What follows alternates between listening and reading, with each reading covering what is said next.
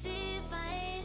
Oh, boss, see you again. Oh, boss, see you again. You're looking so good, make me wanna know you. Feeling the mood, and I got to show you. Come back, better come back. Want you to know that you're looking so fly. I wanna get to know you, but you're passing me by in just a moment in time.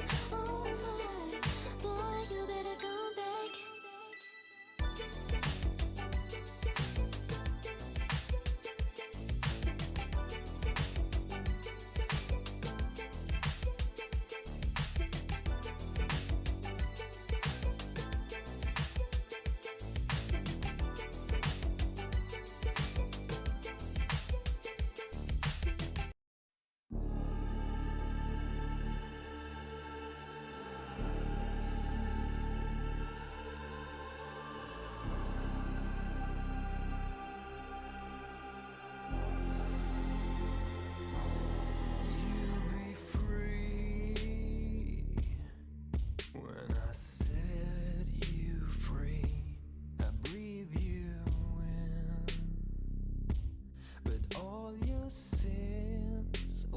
Disappear, you can see it's true that I want only you when we'll break free together, you and me.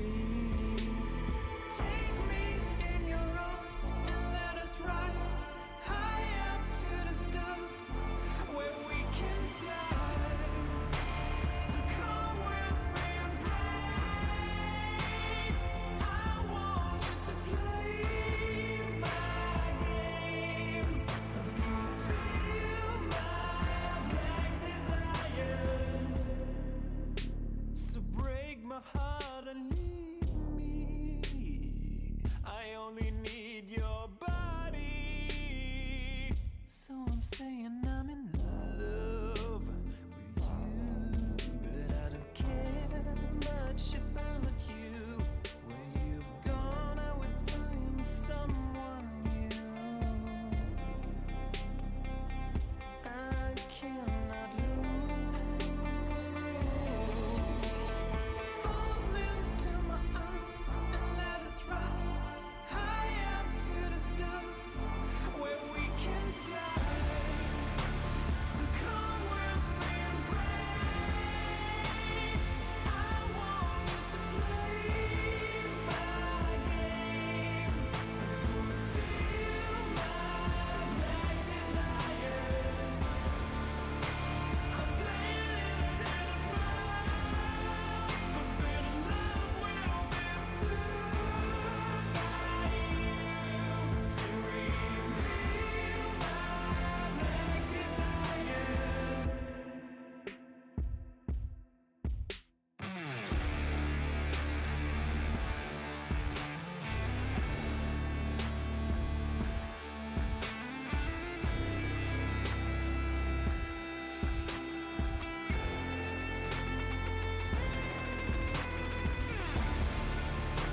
So come with me and pray. I want you to play my games and fulfill my black desires. I'm playing in a hidden world. Forbidden love will be observed by you to reveal my black desires.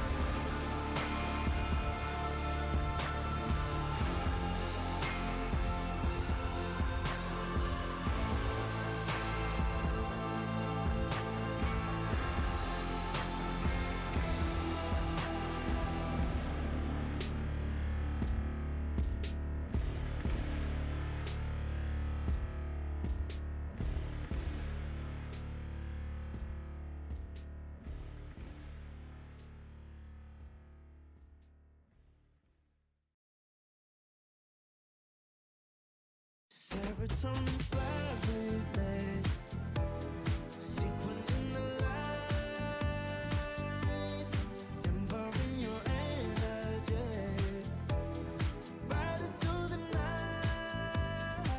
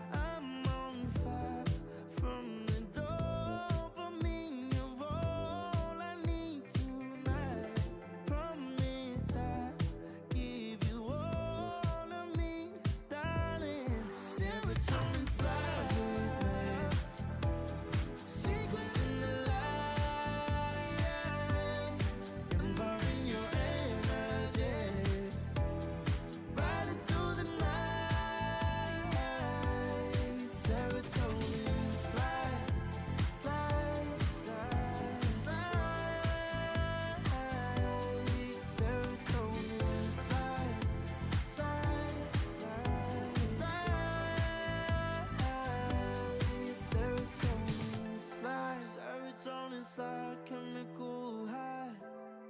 Dopamine, dive, flow, take it higher. Serotonin slide, chemical high. Dopamine, dive, flow, take it higher. Serotonin slide, chemical high. Dopamine, dive, flow, take it higher. Serotonin slide, chemical high. Dopamine, dive, flow, take it higher. Secret in the lights, empowering your energy, riding through the night. Serotonin slide, slide, slide, slide. Serotonin slide, slide, slide, slide. Serotonin slide.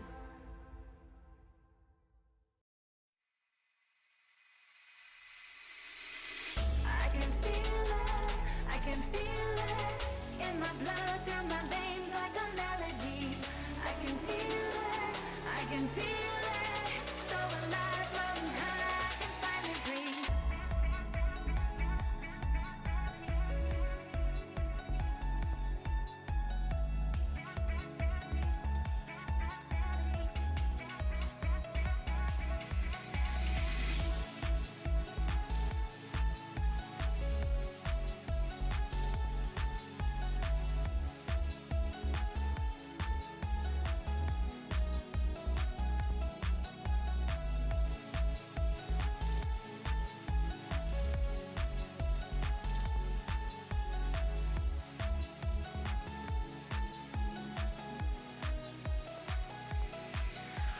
Lately, I've been feeling lonely. Want you to call me, promise me you'll always be there. I've been getting so high, I can feel it. I can feel the gravity pulling me away, pulling me away.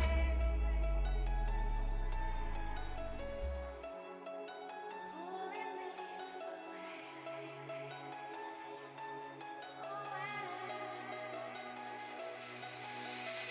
I can feel it in my blood, through my veins like a melody. I can feel it, so alive, floating high, I can finally breathe.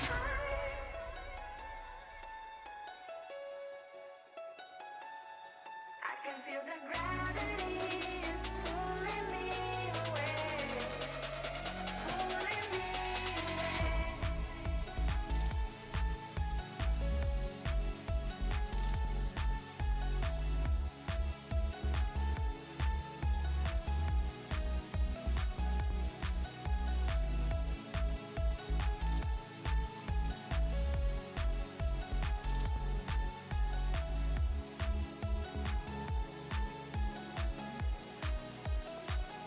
I've been getting so high, I can feel it. I can feel the gravity is pulling me away, pulling me away.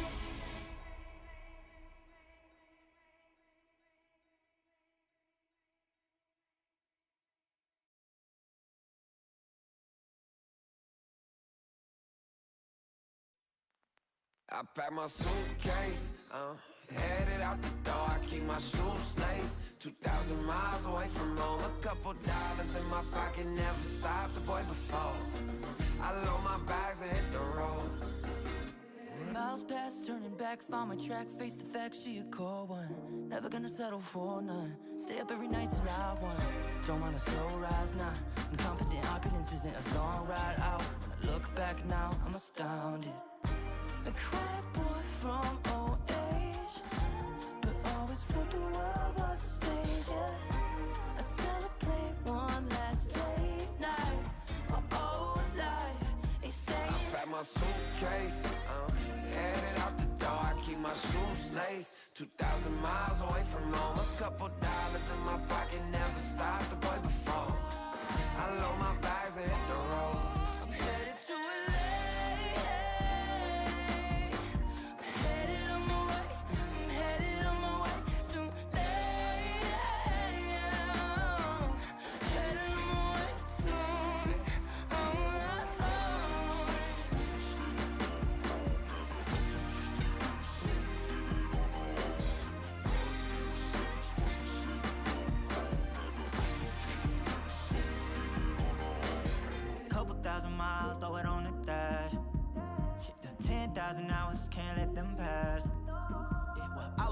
time and you was pulled up wildin'.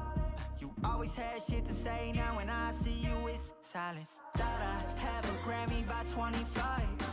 Commas after commas next to dollar sign, yeah. To remind myself why I'm living this life. Look at all the late nights, it'll all come in due time, yeah. Made for the fight, for the pain and the climb. Tied to the life I chose. Stay through the night, another day, not a dime. Race against time. Yeah.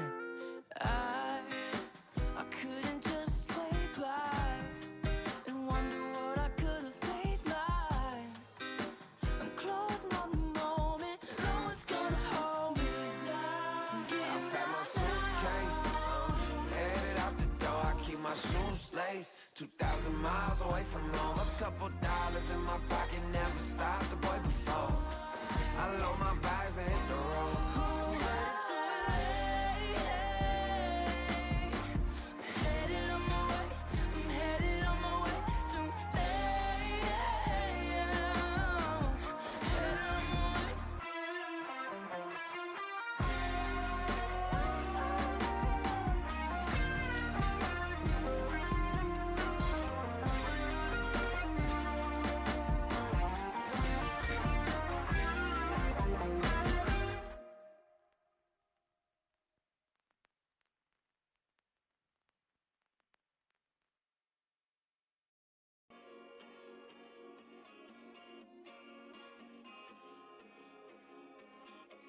Yeah.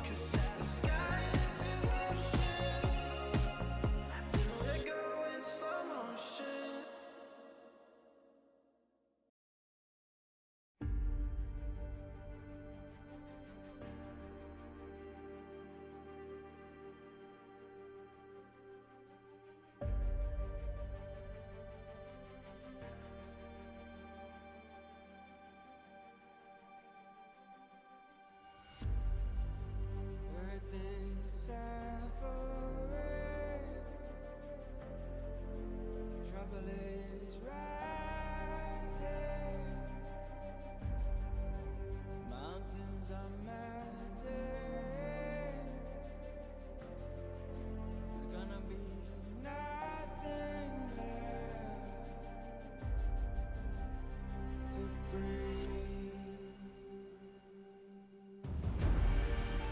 Raise the sirens now.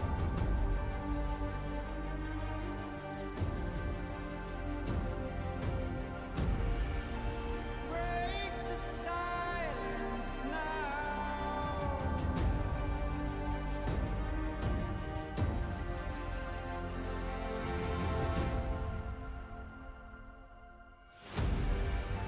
Our hearts are trembling. This can be the ending.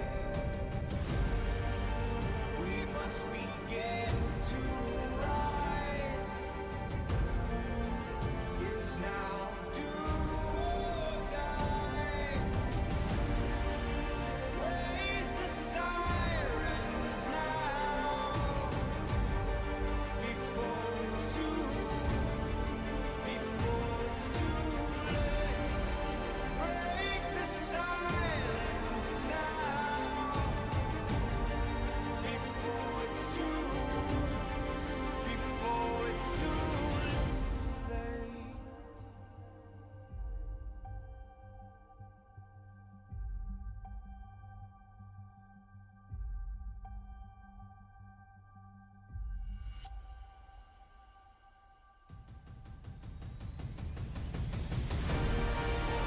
Raise the sirens now. Before it's too late. Break the silence now. Before it's too late. Raise the sirens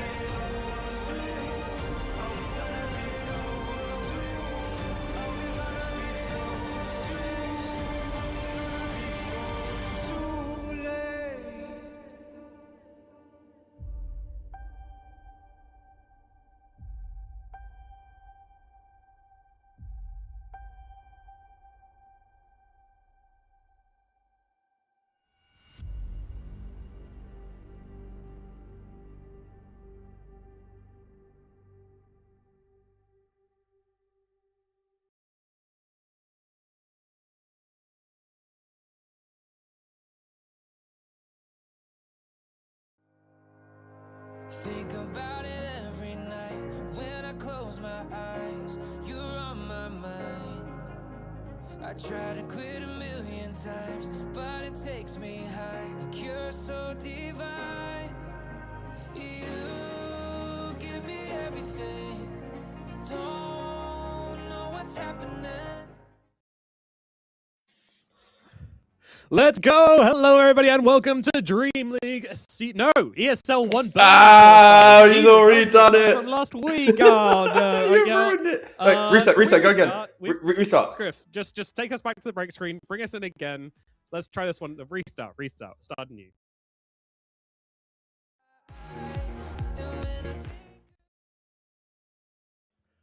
Hello, everybody, and welcome to ESL One Birmingham qualifiers for the first time. Let's go. Yes, that's right. We are here to cast some qualifiers, which is always fun for this region. It's Western EU, which means we got some pretty sick teams fighting up. T, Governor, how are you doing? Are you excited to cast some Dota?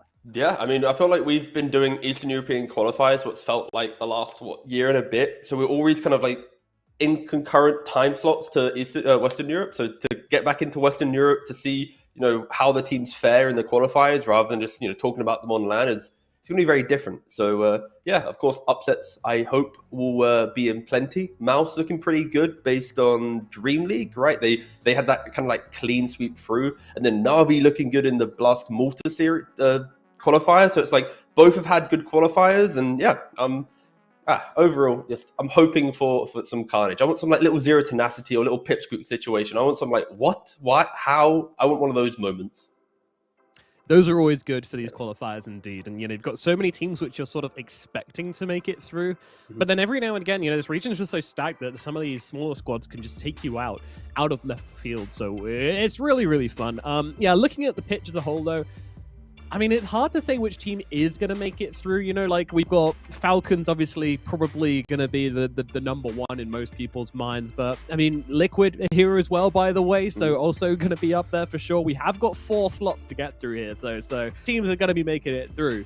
So it does come down, you're kind of giving Falcons and Liquid, they're like, yeah, they're probably going to do it. And then you're looking at the other 2 slots and going, well, Virtus.pro, Na'Vi, MOUZ, Nigma Galaxy, Zero Tenacity, Pipsqueak +4, like any of these teams could realistically take it. And that is the excitement of this region. Yes, we don't have that sort of big best of 5 finish with just one team. But, we are going to have a very exciting battle for that 3rd and 4th slot. So, let's get into it. Let's lock into our series we've got right in front of us. If you are looking for Falcons versus Zero Tenacity, that's over on the other stream. We have got Na'Vi versus MOUZ, which, if we're being honest, is going to be a much closer game, you would think. I mean, sorry, Zero Tenacity, but these 2 teams are pretty evenly matched. And I know what you guys are asking. What is the history between Na'Vi and MOUZ? How have these teams sort of stacked up against each other in the past? And well, look it up yourself. It's not hard, okay? Liquipedia is really easy to function. You can just go and click on the teams and see how they played up against each other. But no, it has been very close, actually. The last time they faced each other was the last qualifiers just last week, where it was a 2-1, so an exciting 3-game series, and MOUZ was able to take it. But previously to that, it was actually a Na'Vi 2-0 in Dream League itself. Dream League Season 27. And then, of course, looking back past that, things get a little bit hazy, but it's mostly MOUZ favored previously to that T. Yes. No, I'm joking. The thing from your original point was you put MOUZ kind of in the mix with everyone else, and I think that is a slight disservice to MOUZ. I feel like right now, it's like, even though Falcons did drop the series to MOUZ in the previous qualifiers, it's like MOUZ Liquid Falcons feel to be on that, I expect to see them at every single LAN kind of form. And then below those 3 teams, it is then the Wild West. But I just wanted to kind of, before we move on further, I just wanted to upgrade MOUZ, if that's okay with you, to put them in the ranks. Yeah, Thank you very much. They are deserving alongside Falcons and Liquid. Thank you very much. Seeding doesn't say it, but we say it, and we know more than the seeding. We are more important than the seeding. So yes, we do upgrade you officially now. Let's go. They've had a tournament win, and they've had some great results, and they are definitely one of the best teams. So for sure, the favorite coming into this series. But again, last time it was a 2-1, and I think Na'Vi have always been this very exciting team. If you guys don't know this Na'Vi squad, then where have you been, guys? Tune in. I mean, this Na'Vi squad's been around for ages. But if you don't know, basically, they were the Na'Vi junior squad. They were picked up. They were just some young, exciting, little young Ukrainian squad. And they were like, oh, we'll give them an academy team, see how they do. But the academy team actually eclipsed the main team, took their spot by force. And are now the main Na'Vi squad and are putting up some numbers and are very well respected, not just by us, but also by other players as well. I think it's fair to say that Na'Vi Junior were always sort of massively respected by players, more so than by fans and like sort of tournament organizers and stuff. And now they're the main squad, and I think that's kind of been earned. But I think the main problem for Na'Vi is, even though they have respect from the community, the results haven't reflected that, right? They've got 14-15 at the last TI. Since TI, they've done well in qualifiers, always getting top 2 in every qualifier they played. And often in Western Europe, that means they're qualifying to the events. But when they get to the events, it's like they've had a couple bottom 50%, like 9th to 16th, 9th to 11th. They might sometimes break into like 6th place, might break into 8th. And it's like, I think for all the hype that they had pre-TI, the trajectory that they're on, overtaking the squad, all this, like, I feel like that all kind of hit this like beautiful summit, and then they just kind of fell off, and they're trying to find themselves. Indeed. But, we've got a draft for this first game here, so let's find out exactly how this one is gonna go down. What hero is going to be picked up and banned out in this first match? We're seeing a lot of Shadow on your screen right there, because Shadow in the first picked hero. And of course, that's very dark, presence of Dark Lord and all that stuff. But now we'll get that draft for you available in just a second, but we'll continue yapping for a minute. I mean, if you want to learn about the other team, MOUZ, what their story is, they've also had a pretty cool beginnings, because 2 years ago, on a dark, rainy night in Berlin, the CEO of MOUZ approached Celery and said, I need a team. I need a squad, and I heard you're the guy to go to. And of course, as being a vegetable, Celery couldn't respond. But no, I mean, Celery, the player, said, yeah, I can do it. And he conjured up a team, and it wasn't very good. And then they had a little shuffle, and now all of a sudden they're very, very good. And MOUZ putting up numbers, winning tournaments, looking great. So very exciting stuff coming out from this MOUZ squad. I'm enjoying it a lot from them. Nomad, am I allowed to fact check you early in the cast, or would you like me to? Yes, please do. It was Immortal Faith who has been on the team for 2 years. He started the initial MOUZ with Bengen as the 5 player and a ragtag squad. Then he picked up Celery this year after his kind of hiatus post gaming when he took that extended break. Then he joined MOUZ. And since Celery reformed with Immortal Faith, ex-Viking player coach on the second year of MOUZ, then they have now lifted themselves up into the height of Tier 1 Dota. Anyway, history is a difficult thing. It's very easily misremembered, but they're cool people and doing very well. I mean, they kind of had like the double shuffle right there. There was like Immortal Faith originally, and the team was sort of like a very, very tier 2 each. Yeah, it was very hard to start qualifying. Yeah. They had Celery. They brought in some bigger names, but they still weren't putting up results. And then they shuffle again in this new season, and all of a sudden they've got some great players. I think for most people's, they are an exciting team for sure. I mean, they're a team which you look at and go, at least for me, when I saw this team form, I was like, okay, they might qualify to some stuff. They might be scary in the qualifiers. Are they going to win any tournaments? Being totally honest, I would probably have said no. And I'm wrong. And I think that's a very common theme when you're looking at Chrysalis and Boom, where people are wrong about these players all the time. I don't know why, but people never give these guys the respect they deserve because they are incredible players. They always do well in the teams they're in. And they always put up huge numbers. And I think Mid1's been a big surprise to the team as well. I think he sort of showed last year that he's got this huge desire to play, standing in for Tundra at Wallachia, and just generally being terrifying, winning lanes, picking weird stuff, and just destroying everybody as a last second stand-in when he said he'd done like 0 prep pretty much coming into it and just destroying people. So that was really fun to watch. Now he's in this team destroying anything. But anyway, we are talking about teams when we've got drafts on the screens. So I mean, what's the story of the draft so far, T-Gov? MOUZ coming in with the first pick Shadow Fiend. Very, very potent hero, both in carry and mid. Of course, every person who's played Dota knows what Shadow Fiend does.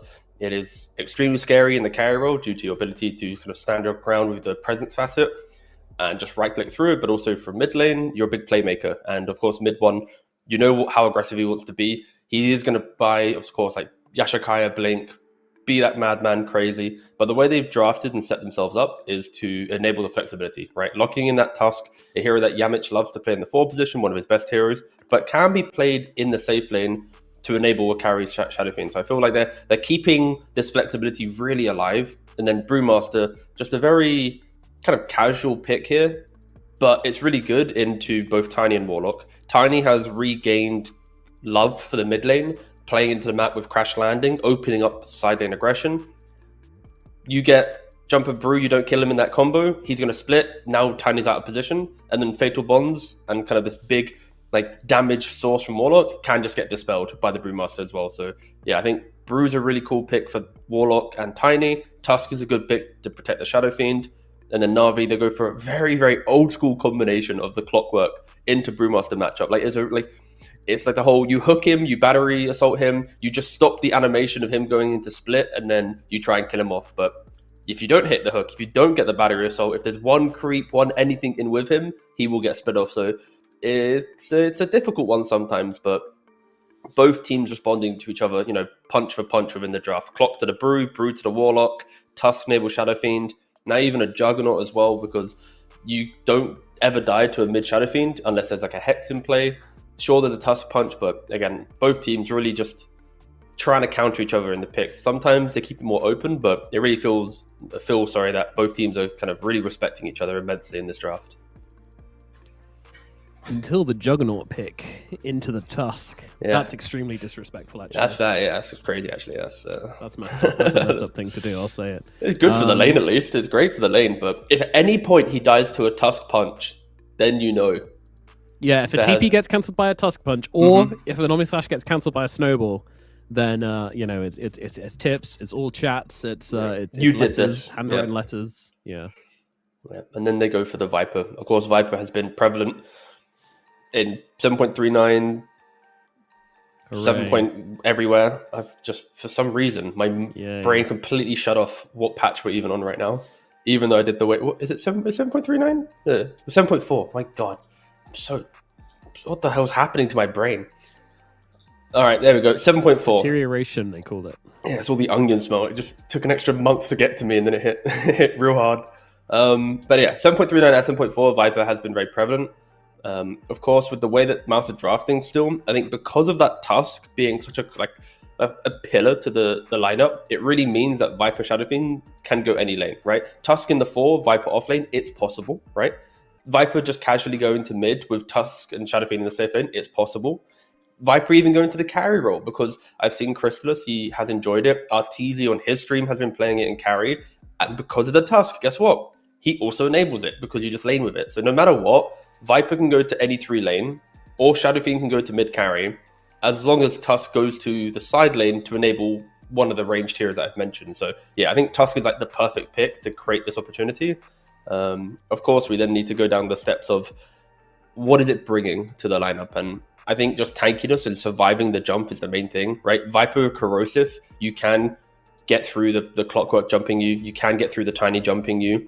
Brewmaster as well, I already mentioned Primal Split. There's not the perfect lockdown in play for them, but I think at least surviving the early game initiations, at least on like the first 20 minutes, they're good. Later on, when Jug has many items and he's like omni-slashing Vipers and doesn't care about anything, then sure, you might have problems, but in the early game, I can see them being very tanky very quickly. And that is definitely a good way to sort of take over the map and sort of choke the other team out, which I think is what we've seen a lot of in this meta, especially from like the really, really good teams, is sort of being unkillable, playing wide across the map because the map is so big at the moment, but being close enough to be able to respond to any gank or any move that the opponent makes, which I can definitely see the MOUZ lineup doing very, very well. I mean, I also said Viper playing offlane as if Brew's suddenly going to go elsewhere. Brew's obviously the offlane here, unless there is some like mad creativity that we're not aware of. But yeah, it's. I feel like MOUZ's drafting, like, it's quite refreshing, I would say, even though it's like the same heroes. I think I've covered so much MOUZ in the last year that they always follow this like very strict formula, and like just seeing the Brewmaster in the second phase, it's like, okay, that's at least a slight change of script. The Tusk, the Shadow Fiend, boom, 100% formula. But it's kind of fun to see like a little slight adaptation, slight variation. But from the bands of Na'Vi, the double 5 position, they are obviously expecting the Tusk to go 4, and then a new safe lane to come into play. Again, I think the Viper to carry feels pretty obnoxious, and yeah, picking up the Pugner, they just want to stop the Juggernaut having a good early game, right? I've already mentioned they've answered the first 3 heroes, right, with how they've drafted. You've now got Decrep to stop Omni-Slashing the early game. You have Snowball Save to stop Omni-Slashing the early game. You have Brewmaster Split as well, because very early on, when you have multiple pandas, just more sources, he's not going to kill them all, right? Maybe once he gets to like Battle Fury +1, it gets a bit scarier, but if Brew rushes Ags, gets the additional HP, like, there's ways to do it. But MOUZ has gone, Na'Vi, your draft is so like regimental. Like, you need Jug to have farm. You need Tiny to get kills. If these things don't happen, you are lost on the map. And they're basically telling Na'Vi, like, we are going to try and beat you in lane. We're going to run at you. And we're going to get Shard on Viper in the safe lane. And going to batter your towers. If it is a safe lane Viper. If it's safe lane carry, then Shadow Fiend, then timings are a little bit more delayed slightly. But still, it's a very cool draft from MOUZ. Really kind of forcing Na'Vi to just play very well in the early game. I would imagine they're still open to flexing the Shadow Fiend and the Viper, depending on what mid matchup they get for Na'Vi here. We'll see. I mean, Tiny should just be mid, really yeah. And then Viper and Shadow Fiend both will happily play into that lane, so... and they go Centaur. Final pick, so, yeah. Viper can just win whichever lane he wants it. Yeah, Viper goes mid, okay. Great, so remember when I was saying mid one was outskilling everybody, nice, and, loads of buttons, and they just plays Viper, it's like, cool. Alright, stuff. But again, that's the cool thing. That's the cool thing with MOUZ's lineup, though. It's like they see the Centaur, they can pick whatever they want.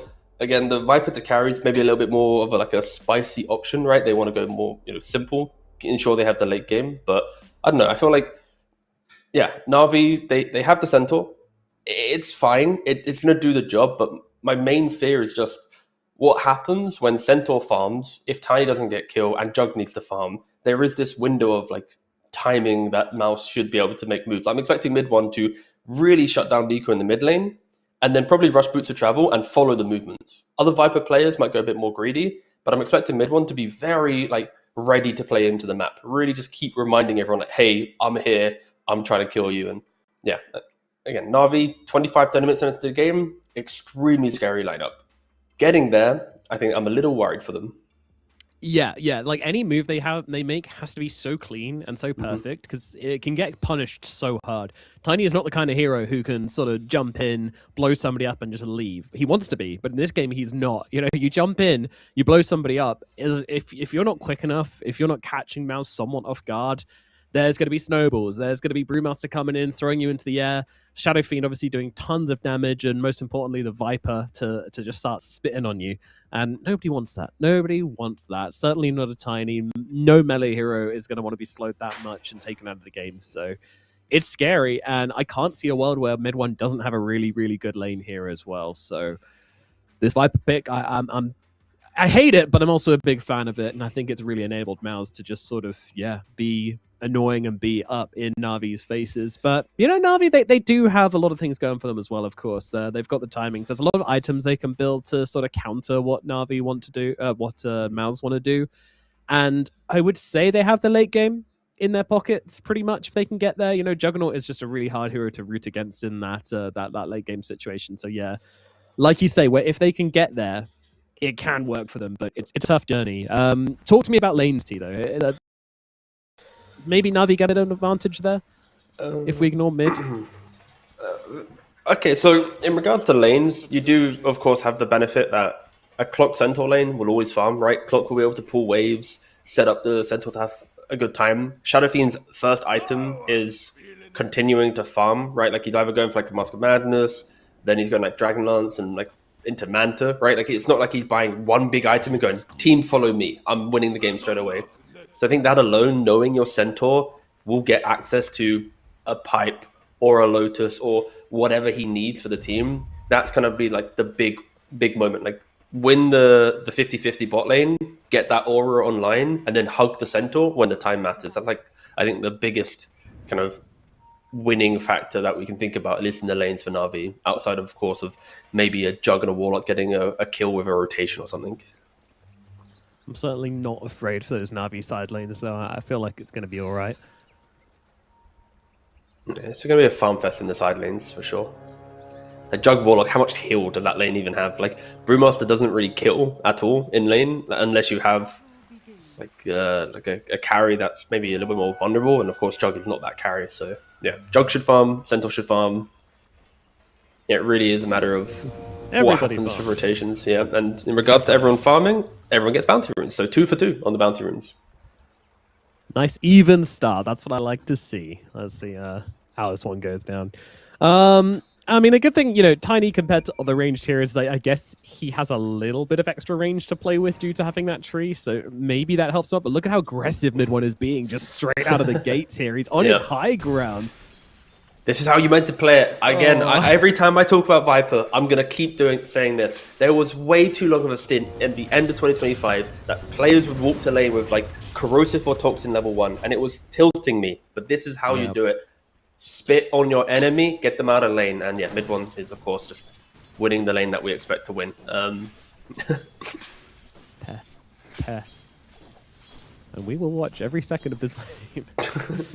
Give every single mid laner watching a nice PTSD dosage here. At the very least, at least mid one is pushing the wave pretty crazily, so Niku will be able to attempt to get some of the CS, but... Gets one deny, yeah. Yeah, okay, alright, missed the range creep. Of course, using low. Poison attack. Missed that creep as well. Okay, all right. That's pretty despair, actually, for missed Tiny. The entire wave there. That's and another deny. Okay, all right. Okay, missed it. Couldn't attack it in time. And hey, all right, we got one. Oh, range creep denied though. Okay. And 3 don't forget that CS with an entire wave coming into the Viper right now. That's Poison Attack doesn't aggro the tower, so it's kind of very tilting for Tiny to even get the split on him, because if the creep's taking the tower, he's using Poison Attack, not right-clicking, and then, well, I mean, obviously instead of right-click, but I guess using orbs, I guess is the ultimate phrase. He's got the Avalanche, gets himself back, it's okay. But yeah, mid lane is absolute despair. And yeah, in regards to the other lanes, we, as somewhat expected, it is just a farm fest. We've got Yamich pulling one wave, we've got a weird wave happening bottom as well. Like, it's just, everyone's just chilling. Everyone's just farming. Meanwhile, Niku's under... Back to the middle lane. No, stop.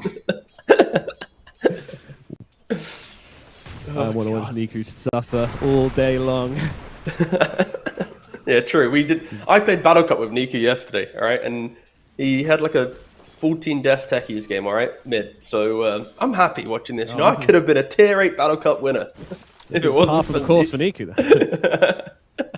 This is karma.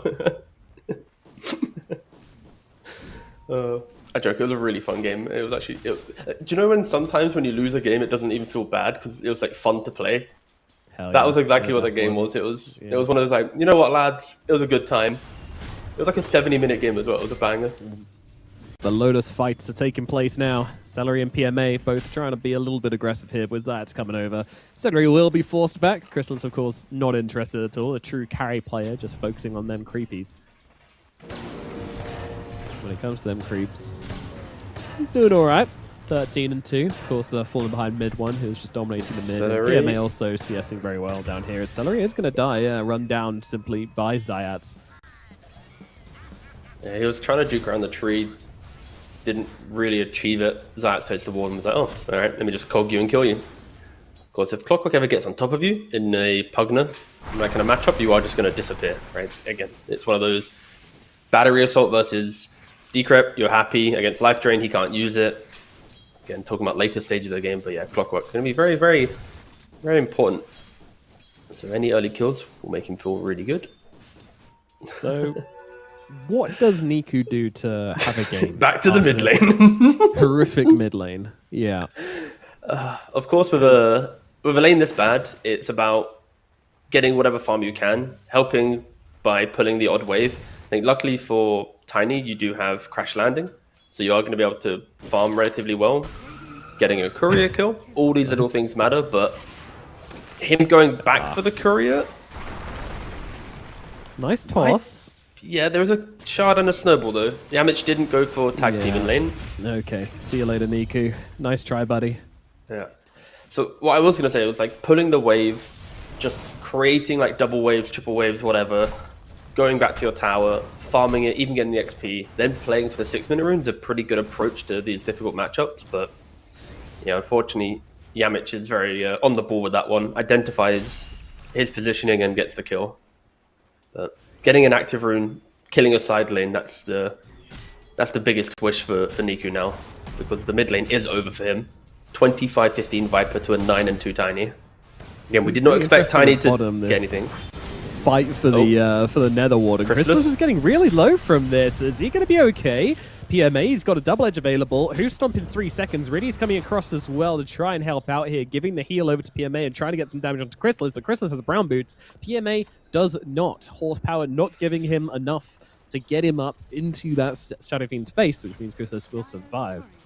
Nope. It was really interesting though, because PMA walked away from the Nether Ward expecting them to deny it when it was 1 HP, but they didn't. They continued utilizing it to keep fighting around it, which was kind of cute. Yeah, now Reddy's bottom, right? He's got 0 charges on his Grimoire. Again, Warlock really needs to have early Grimoire charges to feel good. As soon as it gets to the 7-minute mark in the game, you want to pop the Grimoire, instantly use it. Ooh. He's now walking towards a little mid. awkward there. Mid one gets tossed back. I mean, Zaya's trying his best to get into mid one. tower doing again. A marvelous job at it. My goodness, my boy's an ice hockey player. Gets him right the way back. Riddy's coming in as well, throwing out that heal for the extra damage onto mid one, and they will kill him off. But Niku is dead in the process as well, by the way. A rune spawns at top, and it's an arcane.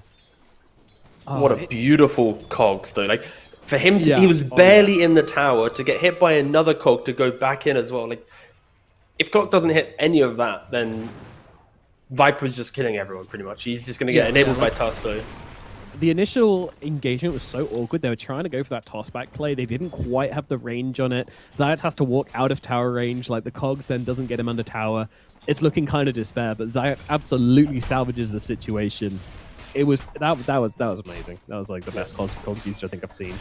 Full stop. Like, if you don't get that kill there, like that's the small things you need to do against the Viper mid, right? Like, getting any kill on him makes you feel just slightly better. Accelerate your timing. Like, what happens if Clockwork gets 6 and then rotates to mid? Like, all these motions, it occurs from the one death. So again, we'll see if it actually does unfold into anything. It could also just be simple mid ones like, I died because of one cog. I'm back to playing disciplined, and you see from his quick buy, he is looking for the boots of travel that I mentioned during the draft. He wants to be so aggressive. Like, he's going to pick this up. He's going to TP to every fight and really just remind Na'Vi that you're not allowed to just sit back and farm. This hero needs nothing. That's the thing, to be active. Just get the travels, turn up, be a nuisance. Riddies is going to be getting rid of in the middle lane. Boom gets himself that kill. Expediates his spirit vessel. Unfortunately for Riddies, he's kind of been a bit lost on the map in the last couple minutes. We haven't spoke about him too much, but he TP'd bottom through the Twin Gate, tried to help with the kill on the Shadow Fiend and the Tusk. Didn't actually, or the Pugna, sorry. Didn't actually really use any spells, just killed the Centaur. His TP got killed by his courier, and then he ran to mid, didn't do anything. Then he ran to top, died. So yeah, the last about minute and a half of gameplay from Riddies has been kind of running through all the action, going, hey, good job, hey, good kill, and then him dying. So it's been rough for the Warlock. Do you think he should have been playing around mid more and just trying to throw Niku some heals to salvage things? As we have a pretty deep dive going on here from Yamich in mid one. Don't think it's going to result in... Oh, never mind, actually. That Shards is pretty nice. Stop Zayats from Niku doesn't have any mana. The heal is there. So they'll get a kill onto Zayats, but with the Stampede coming through, I think Yamich will be going down. Niku grabs that kill. Nidwal and Celery get away. No, I don't think... Warlock should have been playing mid at all. Like, when Viper's this strong, you don't really want to go near him too much, outside of the clock rotation or someone else. Yeah, like Niku needed to be able to try and play the lane by himself. The fact that exactly, you know, you just get poisoned up and die, right? Like, yeah, exactly. So yeah, it's one of the lanes where you just got to fully ditch it, and then when you see the Viper overstep, you kind of swarm on him. But until then, just respect the fact that they just have the better hero.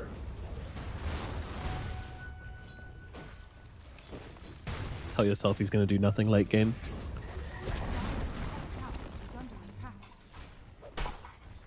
That's always the cope. When you're losing mid lane this high, just go, he's not going to do anything mid game, it's fine. It's going to fall off. Don't worry about it. Smoke up from Yamich and Boom here. They have got that primal split. They're looking for Got the Juice, and to be fair, Got the Juice is pretty damn low right now, so if they find him, he might be in trouble. You see Yamich trying to scout behind Riddy, see if he can find a better target. Cannot do so, so just is forced to take down the Warlock instead. Yeah. That is, yeah, poor old Riddies. Like I said, the Twin Gate move, running from bot to mid to top, dying. He was level 4 then. He kind of resets, dies again. The silver lining is the fact that he's the one going down, not someone else, right? Not a tiny, but as I say that, they are getting jumped. Yeah, split going to come out. That'll cancel the TP easily with mid one here as well. Niku has no chance of getting out of this one. He will die again as Boom enters a killing spree. Zayat's looking around on the high ground, trying to just keep his distance here. Storm Panda has arrived. Cyclone is available, but cannot quite close the gap onto Zayat. And the map is already just getting so small for Na'Vi, right? Like, mid one's stealing the stack next to the Dire tier 2. Releases Fatal Bonds in the hope to get some farm. You've got...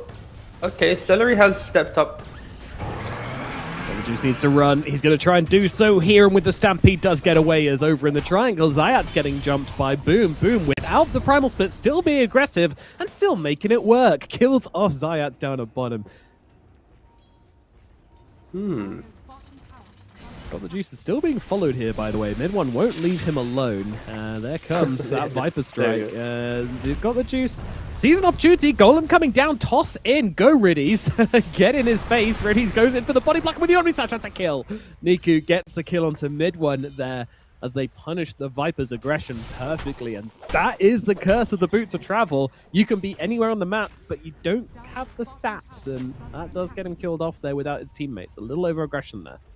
He was so aggressive. Like the fact that we're looking at a triangle engagement on one side of the map and then Vipers on the other side, like, hey, and Warlock, he does pop the Grimoire to get the 6, of course, and then enable the kill as well. But yeah, mid one being very cheeky with his positioning there. It's to be fair, Na'Vi haven't really done anything to threaten you for the best part of the game, so I can see why he's standing there.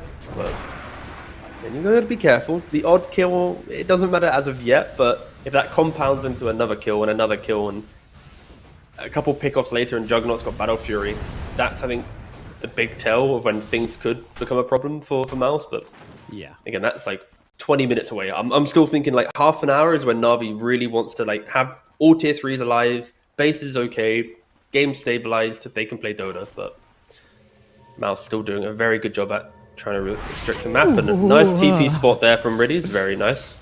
Yeah, Yamich, he knew what was up there, but couldn't quite get there in time, and will be able to escape.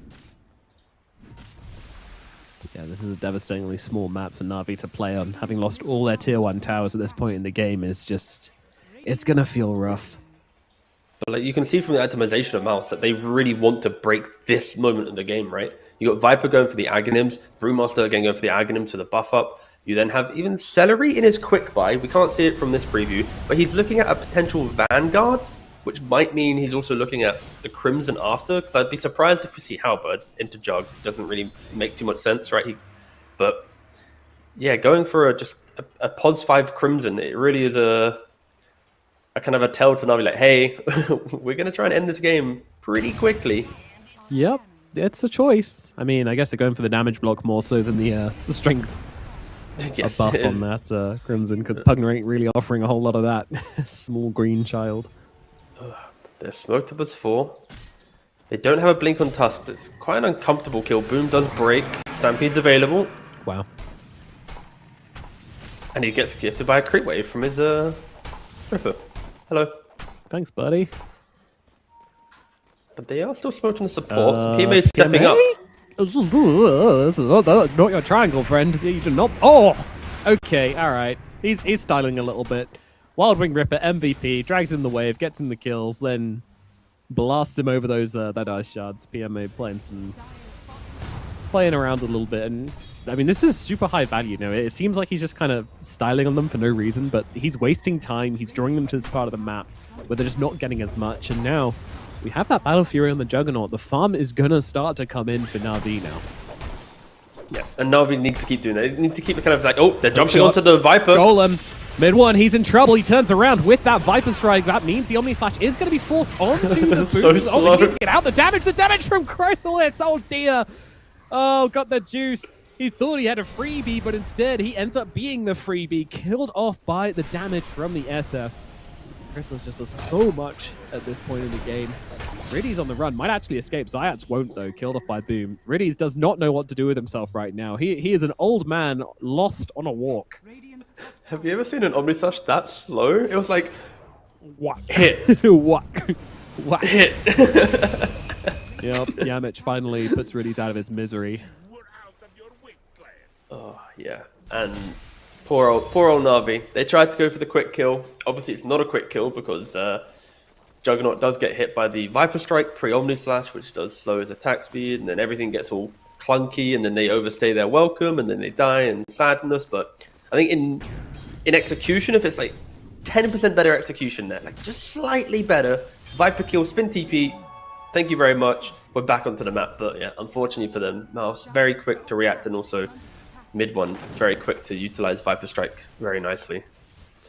And now MOUZ right towards the Viper Strike, the split to absorb the Omni Slash as well, and then the true, very true. SF. Like even the ordering of the teleports is what's most impressive, I think, because if Chrysalis comes in before Boom does, it doesn't look like that. You know, like Chrysalis isn't going to be willing to tank an Omni Slash for his Viper there. The Viper is dead.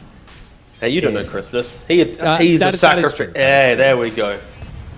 My guy has sacrificed his carry role to many a team. And now they get a free Roshan. Tusk Shadow Fiend. Oh, Niku's jumping in. Hold up. That Roshan is not low enough, my friend. That is not a steal. But hey, man, oh, Zayas now going for it as well. Oh. One more, go. Oh. Where's the Chris centaur? Come on. When Roshan got minions, because 7.41. It's we're playing on the test client. Yeah, that little guy's just coming extra. That would have been perfect if it was like Tiny first, Clock second, then Warlock had Golem, he throws that in, then I really wanted it I feel to like be the after perfect two one-on-one. and everyone else kind of, you should just be queuing up there. 100%. Get the conga line of despair right into the pit. Yeah. Listen, in a game like this where it just feels so bad, I'm not entirely against plays like that. Maybe... Actually, maybe that's not true. Maybe I'm a little bit against plays like that. It was pretty rough. Very early spin there from Got the Juice just to make sure they're killing off Yamich here. Guess he could have cancelled in 8 seconds, so making sure that you can cancel that blink. The thing with that play is, like, if they do get the Aegis, it's the best play they can make, right? Because you lose two heroes, you take an Aegis, oh my god, Na'Vi, they're amazing. Tactical geniuses. They've double feed. Haha, Na'Vi, what are you doing? You're going to lose game one, you know? It's like, it really goes from the highest of highs to lowest of lows, right? And when you try to break down the play rather than just blindly criticizing, then it kind of becomes like, well, the Tiny's never actually expecting to get the Aegis there. He's the Kraken! Oh my goodness! Mid one, styling it over the cliff. Chrysalis coming from the side as well, and of course the creeps helping out as well. Everybody just beating down this poor old Jug. Those damn Crocus. What a stylish kill. The stun from a mile away, Niku. Yeah. There's no Void Panda anymore. That Roche. Yeah, Niku's never expecting to get the Aegis. He's just kind of baiting, trying to get like vision. Maybe he gets it. More likely, he can just get a bit of damage, cause some confusion, let the clockwork come in, be the real Aegis stealer, give him the information. But of course, it doesn't work out like that. No. Yep, MOUZ with the first Aegis. Chrysalis. Haven't really had to talk about him too much in the game, but he is on the item path of let me walk down lanes, right? Mask of Madness into the Hurricane Pike, then going for small crit into Satanic. Like he is not buying any item that stalls out his game. I mentioned Manta early on. He's quite a default build, but he doesn't want any of that. He really wants to be this timing-based hero that every item he buys makes him want to join his team and further the game. And I respect it immensely. It's very, very scary. They're about to take all tier 2s in the game by the 20-minute mark. Once this creep wave comes into the tower, which is, again, a couple of seconds away, Shadow Fiend and Pugna will be doing their deed here, but Na'Vi, they're setting up for this. They're making two moves at once. MOUZ fighting top side of the map and the bottom side. Yep. Well, Na'Vi kind of initiating onto this Pugna. Of course, Celery with you. Decrep going to help keep himself alive. And look at Chrysalis continuing to tank this tower for Celery, trying to buy Celery the space he needs. And another toss back, though. Chrysalis, is he actually in trouble, though? He's got an Aegis, so I don't think so. Golem going to come on down. There comes a Requiem, but Got the Juice is going to spin it off as Mid one continuing to spit on Niku here. Niku, is he going to fall to the poison damage? I don't think so, because the Shadow is going to be there to heal him. But Zayat is already dead. Riddy's Golem also going to fall. I mean, you can see horrible for Na'Vi, I would say. I would argue it is. Okay, because for Na'Vi, horrible for Na'Vi, I would say. Like, the fact that they have all these heroes making a move top, Centaur surviving, and it's only a Shadow Fiend Pugna bottom, and Na'Vi's barely getting the Pugna kill into them not even having any threat on Shadow Fiend. Of course, he does lose the Aegis eventually, but it's like, it's just really uncomfortable to see. Again, taking Aegis, in Na'Vi's positioning, you have to take anything like that as a big win. So, thumbs up, Na'Vi. You took Aegis, but just seeing how difficult it was is a cause for concern. As Yamich walks up and just dies. Cool. Yeah, there was no creeps to snowball. Too, so. Yeah, exactly. Okay, now that's a win for Na'Vi. Play from Got the Juice, honestly. Like, who? I don't know who just Omni slashes a Tusk with Snowball off cooldown like that, but yeah, 100% works out. I guess no one has a Blink Dagger either on the side of MOUZ, so no one's actually able to blink in range to give him that Snowball target. Yeah, well, that's... give him the other Omni vision. Target. Sure. Yes. Oh, I mean, yeah. I was like, what are you on about? Are you okay?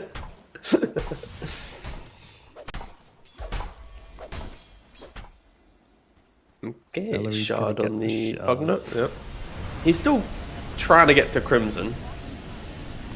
When I mentioned it He earlier about sure being this is. like deathful timing, I kind of like in my head I envisioned like taking these early towers, getting Roshan. Like I kind of envisioned that gold would actually give a support like Pugner a Crimson, but he's still very far away. It's still like like 1400 gold away from the item, but Celery will get there. He will get to press it once in this game. Yamich jumping onto the Tiny. Sure is. Stampede going to come out to try and save Niku's life here, but not sure it's going to make much of a difference, especially with Chrysalis coming in from the side. The crits come through with the Chrysalis. They will kill him. Zayats has been seen on the sidelines here. He's already used his 4-staff as well. Hook shot across the creep wave, TP away, and a little heal to come out from the Warlock as well. Mid one, funnily enough, has no basher, so cannot cancel that TP.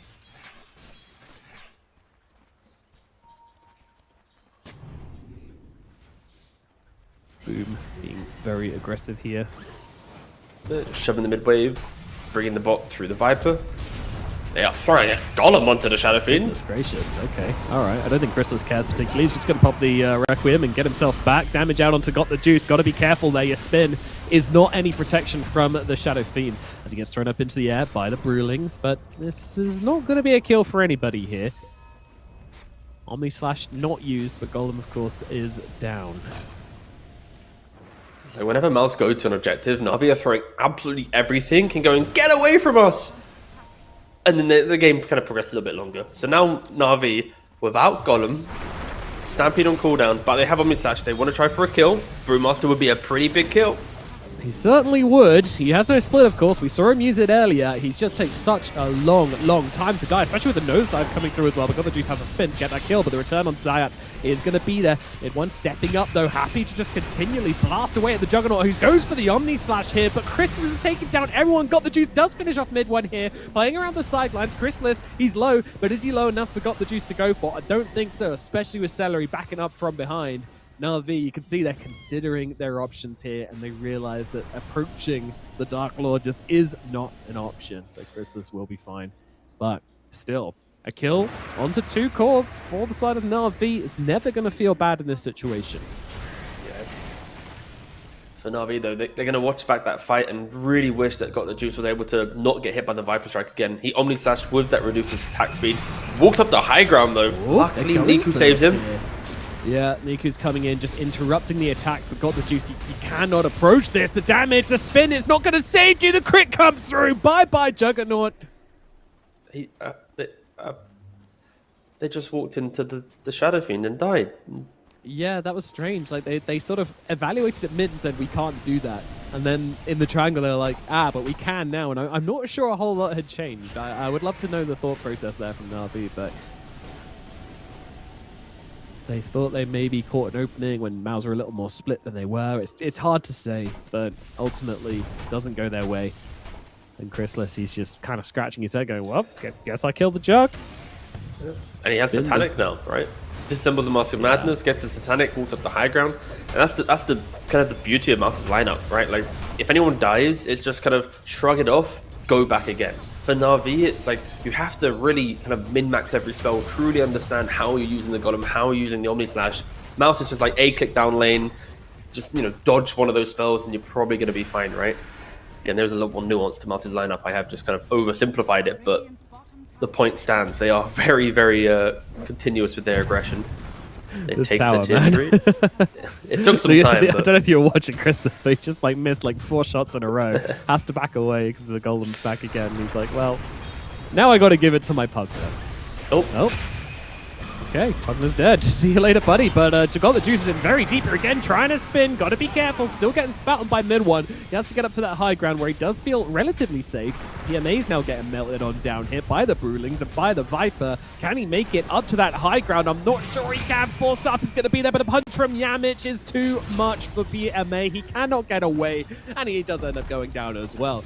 Range barracks now getting jumped. Na'Vi, they'll go for another toss back onto another support. Yamich is going to be that support that snowball out onto Niku, and the blink away from Yamich keeps him nice and safe as Chrysalis just coming in and just absolutely devastating Riddies. Got the juice trying to get up in his face here, trying to deal a little bit of damage, but of course cannot go for that Omni Slash right now, realizing he does not have enough damage to take down this Shadow Fiend as of yet. And the whole team just standing behind, ready to go at any moment. Господи, да боже.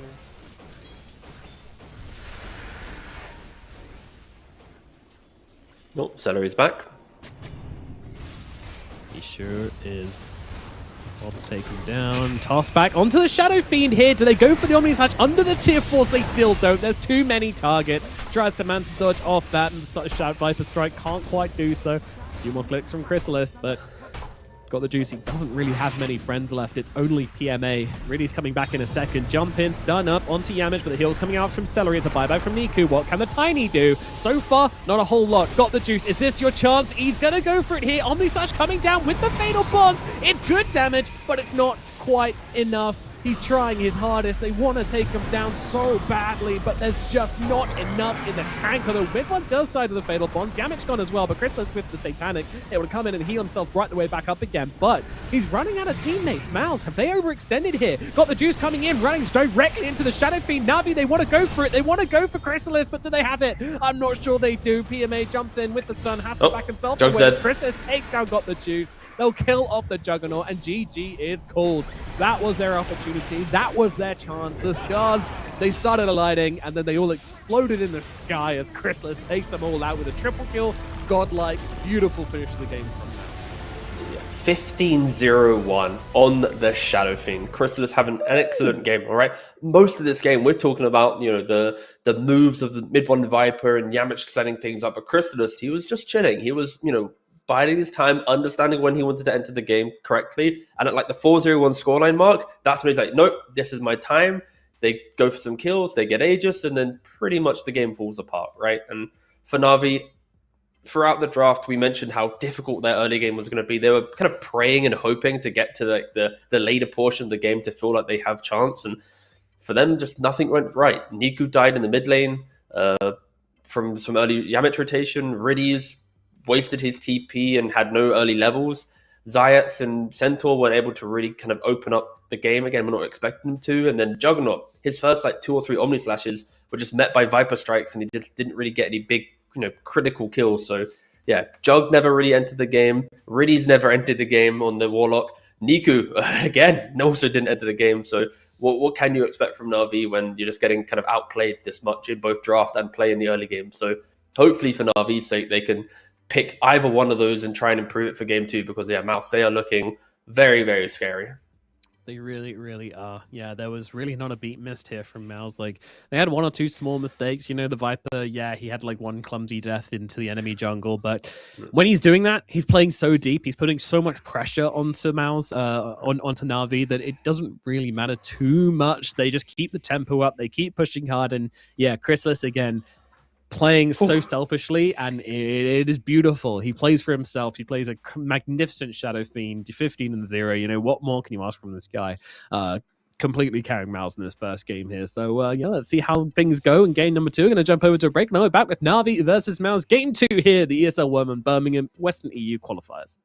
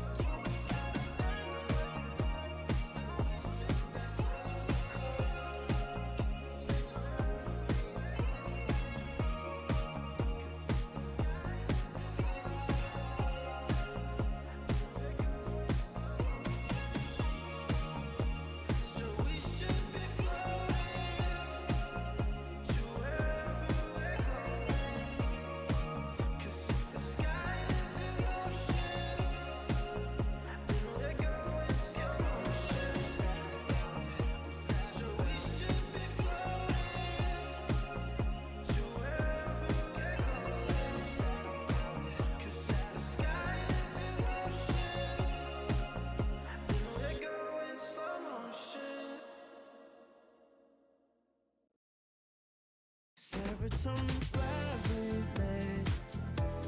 Sequin in the light, embarking your energy. Riding through the night. Serotonin slide. Slide on over here by my side. Stars up in your eyes, deep dive. Caught up in this chemical high. Angel, can you take me high? I'm on fire from the dopamine. You're all I need tonight. Promise I'll give you all of me, darling. Serotonin slide with me. Sequin in the light, embarking your energy. Riding through the night. Serotonin slide, slide, slide. Serotonin slide, slide, slide. Serotonin slide.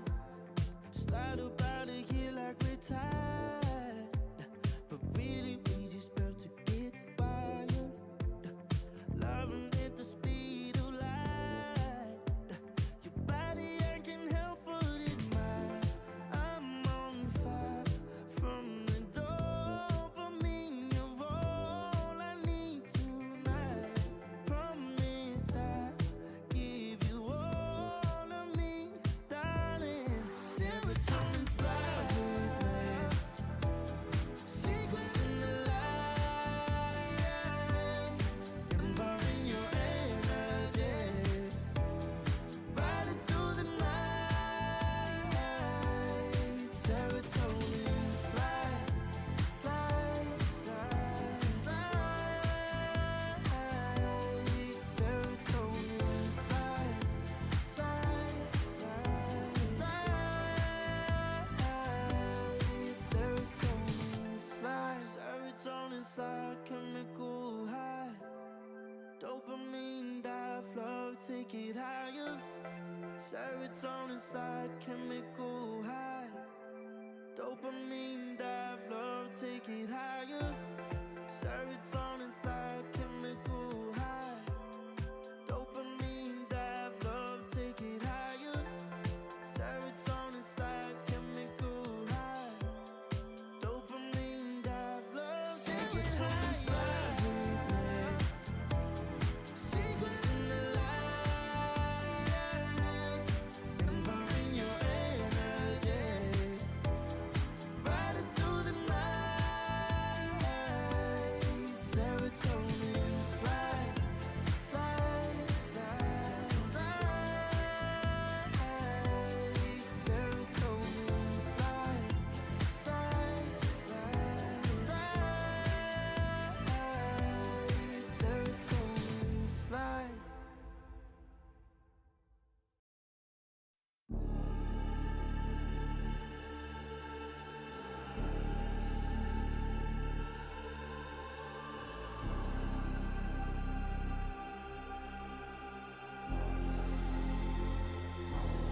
You'll be free when I set you free. I breathe you in, but all your sins won't disappear. You can see it's true that I want only you when we'll break free. Together, you and me. Take me in your arms and let us rise high up to the stars where we can fly. So come with me and break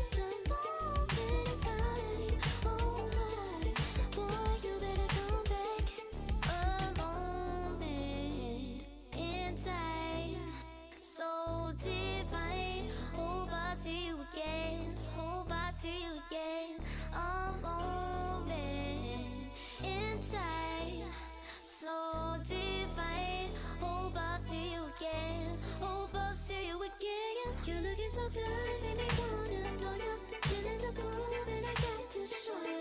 Come back, better come back. Want you to know that you're looking so fly. I wanna get to know you, but you're losing me mine in just a moment in time. Oh my, boy, you better come back.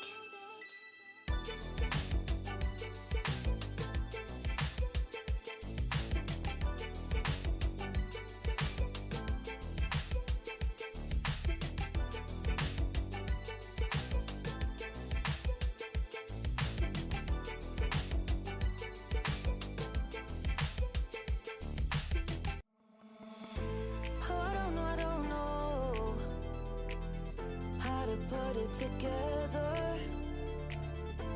Ever since I found ya, my life just got better. Better than this, better than that, better than anything I ever had. Better than this, better than that, better than anything I ever had.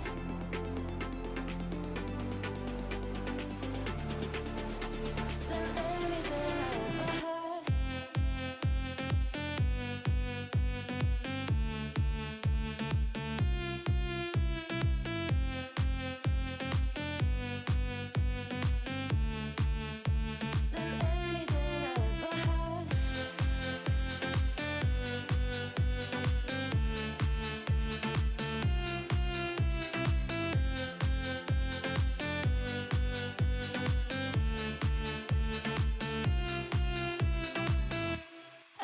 Every time I start to doubt if I'm good enough, looking straight in your blue eyes makes me feel better.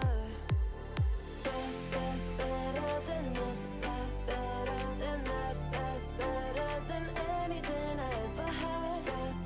Better than this, better than that, better than anything I ever had.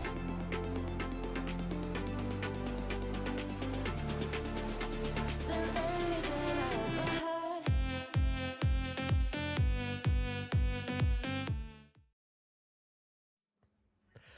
It's time to get back into the series. That's right, it is MOUZ versus Navi, game number 2 here in the Western EU qualifiers for ESL One Birmingham. My name is Roman, I'm joined by T-Governor. T-Governor, what happened in game number 1? What went wrong? Many things for Navi. I think it's difficult for Navi because sometimes you argue that their drafts are too tempo driven and they're trying to win the game based on killing and snowball, and then they don't have any late game. And then you have drafts that are too regimented and too scripted and predictable, and then you get exploited, right? So I think we're now in the latter portion for Navi, unfortunately. And yeah, MOUZ, it's like they see a problem, they create a new problem for Navi to try and then fix, and Navi never really solved it. And yeah, I think the draft was probably the easiest to take away for Navi to improve going into game 2. Yeah, I thought their lanes were going to be fine, honestly, but their lanes were not fine. They're anything but fine, and that was sort of the crack which slowly splintered apart that game. They weren't able to kintsugi it with some nice some gold like they do in Japan. It was unsalvageable, unkintsugiable. So let's jump into game number 2 and find out how this one's going to go down. See if Navi can bring something else to the table as we get into the draft for this one. So this time around, that Shadow Fiend is going to be banned out by Navi, so not getting to see that one in game number 2. Chrysalis being respected. But the Viper, it's going to be first phase for MOUZ in this one. Bam, there it is. And that's where MOUZ are a team that when they like a hero, they will pick the hero, right? Of course, I talked about like formula and being like somewhat regimented before, and they seem to continue the script to some degree, but again, slightly different heroes.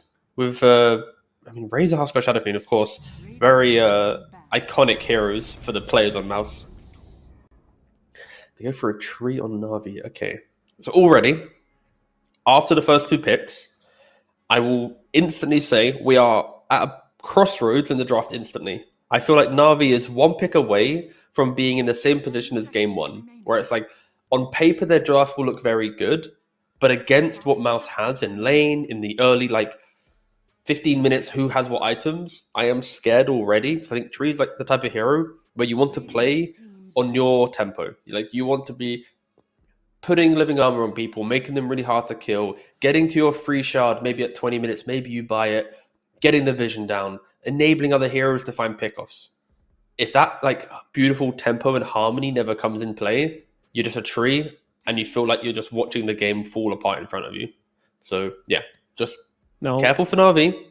One wrong pick here can give Viper a pretty good time.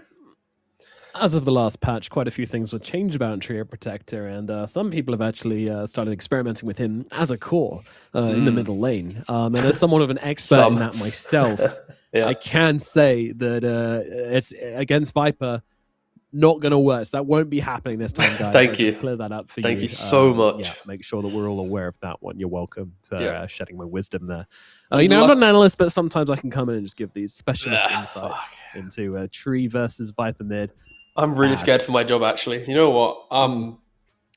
It's all right. We'll swap. We'll swap. We'll swap. If enough people ask, we'll just okay. Switcheroo.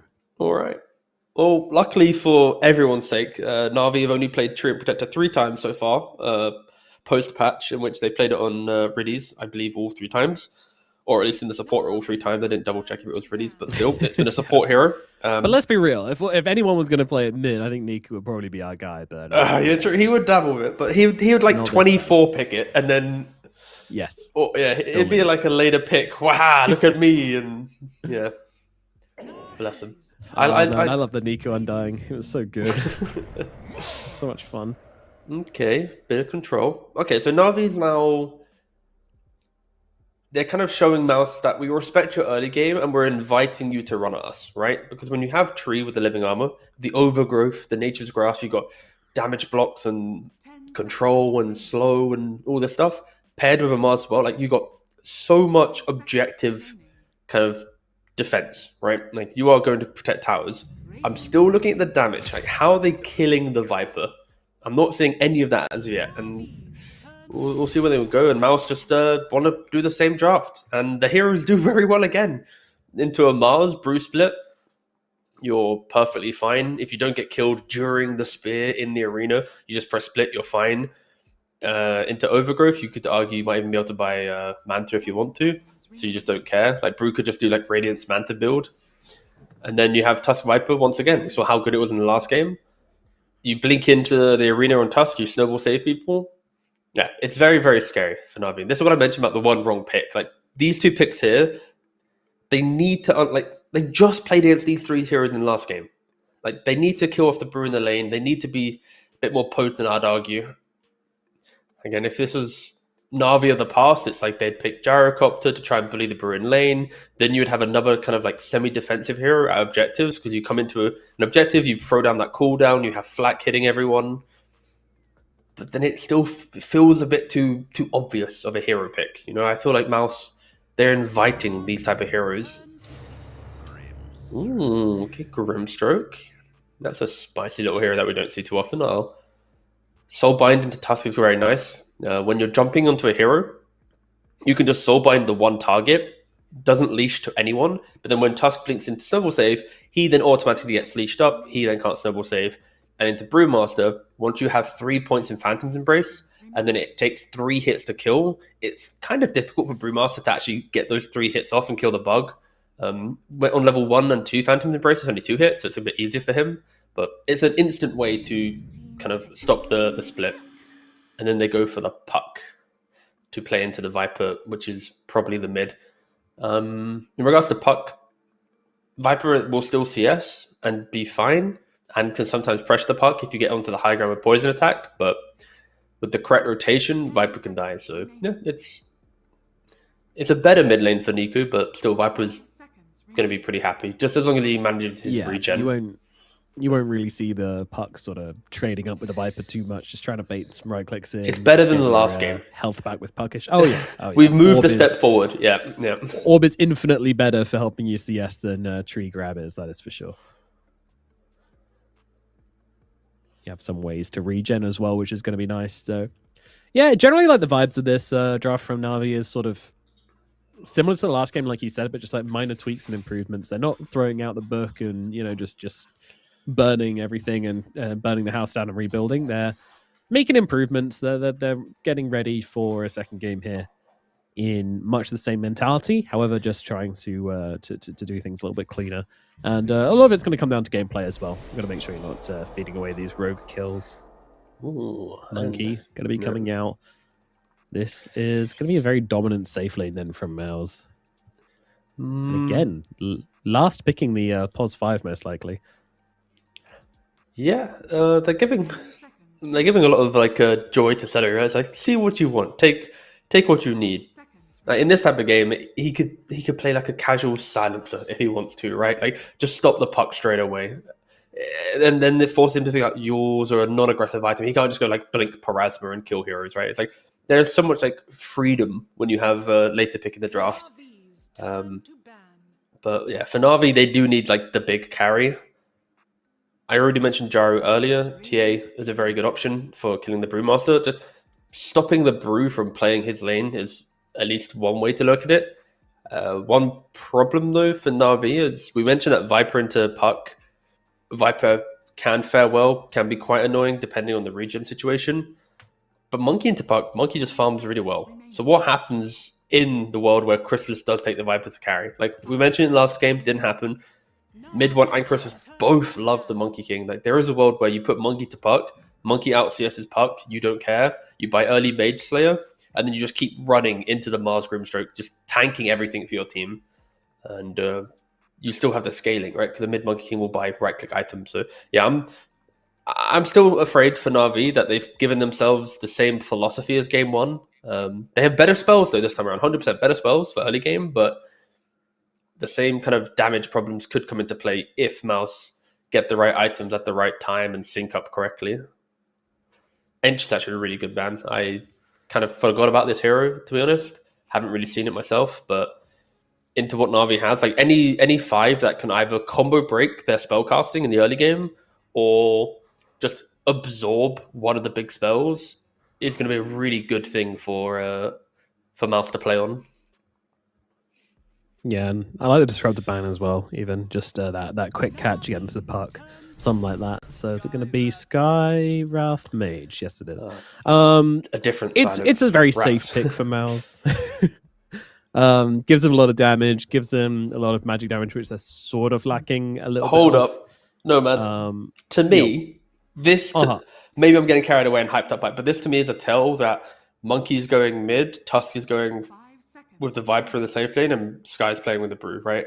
Like that's how I at least see it. Unless Celery's playing a POS 5 Sky with a carry Monkey King, and they're going to try and fight that way. But no matter what happens, every variation of their lanes, other than Brew, Brew's always off lane. Like all the variations of mid to carry or whatever feel good. Tusk Viper feels good. Monkey Sky feels good. Like they've got so many little partnerships, but I just want to see Brew Sky lane and I want to see Tusk Viper lane in the side lanes. It just feels like they're going to get so many kills, or at least apply so much pressure. That to me is like a really scary lineup. Dirty trick they could pull. However, talking about dirty tricks to pull up, Na'Vi just going full vomit mode and picking up the got the Deuce Broodmother in the safe lanes. So that might change things a little bit. There is some discussion being taken place here, but the Brew is on Boom at least. Yamich on the Tusk, and it will be Celery on the Skyrath Mage. And that kind of shows you that, like, yeah, they like the spells, but for the most part, the Skyrath Mage has just been picked for a silence. Like that's all they wanted from this hero. It's a point in like silence. Everything else is sort of just a bonus. Yeah, and pushing the monkey, of course, to carry is the better thing to do now. When there's a Brood in the play, you want to make sure that you actually have the carry that can at least play into it at some point. But yeah, in regards to the Broodmother last pick, it's a very annoying pick for MOUZ to play into. They don't have this like easy, like constant containment for the Brood, right? It's a Tusk with a snowball into a punch. Then they have a Boundary Strike on a Monkey King. They got some slows, right? But from Viper and Sky, a little bit of Brood. Like, it's not clean to kill off a Broodmother. So yeah, I think as long as Na'Vi can absorb the fight early on with the other 4 heroes, enable the Broodmother lane, you are going to have very good windows of the kind of the game where like an Orchid on the Broodmother, get some kills, break the map.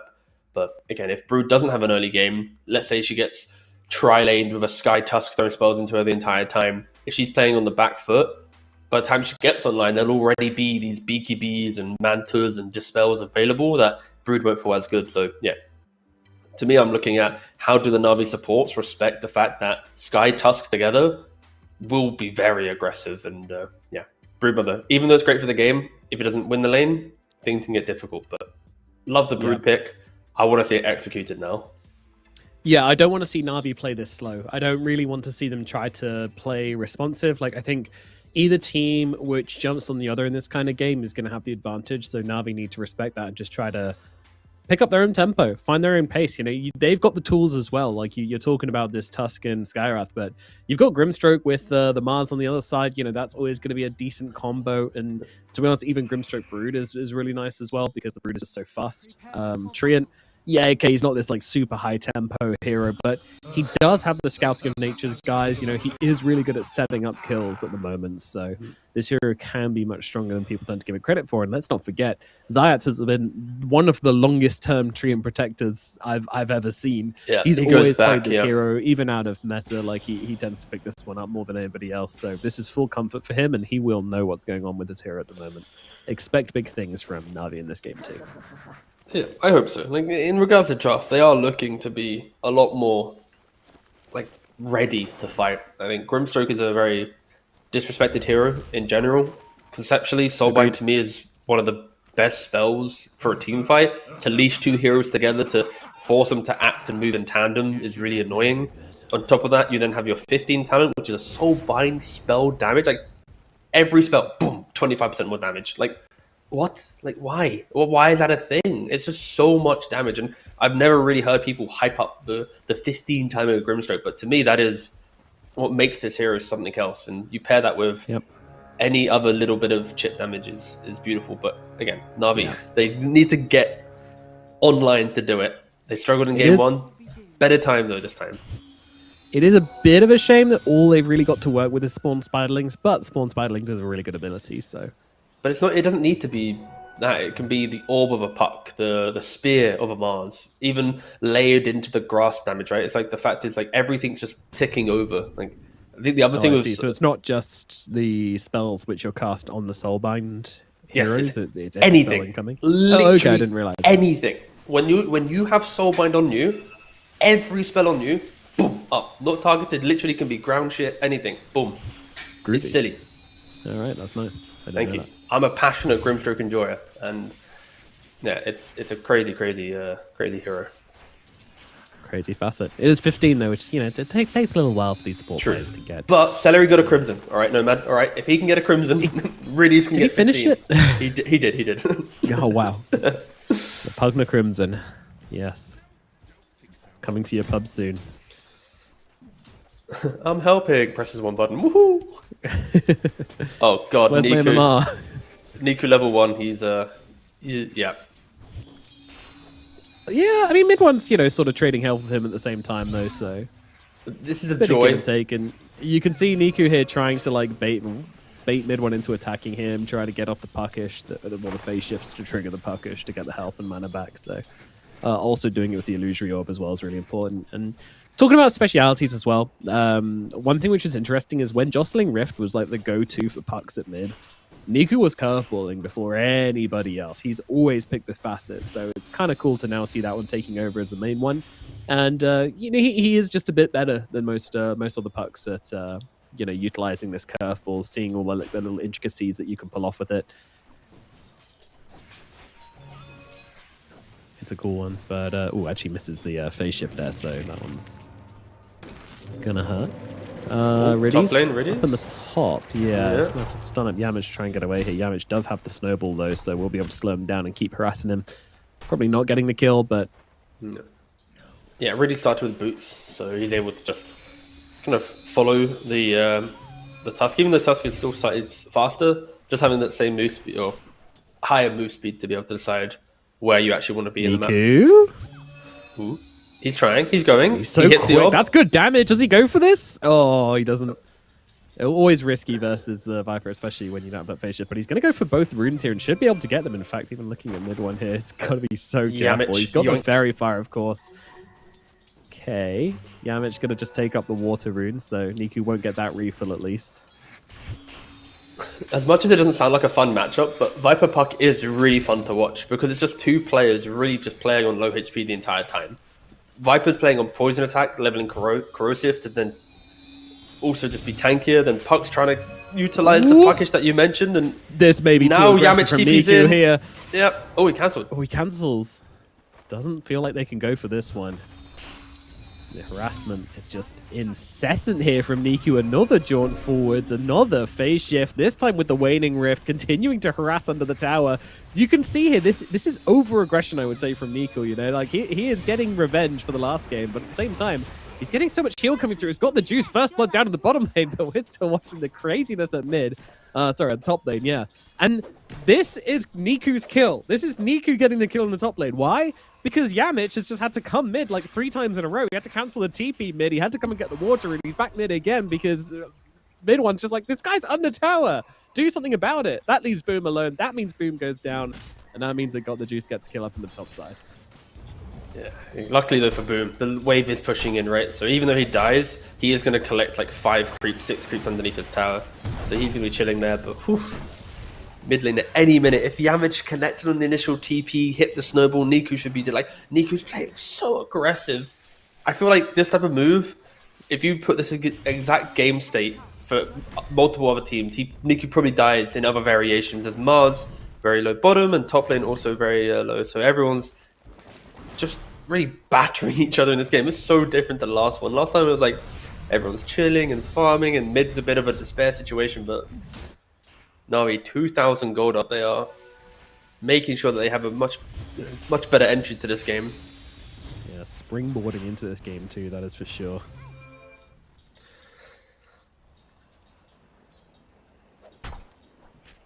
One thing that does tilt me is this Brew Brother cosmetic, because do you know when a hero is like close to dying, his mid one is also close to dying in mid lane, but he's not because haha Viper, and also the other Puck has haha living armor.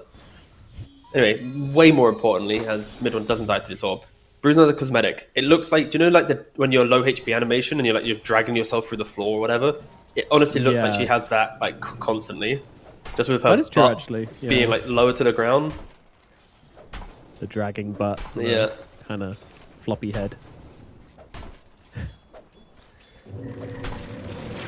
Aggression onto Boom. Zayats with the rotation coming out with the Leech Seed. It's good damage onto Boom, but Yamich slowing them down, utilizing the tag team. Another snowball coming through onto Zayats as well. Boom might just be surviving this one. Really, he's got the Stroke of Fate. Will it be enough to finish off Boom? It goes flying to the sidelines, not connecting here. Yamich maybe falling, still not dead. Got the juice, getting low, having to wand up to keep himself alive. Boom and Yamich on a sliver of HP behind the tower, and the Stroke does not connect. They won't be taking either of them down. The Juice will survive the Arcane Blast. They just have to heal up here in this lane.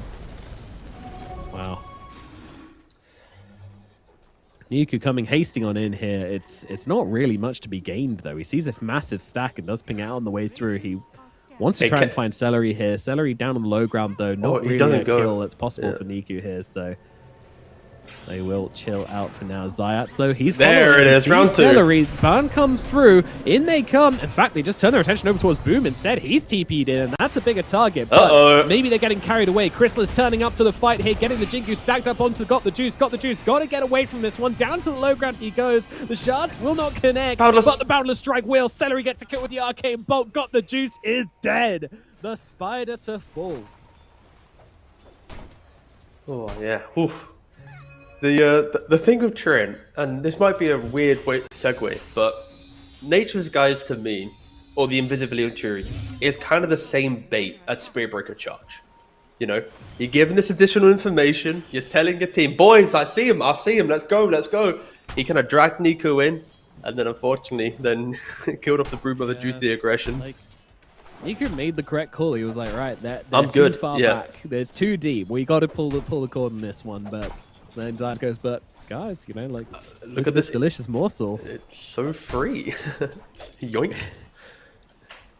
Really just going to let the support be here, alive in our vision?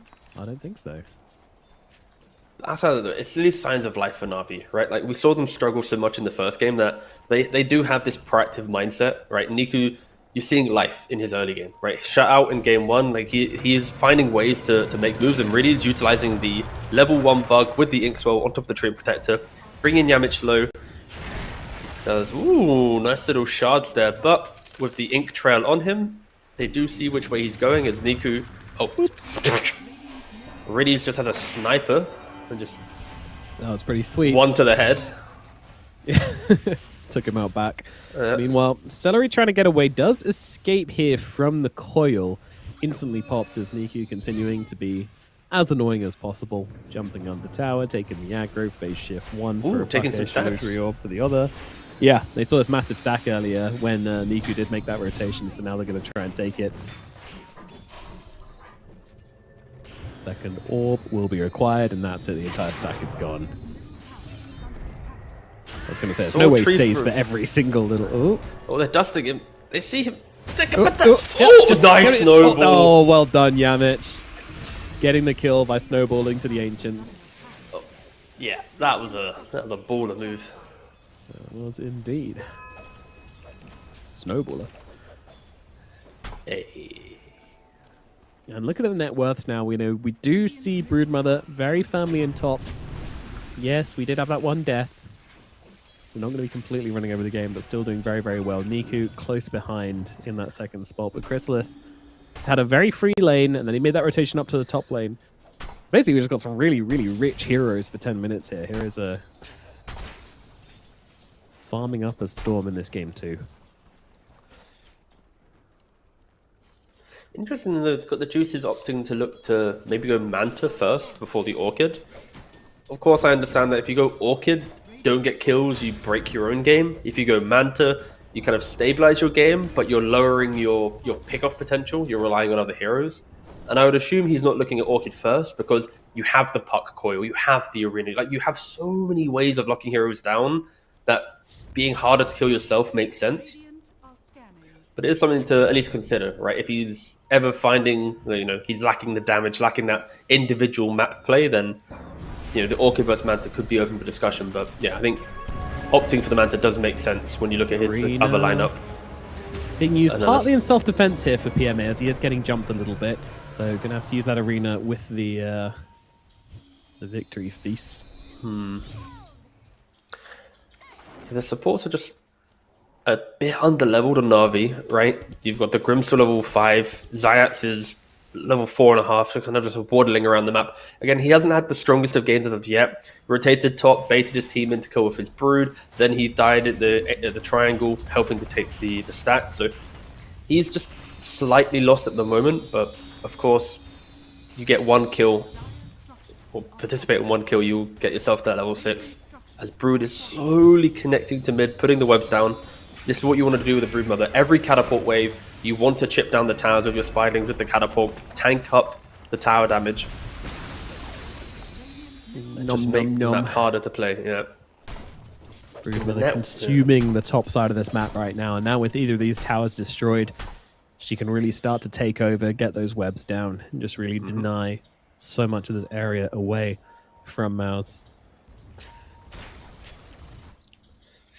Why is it that Brood makes such a good smurfing hero to you? It's a really good question. So a good smurfing hero is one in which you can 1v9 and psychologically break your opponent, in which, first of all, smurfing should never be done. Agreed. And if you are smurfing, get banned. If you're smurfing as well, and you have a different account, the main account should also get banned. Get wrecked if you do it. But it just psychologically tortures people and picks off heroes too easily. So, yeah. I think a lot of that map control comes into play as well, where... Yeah. I mean, you take towers, you pick off heroes, you... Arena down to the bottom side is... Yeah, it's just PMA and Riddy's trying to play up here. Maybe this is a little bit too much. They're going to try and TP out from this one, but PMA is not going to make it. Very close, but not quite enough. Nika, though, he does have a double damage with these heroes so low. Might be looking for an opportunity there, but Chrysalis is so far gone. Gets himself out with a quick Primal Spring. with the tree dance and gets himself to safety. So again, just maybe a bit over aggression there from Riddies and PMA. Like, yeah, your combo's sweet, and like this Inkswell level 3 into the arena with the spear, it's cash money, but ultimately you do need to bring in the numbers. As Zayat's just going to TP in here, giving a bit of vision, just let them know that there are heroes around, but I want some XP mid. I want to hit my level 6. Yeah. I don't know if I'm correct on this, but I just feel like this is something Na'Vi does quite often, is like the random 2-man attempts of a pickoff. Like, I'll see like PMA +1 or Niku +1, and it'll just be like a crazy attempt of a pickoff. Doesn't work out, but they do it in an area where they then also die. Like other teams, if they go for a pickoff, fail, they disengage, but again, maybe my memory's foggy, but that close to a tier 1 is always yeah. Like, you get it or you die. Yeah, I feel like it was a storyline that I had like in my head for last year, just like this idea of just the pickoff's conceptually cool if it works, but if it doesn't, it's like it's the feast or famine. That, again, we referenced it in the previous game. Some of the moves that Na'Vi made really feel like it's huge, everything or nothing. But well, if they wrap around and kill the Brood, then this will be the first point in which MOUZ will feel as if they actually have some authority in this game. Again, down 5,000 gold, mainly due to Puck and Brood. Got the juices, farming in such an annoying position though. How do you kill this man on the cliff like this? You gotta wait for him to rotate. He sees the Watcher gets taken, and he goes, all right, cool, I'm just gonna chill up here. Good luck. They will not be connecting on this kill as Zayat's continuing to farm mid. Manages to get 2 levels from farming this mid lane. Great stuff. Ooh, he's back. Level 4 living armor. Like, you need to max this spell as early as possible to utilize it correctly. Like, you want the damage block in the early game. You want to be super potent, so you'll have to see it. Boom, getting chased up, gets silenced. Hasn't pressed split. Might still get it up. No, never mind. No. Niku drops the coil, and they've got a bit of extra burst just to bring him down there. This is all because of how defensive the Brood was farming, right? Like, he's farming on top of that weird cliff spot. If he gets picked off, then suddenly all these other events aren't happening. So, yeah, good positioning from Got the Juice. And boom, after having a pretty good game last time, this time around 0-2-1 on this Brewmaster. He went for the Vessel, going for the Ags. He wants to do the same kind of style of brew. He's not doing some Radiance into haha, I'm scaling. It is a possibility against Tree and Broodmother to get the Radiance into Manta to just be another core, but he identifies there's not that much space on the map. Like, you can already see his net worth's pretty underwhelming. The map, you've lost all tier 1 towers. Like, if he was doing this build, it would be... Whew, you are subscribing to a very rough early game. Certainly are. But then maybe you could argue the early game's already rough. So why not make it rougher? Make it rougher, exactly. To be fair, he would only have Relic by now. And then you'd be looking at Radiance at like probably like 18 or 19. Yeah, it would have been very weird. But he's not really done anything else, so maybe... I don't know why, I'm trying to... Like, I don't know what the Spirit Vessel is really achieving. Yeah, exactly. Like, the Radiance actually looks kind of cool now. Oh, Celery does break the smoke. The Boom then runs into it as well. Really does have Soulbind, and he connects onto 2 pretty big targets if he wants to. If he wants to. We'll throw it down now as it connects from Chrysalis onto Boom, but Boom immediately going to pop that ulti. He's still connected to the Earth Panda, and Riddies is already dead, so it's an opening kill here for MOUZ. They look over towards PMA. He gets caught in the Mystic Flare. Gone as well, Na'Vi. They try to be aggressive, and they get taken out so convincingly. That didn't look like a fight at all. That didn't look like a team was 7k ahead, that is for sure. They're walking through the triangle, and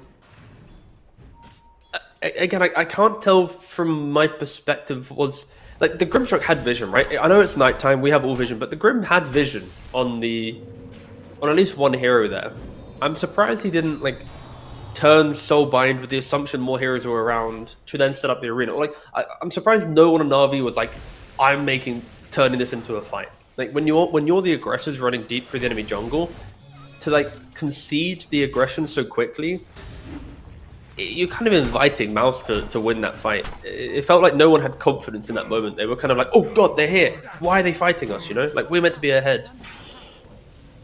Yeah, I was fully expecting to be saying something along the lines of MOUZ need to be dodging these 5-on-5 engagements, but they were more than happy to take that one.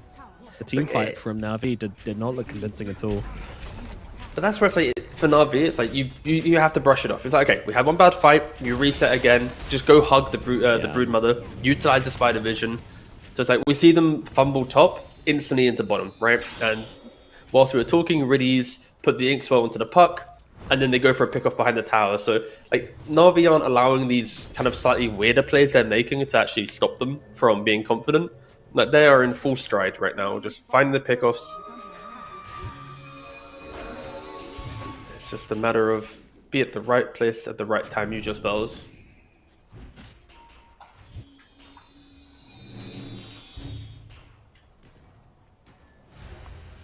$18 minutes in, 8k gold advantage for Na'Vi. They are maintaining this gold lead and even extending it despite the dodgy team fight. Got the juice though, he's taking over this map, he takes the bottom tower, he continues farming up on so deep into the enemy side of the map. Radiant's middle tower is under attack.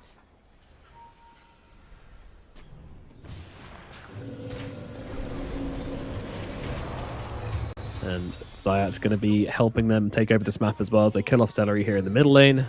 Nice little kill from Riddies and Niku.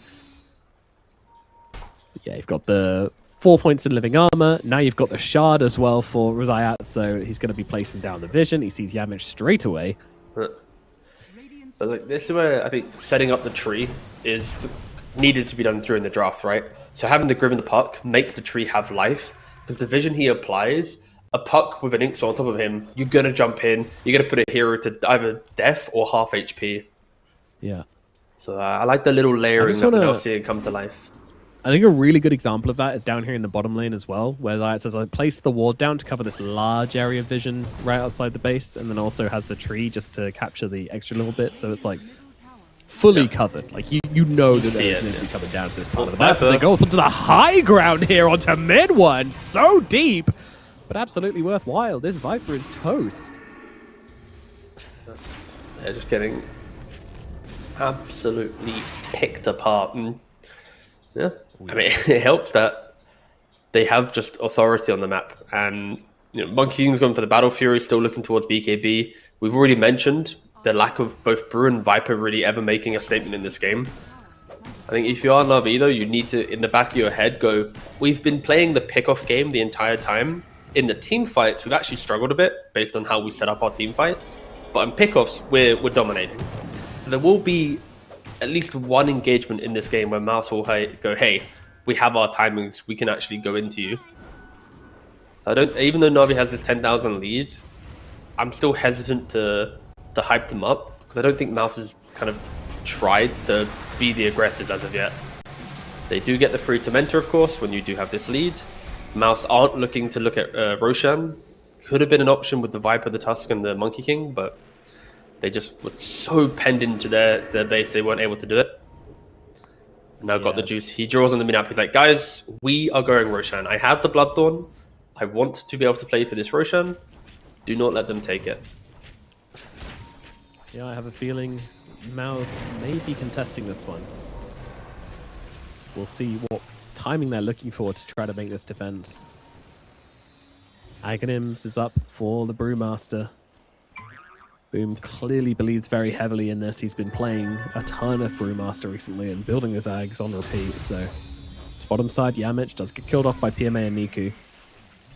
Double damage on the puck. Gets him that easy kill. Now into the pit. Four got the juice straight away. And look at this, Roshan full. My God. Yep. I have Bloodthorn. I can Roshan. It's... Teammates who needs them. I mean, I saw this Reddit post about Got the Juice camera work, and now, like, looking at him play, it's like, I kind of wish I had the ability to do a POV. Like, I do want to see. It's like, supposedly, his camera work is like, he moves the camera to look at something and then snaps back to his hero or something, and it's like, just whiplash. Oh. Mid one's dead again. Beautiful kill onto mid one there. Riddies and Naked. When you get this far ahead with this Parasma, it's just disgusting. Like, you can just, one support to offer you a stun, a little bit of control.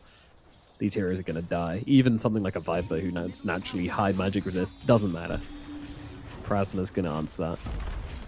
Now, middle tower's starting to fall. Like, the hope for MOUZ may be starting to dwindle. They're waiting for a mistake from Na'Vi. They're waiting for them to majorly slip up. They almost did up in the top lane.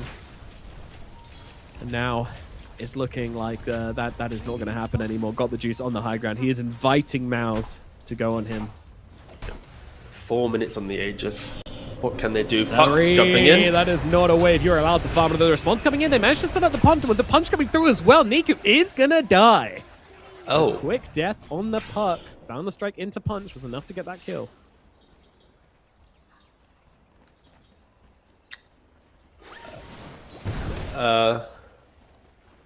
Very good for MOUZ. Yes, absolutely. Yep. A gift. Like, do you know when you cast a game? To the flow of the game is that going to make? Do you ever look at a game as if, what if I was in this pub versus I'm casting the game? Do you ever have those like moments or? Almost never. Oh, okay. Because right now I'm like envisioning I'm Na'Vi, I'm playing Grimstroke, for example, and I'm like, oh Puck, oh what have you done? Yeah. Like. Actually, yeah, no, I do empathize with the players in that regard. I mean, the death usually I'm just the hit Puck in this situation though, and I'm like, oh god, what have I done? And I also know that my support's thinking, oh god, what has he done? And what do you say when you make this play? Myself, yeah. Are you like the sorry kind of guy? Are you like the don't worry type of guy? Do you say nothing? Like, how do you exit a death like that? I'll drop on my bad for sure. Like, I forgot the juice here. Chrysalis with the BKB. Gonna have to use it here as he tries to get speared up by PMA straight off the bat. The big coil. Redemption. That's a huge coil coming out as well from the Puck, and now the Arena to follow up with as well. Boom does get off the split though. They'll just throw up the Mars into the air. They've lost salary on the backline by the way, and now they jump in with the coil. Damage coming out here, but they're still alive and still fighting. Mid one is dead though. They're running out of health on the side of MOUZ. They'll lose 2 already. Zayat's gonna be killed off at the very least. The damage gets that punch off. They're just trying to stop them from running everybody down, but doesn't matter with the Brood arriving to the fight. That's going to be the cleanup crew. Brewmaster, he is also going to fall along with his Viper. A triple kill for Got the Juice. It was looking a slow but awkward fight from Na'Vi as Storm started losing. His Chrysalis will be able to TP out at the very least, but yeah, when the Spider arrives, the fun stops. Yeah, they need to have some dispels in play, right? Like the Bloodthorn's doing so much damage, and the mid Viper's looking at going for a Yules. Like that's how despair it is for Viper's game plan. But yeah, for Na'Vi, even though Niku dies at the tier 3 mid, he resets, TPs to tier 1 mid, gets a beautiful call, and yeah, for MOUZ it's like they were just hoping to survive. They survived the coil, they survived the arena, but after that they just didn't have the position to do anything else. And Viper, he tries to keep the wave open, but you know he actually doesn't die. Fair play. He gets the, what's it called? The Never Toxin on the ground before he gets jumped by everything else. So that alone keeping him alive. But yeah. Yeah, Ghnim's helping out massively in that regard. Yeah, put Toxin be happy. Double BKB in play now for Na'Vi. The BKB on the Broodmother, BKB on the Mars. The one thing about this game is that Chrysalis has not died yet. This Monkey King has played so well. In a game where their map feels invisible, where the pickoff is insane, you have Mars and Puck, 2 like killer heroes, comboed up with one of like the best scouters in the game at the moment in the tree. Oh, okay, hold on. Snowball coming out, mid one, trying to get away, nosedive back up to the high ground, turn around now with a Viper Aegis for 18 seconds. Brood. Yes, it is indeed still up. They're gonna have to try and use it here. It's got the juice trying to bait out here. You got to be careful though. 10 seconds left on that Aegis. This might be an opportunity for MOUZ if Na'Vi give it to them, and Got the Juice recognizes that. Now imagine Monkey from downtown Boundless. Yeah. MOUZ, they're doing it. But yeah, Na'Vi, they aren't able to break the base with this Aegis, but of course they now have a 16,000 gold lead. They gained around about 7,000 gold through this Aegis. Sorry, I was in the middle of some Chrysalis plays. I would like to just kind of... Can you please hold for a second? Just 1 second, Nomad, okay? Right. And can Na'Vi maintain their gold lead because of how well Chrysalis is farming and making sure he doesn't die? Back to you, segue. Thank you. There we go. Well, we're back to fighting again. Gritty's is dead. From Chrysalis, the incredible Monkey King, who has really been the linchpin off MOUZ at the moment. 0 deaths, despite a tree scouting him all the time. A Grimstroke just making him all inky. Hey, Nomad. Yeah. You know what? One bit of glaze you forgot. Chrysalis hasn't died in the entire series so far. That's how dominating he's been. Series, that's a better line, isn't it? That's the headline. But Celery is dead. Oh, Chrysalis. He's got a BKB TP. The moment this coil ends, I imagine he's just gonna skedaddle on out of here. Sticking around though. Bounce away, changes the guard, and we'll get out the old-fashioned way as Niku gets double killed off. Oh, a little boom. bit scared, I guess. Off Run, fire. boom! Whoa, why is this guy out here? Na'Vi are just slaughtering them. It's like you show on the map, you disappear. But it's even more impressive that Chrysalis has no deaths. Anyway, I'm done. Just to be clear, I have no bias in this series. I'm happy if either team wins. It does sound in the last minute 20 like there was some bias in play, but may the better team win. And at the moment, Na'Vi in game 2 is to be the better team. Yep, spear misses. Hello, BKB going to be forced here for PMA. You miss the spear, you pay with your BKB timing. That's how it works. Na'Vi are really struggling to break base. Yeah. Like, they keep gaining more A little gold, concerning. but the base is not falling. Of course, you are playing into, just never toxin on the ground, which hard kind of counters the spiderlings of Broodmother. That's kind of like the cheap way to siege. Tower is under attack. But now Monkey King. Smoked up with the Tusk. They see Zayat's dewarding a ward. Blinks into them, actually donating his tree-based body to the greater cause of Indeed. they whatever could that is. Make some nice wooden furniture. True. Burn it for heat in this cold winter. Wood's expensive though. Like, that's quite a good donation. Yeah. I was looking at trying to get a new desk, and it's like I was looking I for like imagine a tree is hardwood as well, so it's even pricier. Yeah. like a whole slab. Is like obviously most desks is all like little bits of wood kind of glued together. If you want like a solid bit of wood, that's gonna set you back like I know. 400 or 500, if not I make more. them. Has been Yeah. moved. Show off. I know. Well, you know. I say show off. It's just as an instant reaction. I'm sorry, that was more out of jealousy. I wish I had like hobbies and craftsmanship. My I'll apologies. make your desk. How about that? I would. Please. I don't know how you're gonna get it to me, but That's fine. I'll get my people to talk to your people. Skateboards. Yeah. Just wheel it down the motorway. tie behind my car on a skateboard. Done. That does sound like a great waiting room. Trying to survive behind Nomad's car until the patch is out. Riding your desk. Riding my desk. Whilst playing Dota. Whew. Yeah, get a bit more high octane with these. Waiting rooms. You risked your fingertips last time. Let's risk the whole body. Yeah, 30 minutes in. I mean, only 17 kills for Na'Vi in 30 minutes. Not Got the juice, got the juice, got the juice. Ooh, okay. Okay. He got to about 250 HP, 300. That was a little spicy. He did have to manage his right clicks for a second. Na'Vi Na'Vi would have smoked up been a the way level to turn 4. this game around. They certainly are. And they're looking Ooh, over. what a Niku jump! gets on top of all three of them, completely blind there, and takes down Yamich straight off the bat. Chrysalis, he's not surviving through this, buddy. He is gone.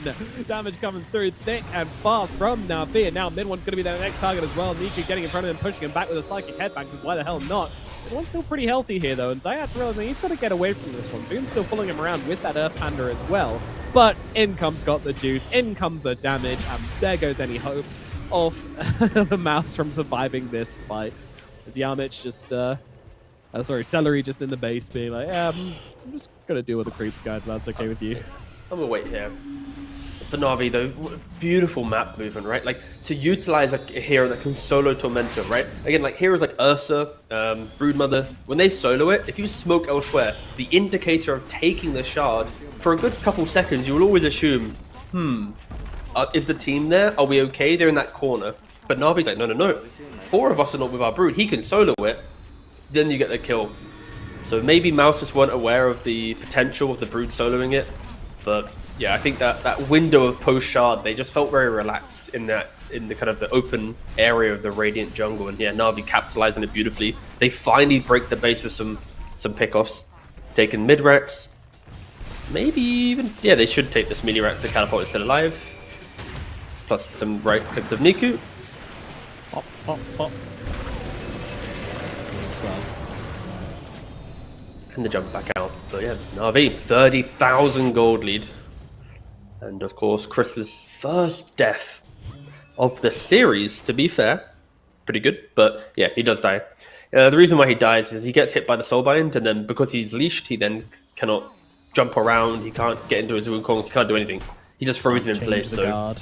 Yep. So really good kind of targeting from Riddies there to identify the fact that Monkey King is the one that you need to kind of contain.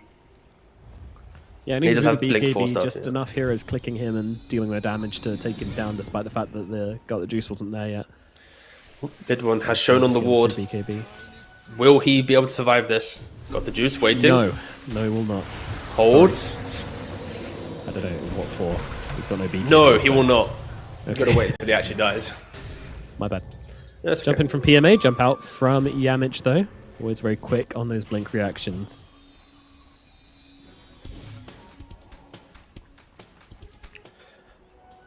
I don't think I've seen a team eye-to-eye so defensively for like some time at least. I know, like in Eastern European games, it's like must kill. You know, it's very like we will be the better team. But like here, I'm looking at MOUZ's lineup, and their desperation is very the real takeaway. But look at the quick buy of Chrysalis.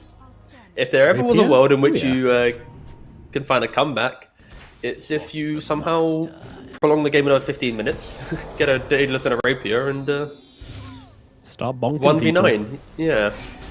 Oh, okay, this isn't the way to do it though. He's used his TP trying to get out here, and this might get real awkward real quickly for Chrysalis. Let's see, Niku, he doesn't have the coil though. Already used it on the support. In comes the Inkswell, doesn't connect either. You know, I in my head, I was like, if PMA refreshes and blinks to get this kill, I will be like pogging out, but doesn't do it. That would have been a pretty clean move. The BKB was still in play, but It's just sad, something like, if he- which you never see in Dota, which you always want to see. Is like using refresher for just like a blink is always, when all your abilities are already off cooldown, is always really exciting to me. I'm a simple man. Spider's getting nothing to actually, just absolutely nothing. Soulbind on base, two. I guess. Oh, in comes the Soulbind. Yeah, it's onto the Bruiling though, which maybe isn't the most ideal, but it does allow him to see Chrysalis, who's holding on this BKB forever. He does not want to use that. Big heals coming out onto him though, as he's going to be kept alive through this arena. Of course, PMA, he does have a second arena available, but not a whole chunk of mana to use. That Soaring is going to come in useful here, I suppose. Let's see if they can go for round 2 here. Chrysalis, again, so disciplined on this BKB. He is just refusing to use it with an Aghanims, dropping a whole bunch of soldiers down on this high ground. Again, making it so hard for Na'Vi to just put the final dagger into MOUZ here. And MOUZ is just clinging onto the game. Like, Viper's even trading his buyback in the hope just to get a bit more damage. He goes for the Veil. He's just going to blink into the middle of the fight, throw everything on the ground, put the Veil, and go, I hope we can win the fight. Of course, Na'Vi, the reason why they took the mid and bot racks was because of map play. Finding the pickoffs, kind of breaking MOUZ from being able to stand their ground in the high ground. Like, they were struggling. With a 20,000 gold lead, they could not break base. So maybe that could also be another issue for Na'Vi, is they need to find the pickoffs. Again, the jump to high ground, which is really going to help with this, and that is a Hex coming out for Riddies. Yeah, if he could just solo win the next fight. If he just finds that crazy man Blink Soulbind double Hex, layered with another multi-hero arena on top from the MOUZ. And here we go, jump in straight away, double Hex out onto the Monkey King. See you later, Chrysalis. He is gone, evaporated in front of the very eyes. Boom, dead as well. Oh my goodness. I mean, you pick up the Hex, you go up the high ground, you kill them both, you get the GG. That is how it's done. Sometimes all it takes is turning people into little piggies to finish out the game in 36 minutes with a 35k gold advantage. Na'Vi will take game number 2 here in these qualifiers, forcing us to a game number 3. Yeah, it was a much better game from Na'Vi. I think in draft they adjusted very delicately to respect MOUZ's aggression in the early game and go, you know what? We know what type of Dota you want to play, so we're going to invite you to have the same play style, but we're going to have the layering to counter you. And I think if there was any other carry other than Broodmother, Na'Vi might have had some problems in this game. We could see some of the moves that they made, like the pickups they had. It's like it was enabled due to the early towers taken by the Broodmother, the webs, the pressure that naturally gets applied when this hero's on your team. And then MOUZ had to itemize very weirdly. You had like a Yules eventually on the Viper, constantly dying without Aghanims to the Viper, to the Brood, the Brewmaster as well. So yeah, I think the Broodmother in general, game-winning pick for Na'Vi, but the first 4 heroes kind of set up, got the juice to go, whatever you feel comfortable on, we can enable it with the tools that we have in play. So I think a much better draft for Na'Vi in Game 2.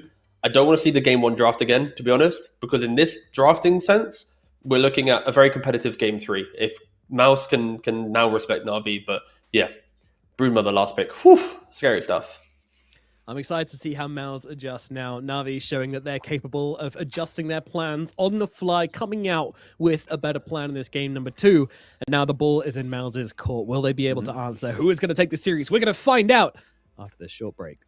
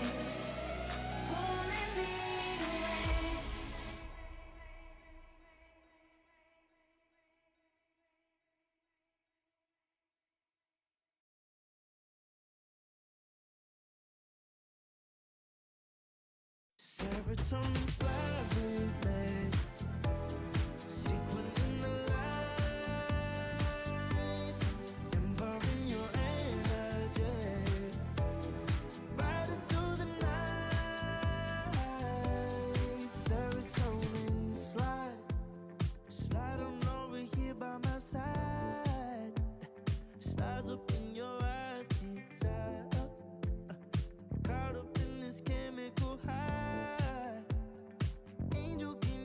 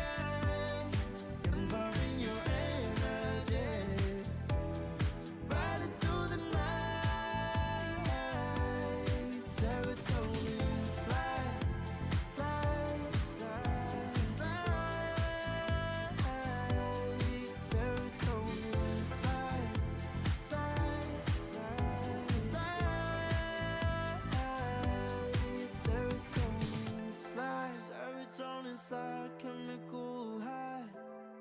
Dopamine dive, love, take it higher. Serotonin slide, chemical high. Dopamine dive, love, take it higher. Serotonin slide, chemical high. Dopamine dive, love, take it higher. Serotonin slide, chemical high. Dopamine dive, love, take it higher. Secret in the light, empowering your energy. Riding through the night. Serotonin slide, slide, slide, slide. Serotonin slide, slide, slide, slide. Serotonin slide.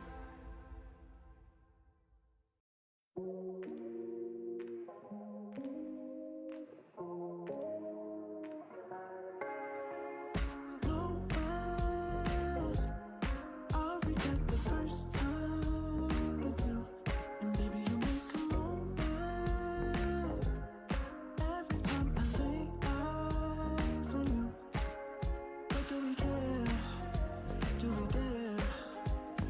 Keeping this going. Let's live in the moment, yeah. Now we know it's on the low between the two of us. Every time I try to find, Trying to avoid it, but I was stuck. You turn up the heat when you back it up. try to stop the flame. But discipline melts away. It isn't enough to wish for change. You either give in or pull away. We have the will to choose our fate. Whether it's wrong or right, I'm holding on for life. For the ride.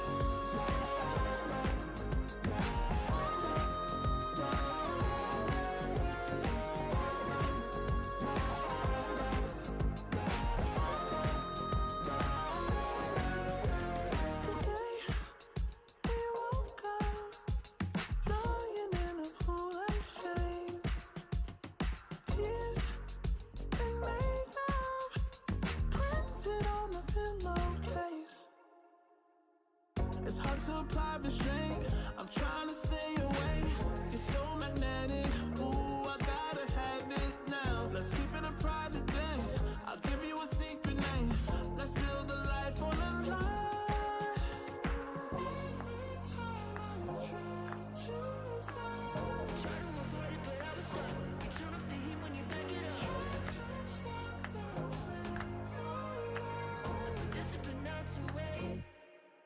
It isn't enough to wish for change. You either give in or pull away. We have the will to choose our fate. Whether it's wrong or right, I'm holding on for life. For the ride.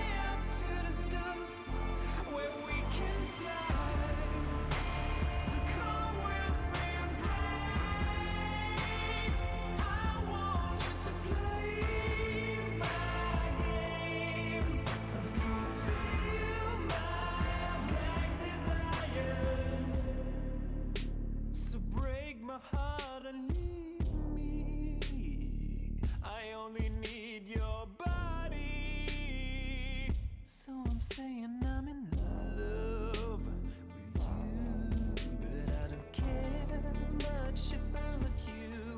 Where you've gone, I would find someone new. I cannot lose. Fall into my arms and let us rise high up to the stars where we can fly. So come with me and pray. I want you to play my games and fulfill my black desires. I'm playing in a hidden world. Forbidden love will be observed by you to reveal my black desires.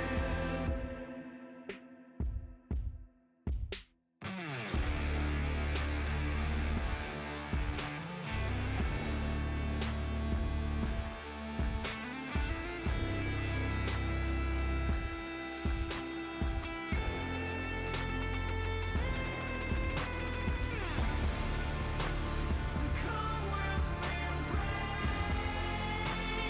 I want you to play my games and fulfill my black desires. I'm playing in a hidden world. Forbidden love will be observed by you to reveal my black desires.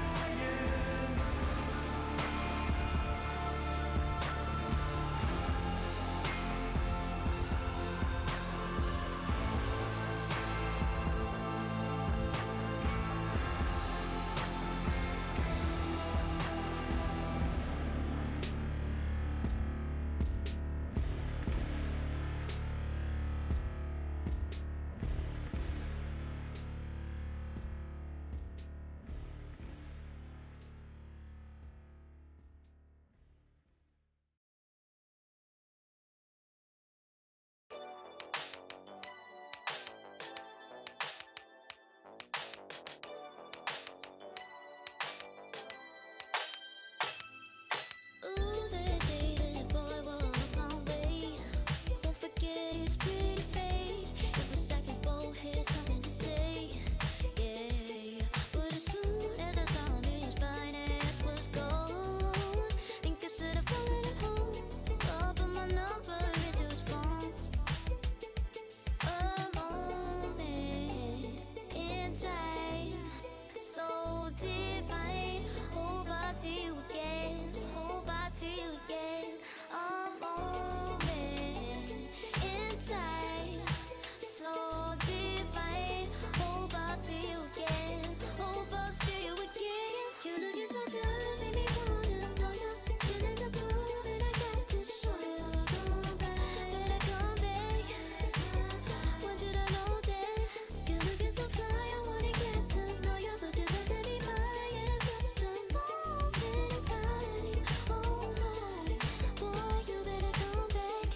A moment in time, so divine. Hope I see you again. Hope I see you again. A moment in time, so divine. I love game number 3, and that is exactly what we've got going on right here. Game number 1 was a stomp for MOUZ as they were able to take over the game with an absolutely devastating Shadow Fiend, but Navi clapped back. They made some small, slight, calm adjustments, didn't overreact, and they managed to give themselves a phenomenal game behind their brood mother. So it's been a battle of the carries so far with some interesting Viper versus Puck things coming out mid. And now we move on to a game at number 3. I think there's a small chance both teams just throw caution to the wind and change things up entirely. I mean, maybe not from MOUZ because they have been pretty consistent with their strategies through these qualifiers, but maybe this is a game where we see something different coming from them. We'll see. I feel like every time you say that about MOUZ, where they have access to their heroes, they'll still pick them, right? So it's just kind of like their way of Dota. But I'm just happy that both teams given the draft, like a winning draft, have demonstrated the play to also win on it, right? Because I think a lot of times in qualifiers, again, we've been doing a lot of Eastern European qualifiers, so it's maybe a little bit more volatile in that regard. But like you can see a winning draft also lose because their play isn't up to standard. But in game one, MOUZ, they had all the tools, they knew what they had to do, they break it. In game two, Na'Vi had the tools, they had like the Broodmother, they broke it as well, right? So I think going into game three, I know draft is the easiest thing to critique, right? It's like, haha, wrong pick. Of course, there's like 40 minutes of gameplay to also think about, but I really hope for both teams' sake they have an even footing in the draft so that we both get to see what they can do when they both play at the same standard. Because yeah, they've been utilizing these like little quirky picks to really break their opponent very well. The close game number 3 is all we're after here. Let's see if we're going to get it as we jump into the draft for game number 3. Which way is this one going to go? We're going to find out pretty shortly indeed. So, Viper taken out of the pool from MOUZ, actually. So they thought that Na'Vi were going to steal it. They get ahead of the curve and bat it out themselves. So not going to be seeing that one in this third game, which has been a consistent pick through these two. Shadow Fiend and Tiny also taken out by MOUZ as well. So a lot of heroes which were previously banned out by MOUZ are going to be making it through. So let's see which one Na'Vi is going to go for here. Yeah, this will be the first time that Na'Vi are going to be first pick in the series. Both in game 1 and game 2, they were second pick. Of course, utilizing second pick really nicely in the game 2. And that is why we're seeing MOUZ having to ban out some of their own heroes, right? But these are also quite prevalent heroes in general. We'll see where Na'Vi wants to go, yeah. Yeah. I'm not really afraid to pick any role first on Na'Vi, but they will just go for the Shadow Demon straight off the bat. That's one of those heroes which has been consistently banned out throughout the series. So we do get to see Mr. SD. Yeah, I'm happy it's not a Warlock first pick. There's been so many other teams that do it, and it just feels so bad. Like every time I look at it, I'm like, wow, what a Warlock. You know, like Warlock's meant to be your later pick hero, but again, it's not here. Na'Vi go the Shadow Demon, MOUZ again, the Brewmaster. Of course, the easiest thing to analyze in regards to Brewmaster is like, what is his laning like, and can you utilize an early split to take tower and catapult wave? I think they're the big identifiers for me to a good Brewmaster game. Because if you can trade farm in lane, or even maybe get the odd kill on a hero, plus take tower, the pick's already kind of done its job, and then you open up the game with the tankiness of the Aghanims and your brew on your split. I do like the fact that Brewmaster has kind of taken a step back from like trying to be more than what he was. You know, like Aghs was like you get one little panda next to you, and then you had like the Voids pandas and all this stuff. Like, it's just kind of like whatever. Now we're just back to like traditional brew, right? You have 3 pandas, you buy Aghs, you buff the 3 pandas, you feel good. Like it's quite refreshing that we have that, but they do need to protect him a bit more. Maybe even considering the Brood as a ban potentially. Maybe not now, but at some point in the draft, maybe consider that, because it did kind of take over the game and made Brewmaster do literally nothing the entire time. Yeah, you need to be aware of these sort of dominating heroes and make sure that you don't leave any to have too good of a game. Again, the Brood... Juice has been sort of the star player for Na'Vi, I think, in most people's eyes. Like, yeah, Niku's very young and he plays like really fast and exciting Dota, but ultimately when it comes through to like just being able to pull off these crazy games where you are like the one versus all hero, the Juice has certainly delivered in that regard. Yeah, they do have good layering in their cores. Like Niku's the madman that can die 9 times in a game but still do his job. And if you have that type of mid laner, your carry has to be the true carry, like a classic carry, right? And the Juice does fit the bill of that type of player. Like he'll play the Terror Blades, the late game Broods, the Svens, whatever you need in that role, he'll take it and he'll make sure he has the farm. So yeah, it works out quite nicely once the way they find the harmony between all.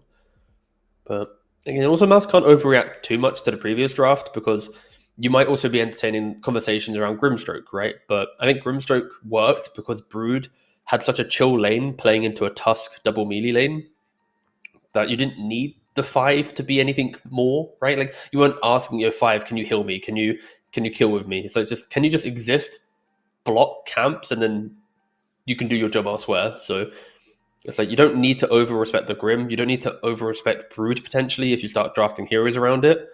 I like the puck ban, though. That is a nod towards, of course, what Niku could do. And, you know, Boom's never going to be able to stop the puck, sorry.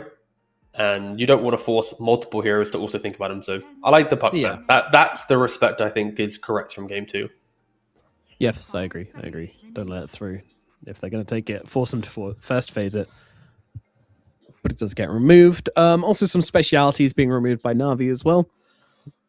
The the mid one Leshrac has been pretty sick. So we shall see. Next pick for MOUZ will have to show something here. Then, of course, it's 2 picks going to Na'Vi. I mean, if they're following their previous... Okay, they're not. I was going to say, if they're following their previous patterns here, you just grab yourself like the dominating mid-hero. But they go for the Pudge. This is a Yamich speciality. I'm kind of just only really expecting Yamich to play it. Do you think I'm... Is there any chance I'm mistaken in that regard? Is there any flex coming out from this Pudge? I would assume it's just going to be Yamich playing Pudge. Like when they played it in the in Dream League, they also played it still on Yamich. There's not been any 7.4 woohoo, let's go run the Pudge elsewhere. Like, it is still the tried and tested 4 position for them. It's always a hit or miss hero, but and they do go back for the Grimstroke. Okay, all right. Get into the Brew, it makes sense. And as soon as you see a weak 4 position, it does give life to Grimstroke. Like, Grimstroke's laning can be a little bit funky. Your first spell will push the wave into your opponent, so if you use it incorrectly, you're giving free farm to the offlane. Your Ink Spell is only utilized by a very specific type of hero pool. Your Bug is quite easy to kill off in the early stages of the game until you get level 3. And then you don't provide any healing, so it's like you're just full aggression. So you always need like a partnership to play on. And I think it just helps when you see Tusk or Pudge or Earth Spirit Clock in the 4 position. Grim's like, okay, cool. They're not going to really kill my carry, so I can be played. So I like the Grim pick again. Same reason for the last game. Bug onto the Brewmaster. Soulbind onto anyone is game breaking. Again, it's really disrespected. And then you have that Ember partnership. So you do have that Inkswell body to throw into the middle of the fights and to throw into the mix. So yeah. And now let's go for the Enchantress. A hero that was banned out in game 2, but we'll just be able to really frontline. Is comfort, isn't it? Yeah. You've got the Brewmaster, which is Boom's favorite hero at the moment. You've got Pudge, which is Yamich's all-time favorite hero. You've got the Enchantress, which is probably Celery's all-time favorite hero. So really just stacking up the all-timers here. Do we get a Razor now for Chrysalis? We certainly do not, because it's banned No, it's out. banned yet. Sad.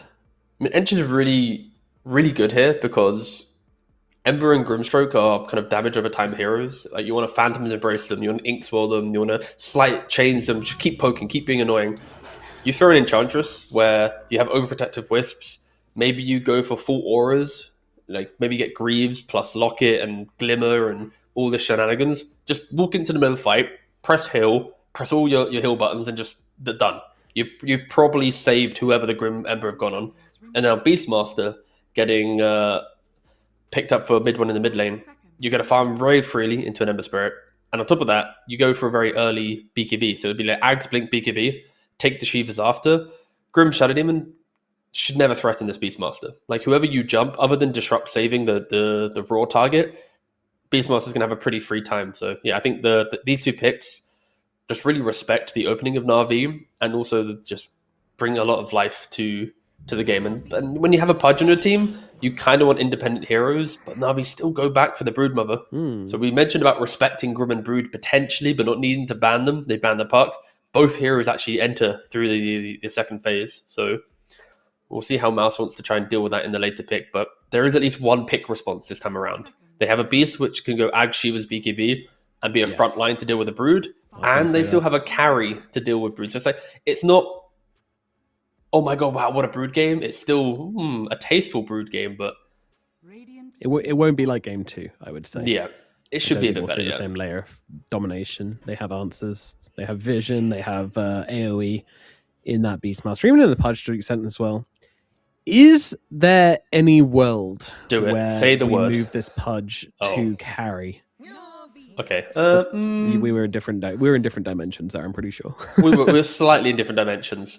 Also, the ban of Timbersaw moves my dimension more to not happening. I was going to maybe entertain Bloodseeker just for the fact that you have Ench Bloodseeker safe lane, you just chill, and then you rupture the Brood throughout the entire game, enabling other heroes to find him, hook him as well, rupture damage, haha. It's like pretty cool. But they banned Timber, and Bloodseeker you could argue is a counter to Timber to some degree. But maybe maybe I'm overreacting. Maybe just wanting to get rid of frontliners to ensure you rupture the Brood's an option. But yeah, Pudge carry, it's pretty good, right? Like if you have a Beast mid going Ags BKB, a Pudge carry going Ags BKB, and then you have this like double magical blob damage that just walks into the fight, then maybe Na'Vi could never start a fight. They always feel like they're lacking something. Yeah, I guess my fear with the Flesh Heap as well is really good against the Broodmother, but yeah, it is an option. I just don't know if it's needed. I feel like let Yamich play the 4 Pudge. You already have the Beast. Give Crystallis any lane comfort because you're going to see the offlane as well for Na'Vi. So if Na'Vi take a Centaur, you can go for a lane bully. If they go for again, it's going to be some hard lockdown, I would argue, because at the moment they have a Bug, a Silence, they have a Root, and they have an Orchid and Broodmother. So it's like they have lots of cheap stun, but no real big, this is our fight type hero. Yeah. It would also be really, really mean to Yamich to be like, hey, buddy, game 3, you get to play your Pudge. He's like, yoink. And then they're like, actually, I think we're going to give it to Crystallis. Back you go. Here's Warlock. Oh. I don't even, what is Chris? I'm going to have to check. I don't even know Crystallis' like Pudge history. Like for some reason, the hero doesn't come to mind. Reddit answer if you like. It's not one of his 3 heroes of Bloodseeker, Razor, or I was right. King, so... He has only... Okay, I didn't think it was a Crystallis hero. He's played it one time in his professional career. He played it at the 2022 TI in Singapore when he was playing on Secret, and he went 1-8-6 on the hero, losing to Tundra. Yeah. All right, well, the only way to go is up. Fair enough. And now we do go for the Tidehunter. I didn't mention it, but it was a hero that comes to mind. They actually banned out Underlord, so it's like when I was thinking of the heroes for Na'Vi, I thought of Underlord, but I was worried about the lack of lockdown that it would provide. But auras are quite cool. Then I thought of Tide, but again, we never really got to that point of discussion. And now MOUZ, they go for the Abaddon.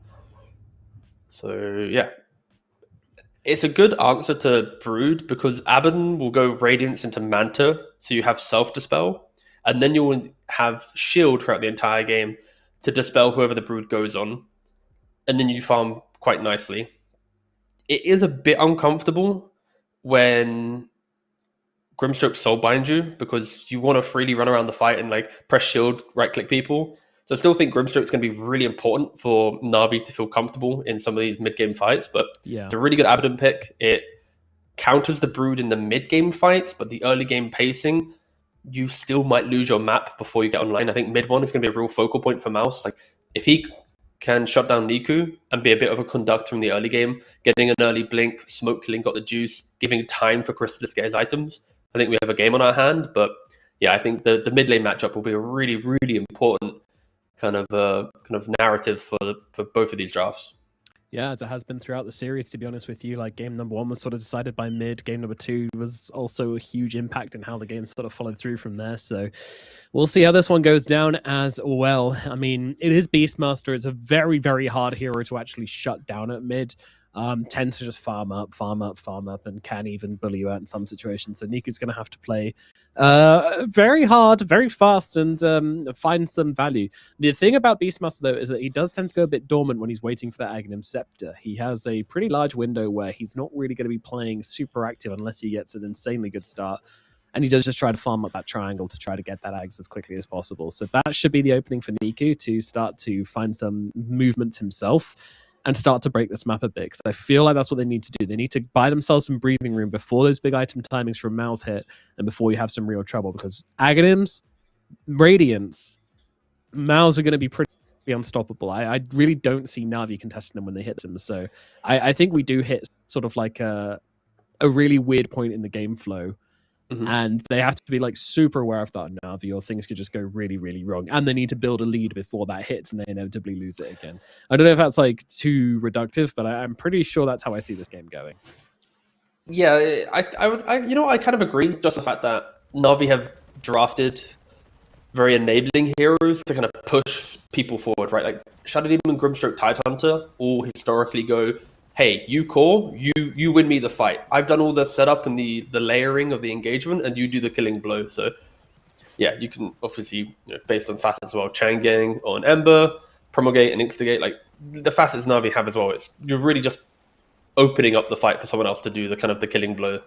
And I kind of share the same kind of sentiment. I think Broodmother, running into an Abaddon, you can't just 100 to 0. Running into a Beastmaster, you can't 100 to 0 unless there's a stun or something else in play. So yeah, slightly harder game for Navi, but it's what we asked for, right? After game 1 and game 2 being somewhat one-sided both times, it does feel like this game, both teams will be pretty happy with what they got, and it's about the map play, the setup, the vision. Can they got the juice into an early position? Can they keep finding kills on Beastmaster? Like, if you take over the triangle early on, how do you farm on Beast? Like, you're going to be shut down on the map, you lose your tower. There's too much greed. So there's so many ways for this game to go. We'll see at the bounty runes. At the moment, the setup looks like it's just going to be a 2 for 2. Unless PMA can outclick Crystallis. Which he cannot. Yep. I'm just trying to think as well. It's really hard for Navi to build break into their lineup. I'm not really sure there's an option there for them to do that, which means it's always going to be kind of... I'm expecting another zero death game from Crystallis, I'll just say that. I mean, he's playing Abaddon, to be fair. Like, yeah, it's kind of hard to die on his hero. To not die on it wouldn't be that impressive compared to his other 2 games, so... Can't believe we're at the point where we're calling zero deaths a low bar, but that's where we're at the moment.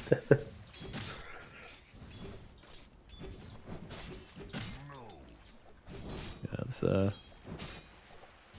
going to be some really cool lanes to watch here. I don't even know which one I want to kind of focus on the most. Let's start with the mid lane. We've been doing it consistently throughout this entire series. We have. It's been very important in every game. Yeah. Ooh, Nico got a ball. That's pretty good. Good XP. Yeah, I love killing balls. With Beast Ember, Ember will be pretty good in the early couple levels, but then Beastmaster, once he gets 2 points in axes and starts applying the debuff, Beastmaster will eventually kind of take over the lane with just his efficiencies. Yeah, Ember very good in the early levels, yeah. Yeah, and then also Beastmaster with the boar, you send it off. Boar dead. Go deny runes. Yeah, Niku has got 2 boar kills. So the slight XP advantage is due to that. We'll be hitting level 3 on this wave by the looks of it, which is pretty cool. Don't see that very often. Meanwhile, up to the top side, it's the same as last time. It's a Broodmother and a Grimstroke. If you want to know how this lane goes, it's pretty chill. The Brood will farm. There's kill potential later on with Stroke of Fate and Inkswell. We'll see how this one goes. Of course, Yamich, he is playing his Pudge. He could get some hooks. It is a potential. Or he could just... Yeah. That's pretty much it. It's just if he hits hook on hero with the double slow of Cinderbrew and Thunderclap, you're probably going to get a kill, but miss hook, then everyone just hits creeps. Back to the middle lane, though. We dared to look away for a few seconds. And we're going to start to see things going back to mid one's favor here, I believe, because, as you mentioned, he's got a couple of those levels coming through, but more importantly, he was able to deny both the water runes away. He got picked up one, denied the other, which means that Niku is going to be low on resources in comparison. So Niku going to be so annoying. Does he have... Okay, he has tangos on Kura. I was wondering if he maybe have like a salve on the Kura, but no, he brings out the tango, and yeah, this is where we'll slowly see the shift going the way of mid one and bot lane. Haven't really talked about it as of much. We kind of looked there for a second, then we looked away, but now we're back again. Have your seatbelts on, you might get whiplash because we are making you go to every other lane. Boring lane. How's this boring? We want to talk about bot lane, and we also want to see mid one kill. So if we can get a split screen, It's boring down the bottom, and Niku is getting. Oh the my ball god! All right. The seatbelts have Stop. fasted. All right, we're gonna calm There's some down. guy like watching on his like 8K TV, and he's just throwing up right now, uncontrollably. Oh god. Poor dude, just wanted to enjoy some nice IMAX Dota. Apologies for that. Nomad is the observer today. What the? For legal reasons, Nomad is not the observer. Oh, I'd Anyway. be honored to be delivering this level of observation, other is than true. the last sort of 30 seconds.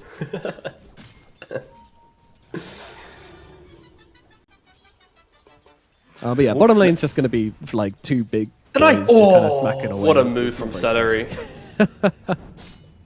Oh, Nico, if it's not one thing, then it's the other, eh? No water runes for you, friend. Better Another hope you body get that block. level 6 real quick. Is he actually Another just stomp? getting killed by creeps? Mid one, don't do it. Just let he the creeps do is. it. Oh, first blood from Celery. Let's go. Oh, that is so sad to watch. What a play from Celery. Like, of course, because of the Centaur, you can then get the stomp to then get the deny, and then Niku wasn't prepared. He gets hit by the stomp. He doesn't slide dodge it, and then the boar comes in with the slow, and the boars are just insane. And yeah, Niku, he's already in a pretty tough matchup, and now he's getting the jungle thrown at him as well. Whew. We mentioned that mid lane is going to be a big focal point, but He didn't need to turn up uh-oh, again. Reddy's top lane. This is looking like a dead Grimstroke. Oh, so close to getting the kill. Turn around onto Yamage, but Yamage gets the hook and then dies himself to the rock golems, mud golems, whatever you want to call them. Alright. Little bit of pacing getting thrown into the mix here.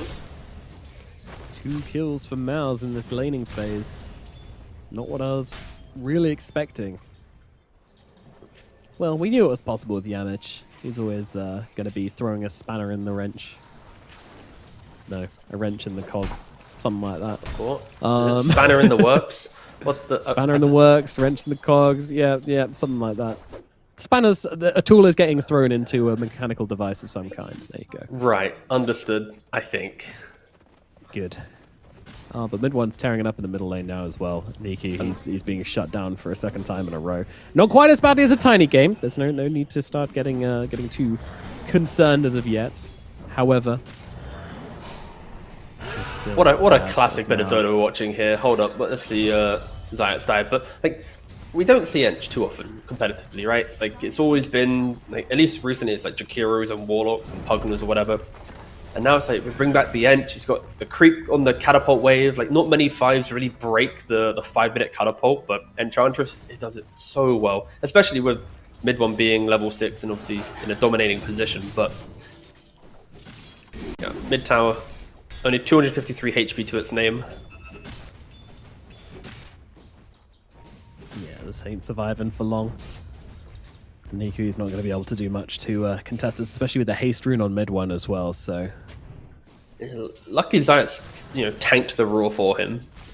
yeah, So he Niku's at really least did. not afraid of that one, but yep. Celery went back to the jungle, hit a creep, got another centaur. Now he's walking back to the lane.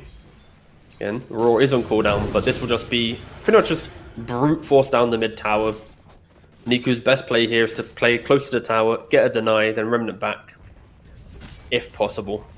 He's looking for it, and he doesn't get it. Swing and a miss. I like watching mid one Celery try to follow him there. Like, is he really going behind us? No, he's not. Okay.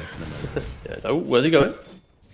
It's also just kind of like jumping in, but then like the slow kind of back out. You're like, oh, there he is.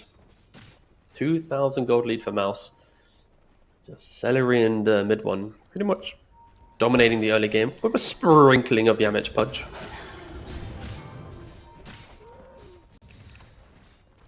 The last time the lanes went this badly, it was a very short game indeed, as MOUZ were able to take control of things. And honestly, looking at their heroes, this one could be even shorter if Na'Vi aren't able to get themselves on board. But here we go. This is a good play if they can make it work. Beastmark's getting jumped and not landing with the hook there, but he's got that haste rune. Banishment comes out though from Zayat, slowing things down, trying to get them the kill, and in comes the incapacitating bite. And the spawn spiralings to finish the job. As Celery, he's going to fall as well, and there's going to be 2 dead down the middle lane. Na'Vi, just as I was saying, they need to make some magic happen. They do indeed. They collapse onto the Beastmaster.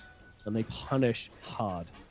Yeah, if you want to walk into the Na'Vi jungle, then you've got to hope at some point Na'Vi is ready to protect it, right? With a Broodmother in one side lane and a Tide in another, it's inevitable that one of them is going to rotate in to go, say hello. And Zayat saving the play as well with that disruption. If he didn't use that there, the Beastmaster was out scot-free with that haste rune. That disruption there completely turns it around. Yeah, you got roots, you got silence of the embrace, the disruption, all these little things. They all add up. Do you enjoy the fact that the Ash Legion shield is now the broken tier 1 item? It's kind of boring. I'm not a huge fan. It's 0 mana cost, 140 physical damage barrier, and it affects your entire 800 radius team. So I can press it, it loses, a teammate can press it, it comes back again. I'm pretty sure it works like that. It doesn't have a cooldown like a mech or something. Nope. Fun fact, I played a game against Legion yesterday, and they got 4 of them. I took Ash Legion shield from tier 1 all the way to tier 4 because against Legion, having any type of physical barrier can be a clutch mode, right? So I had Solar Crest, I had Greaves, I had my Ash Legions tier 1, and Legion just didn't win a duel from as soon as I picked up mech. And yeah, Ash Legions, it's just broken. It's just one free, half a right click in the mid game or 1 click in the early game, basically, or 2 clicks in the early game. Sorry. So you really are just crazy, constantly stopping certain heroes from doing damage.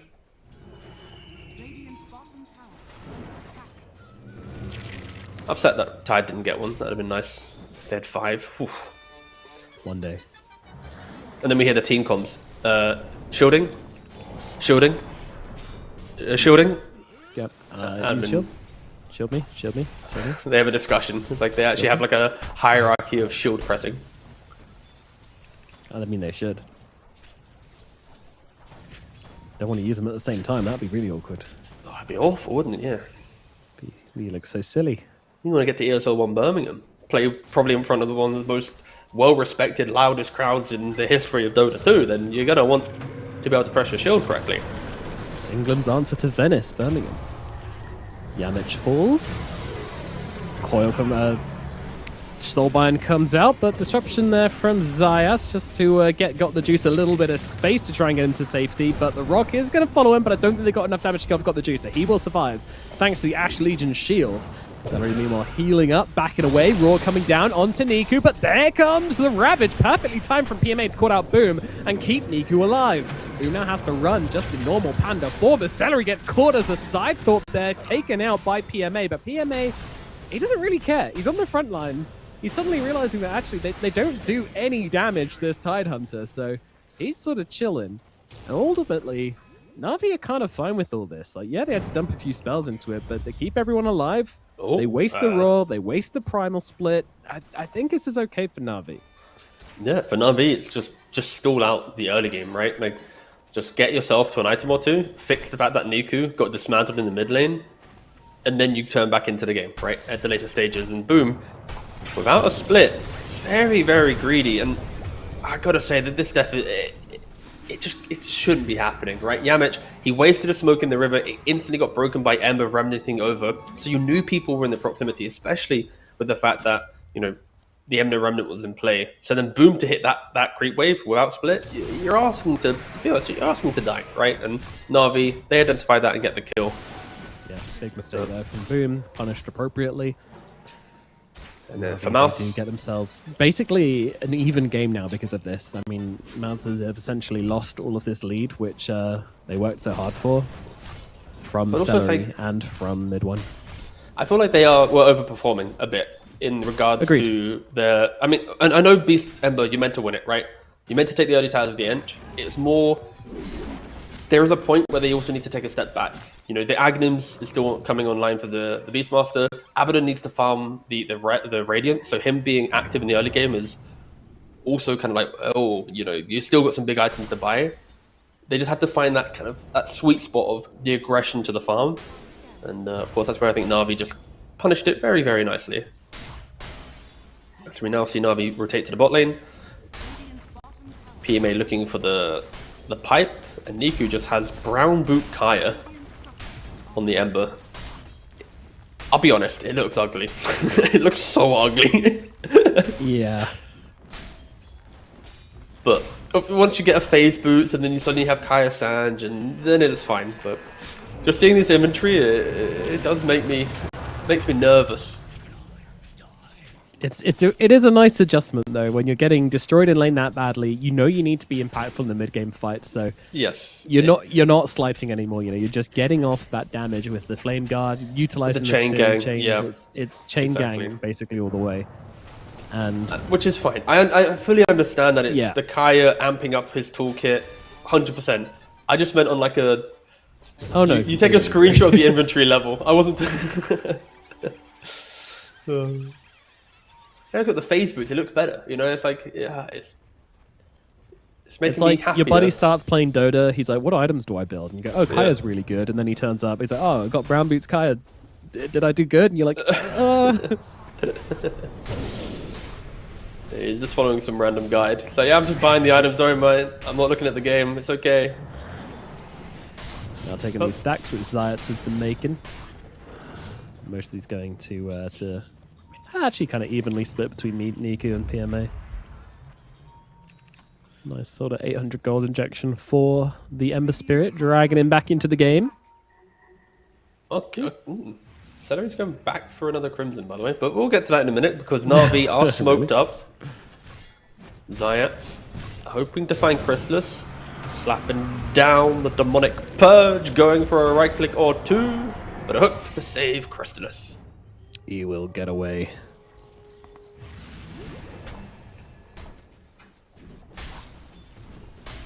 Yeah, we are going to need to see an Aghanims on Zayats this game for sure, aren't we? Yeah, throw in a break. Grimstroke and Shadow Demon together. One silences, one breaks. It's a pretty cool combination, right? Pretty nice. I mean, you can... Wait, can you get the hot entire... No, you can get everybody except one person caught by Demonic Purge if you have the Aghanims. That's kind of hype. So you have the Soulbind to get 2 of them, then the 2 extra charges to get 2 more. 4 heroes Demonic Purge. Let's go. And this guy wants to build a Crimson into this? Are you crazy? But into the Roche bit we will go. Memes aside, we've got an Aghanim Scepter on one hero and half an Aghanim Scepter on the other. Wow, Brood! This is not your neighborhood, Brood. Got the juice. 60 HP? Trying to make it to the tree line. Wait, no way. Does he actually just run away from this? I mean, he is. How does got the juice? Oh, God! This one, yeah, Mitch. His VAC was really going to work there. He got it exactly right, but yeah. Where's the Aether Lens? Got Where's on the it. cast range? Where's all these pub items? Yeah, exactly. But still, he survives. It's smoked up though on Na'Vi. 4 heroes, and don't forget Crimson can't be dispelled. Moving on. Ravage. Ravage is going to come down to the 2 of them, but there's also inside the healing from Celery here, so it's actually kind of hard to finish the job. Soulbind comes through, doesn't really get a whole lot done. Na'Vi, are they running out of juice here? They might be, but mid one, he's getting so low. Niku comes in, finishes the job. Celery dead as well. Chrysalis, he's already used the ulti. He's going to fall as well. Roshan, he's low and got the juice. Will kill it. Get the Roche. Roche kills Yamich. Boom, the last one to fall. It's a full 5-man team wipe on the side of Na'Vi. They get everything, and they get the Roshan, and they get the Aegis. It could not be better for them. Such a weird move from MOUZ, right? Because like you barely get the Brood, like you're trying to get the Brood, he then TPs out, so you kind of think that you're in a better position. But in that fight, Abba picked up the Radiance, Tide had picked up the Pipe, so you know the timing of the Abaddon was matched by the timing of the Tidehunter, and Na'Vi just slowly walked over MOUZ. You know, there was no roar in play, there was no split in play. Very, very uncomfortable engagement there for MOUZ, and 5 heroes going down. Niku doesn't have a remnant for 3 seconds, gets roared, he dies. Bye-bye. A little bit The lax juice on is the rocking map up. there, and Na'Vi are able to punish. Kill off the Spiderlings, MOUZ are able yep. to punish, but Yamich should die. They have Soulbind. How strong is he here? Not Double strong demonic. enough. Oh, there it is. The double demonic purge coming on down, and mid one's going to lose his life. Got the juice, just keeps it going here. He doesn't care. Jump him all you want. He's got an Aegis in his pocket, and he's not afraid to use it. Celery does back himself away, but got the juice just is not stopping. Boom comes in from the sidelines, trying to take down Zayat. Zayat, he is going to fall to Boom at least, but they kill off Chrysalis, and that is the headline. Got the Juice still fighting, still standing his ground here. He does not care. Mantis is going to be able to take off the Cinder Brew and the Spirit Vessel and keep him nice and healthy. Na'Vi doing such a good job at just kind of breaking MOUZ and never using their spells together, right? It's, again, we referenced the previous engagement to this one, and now here as well, you've got Beast going for a solo play, then Grim coming in. Now Brew has to split by himself to survive. Like the Raw, the Split, the Abaddon, none of them are just fighting in tandem. It's just a lot of individual moments whilst Na'Vi are just firing on full cylinders, like everyone together. Let's use our spells, get the kills. There's a major discrepancy in how they're skirmishing right now. That's got the Juice with the Aegis leading the charge. They found Celery.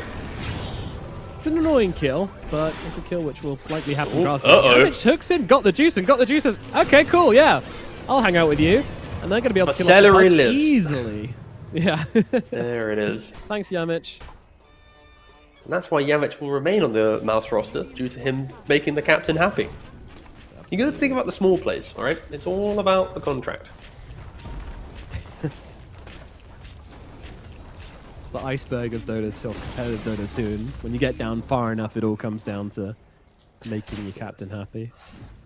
Yeah. I mean, MOUZ are not going to be happy right now. Like, they had a Radiance timing. It wasn't really utilized outside the pit. They've had a Blink timing on Pudge for many, many minutes now. He's had it for a very decent time, but haven't really seen it kind of break open the game like other moments where Yamich has found the item.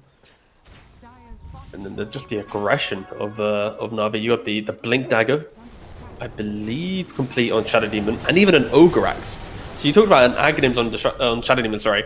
He's like 3 components away from it with a Blink Dagger. Like, he is pretty nicely farmed. Scary news for MOUZ that as well, because okay, this is hype. And Grimstroke also has a Blink Dagger. Like, both supports on Na'Vi's side have a Blink Dagger. Like, when was the last time we spoke about a double Blink Dagger 4/5? Often it's a Solar Crest or a Pavis, a Drum, a Glimmer, you know, these little items to make your cores happy. But the supports, they want to be the main characters.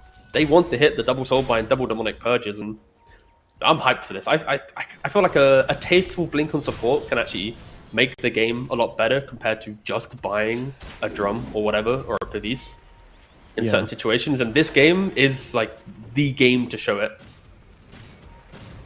It helps that you have very kind of independent cores. Ember with Flame Guard, Tidehunter with Kraken and Pipe, Broodmother with Manta and Butterfly. You don't really need to buff them up anymore, as they're already doing it themselves. So it's not every game you can do this, but yeah, Na'Vi, 6,000 gold lead. They have all the items and everything to keep trying to fight MOUZ.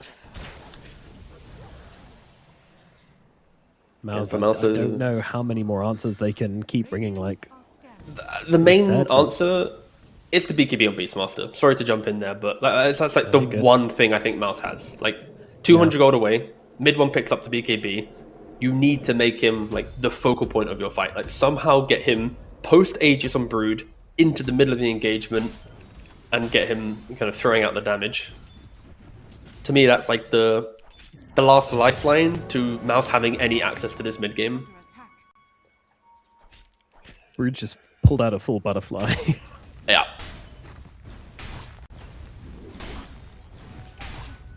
If you can't kill her with spells, then you're gonna have a tough time. It's a really kind of difficult situation for MOUZ to be in. You know, they chose this. They didn't ban out the Brood. They're willing to face it 2 games in a row. They even picked up the same matchup knowing that the Brood was still in the pool. So at some point you got to say, why do they make that choice? And do they now regret it, or you know, what's the logic here? Because at the moment we're really not seeing it. Got the Juice, 2 games in a row, complete domination of the Broodmother.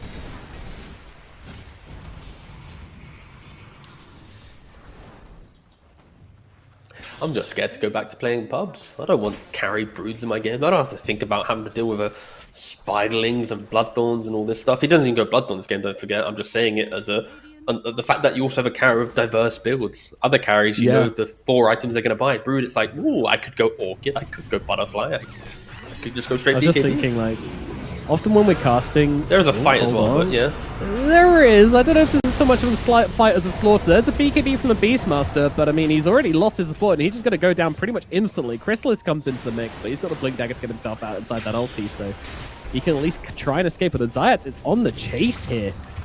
Shadow Demon does not want to let him survive, as Celery does lose his life.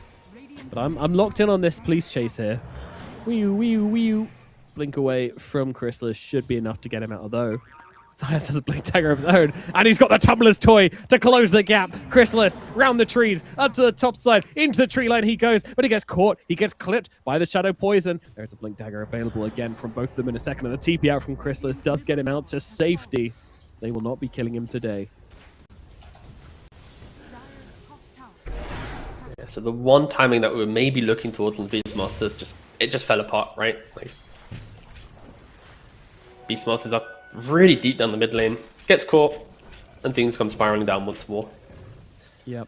And that's been the thing, right? Like, the timings should be impactful for MOUZ. So they should be like major milestones for their gameplay, but Na'Vi have just been all over them and forcing them to waste these timings, to fight before they're ready, to fight when there's only 2 or 3 heroes, and force everyone else to scramble across the map to get there.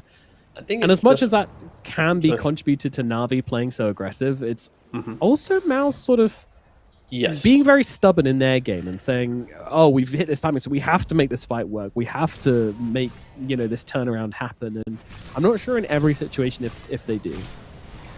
It's just like, it's a couple small moves from MOUZ that created this opportunity for Na'Vi, right? It's the early Beast Ench Death behind the tier 1 tower in the jungle. Then it's the Roshan fight where they tried to engage without the Roar, without the split. Like, if you don't have the early 2 deaths by tower, if you don't take the Roshan fight where you wipe, this game, in theory, should be very, very different. Of course, it's very easy to say that because they're the most impactful moments we've seen in the game, but you know, to simplify it, if you play slightly cleaner, then you are going to get your timings before Na'Vi. You're not going to give a free Aegis, which then suddenly breaks the entire game for you. It's, again, I think with MOUZ's lineup, you one mistake and you instantly will feel it. Na'Vi, though, they have the BKB on the Broodmother now. They have very soon Aghanims on the Shadow Demon, and I love the fact that Iridius is looking at Aghanims as well. Into Baden, you want to get yourself a free Radiance? Why not? It is not every game. You don't need Dark Portrait every game, but just throwing out the little buffs, the little bonuses of having an enemy carry illusion on your team is pretty good. Yeah, I'm a fan this time around for sure. Ooh, Niku looking for the DD. Ooh, he gets it. Yeah, that's pretty cool. Yeah, I mean, the hook technically landed onto the Ember, but it didn't fish him back.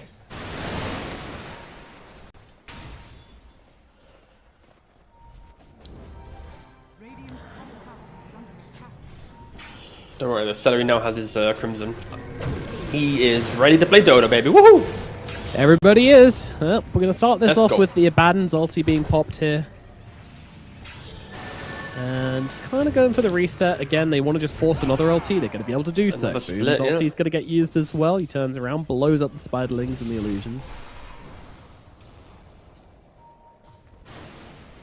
Golajuice happily just waiting for Roshan here. 25 seconds is how long it will take. So it's not a long respawn at all.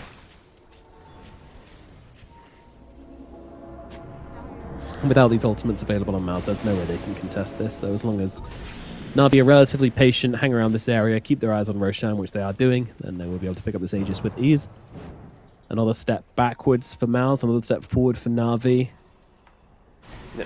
Wow. That was nice. We also didn't really talk about the fact that Riddies and Zayats have had the GPM enchantment running the entire time. It has helped them prop up the greediness of their builds going into Blink into Aghanims. Another free Roshan is on the cards. I'd say another free one. The last one did take a fight, but it kind of felt kind of free. It did a little bit. Yeah, a little bit. So in regards to Na'Vi, take the Aegis, continue to just force heroes around the map. Like, they want to be the conductors of MOUZ's positioning. Hit a tower, force a TP back, maybe even put an Inkswell on a tide and make Boom second guess himself for going for the Wisdom.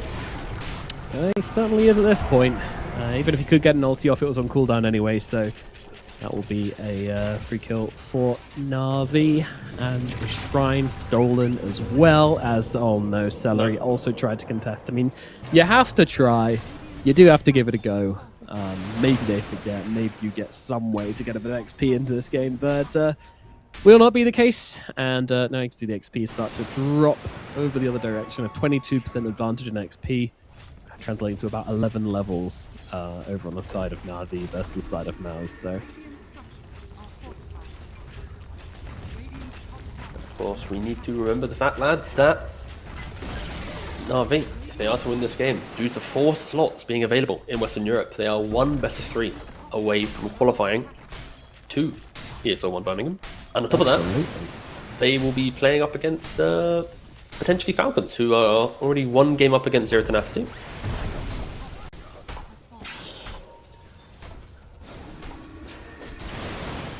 I think they beat them before. Maybe it was MOUZ I was thinking of. So yeah. We had the same MOUZ bracket where MOUZ beat Na'Vi, played up against Falcons, MOUZ beat Falcons, and then qualified to Dream League. Right. So we were potentially going to see the identical qualifier, like 2 weeks apart, but That'd be pretty hype. maybe it'd just be the Dream League and the ESL One qualifier. Just combine it into one. You win one qualifier, get both tournaments, lads. But yeah, Na'Vi, they are changing the script, so good thing that doesn't exist. That would be very silly.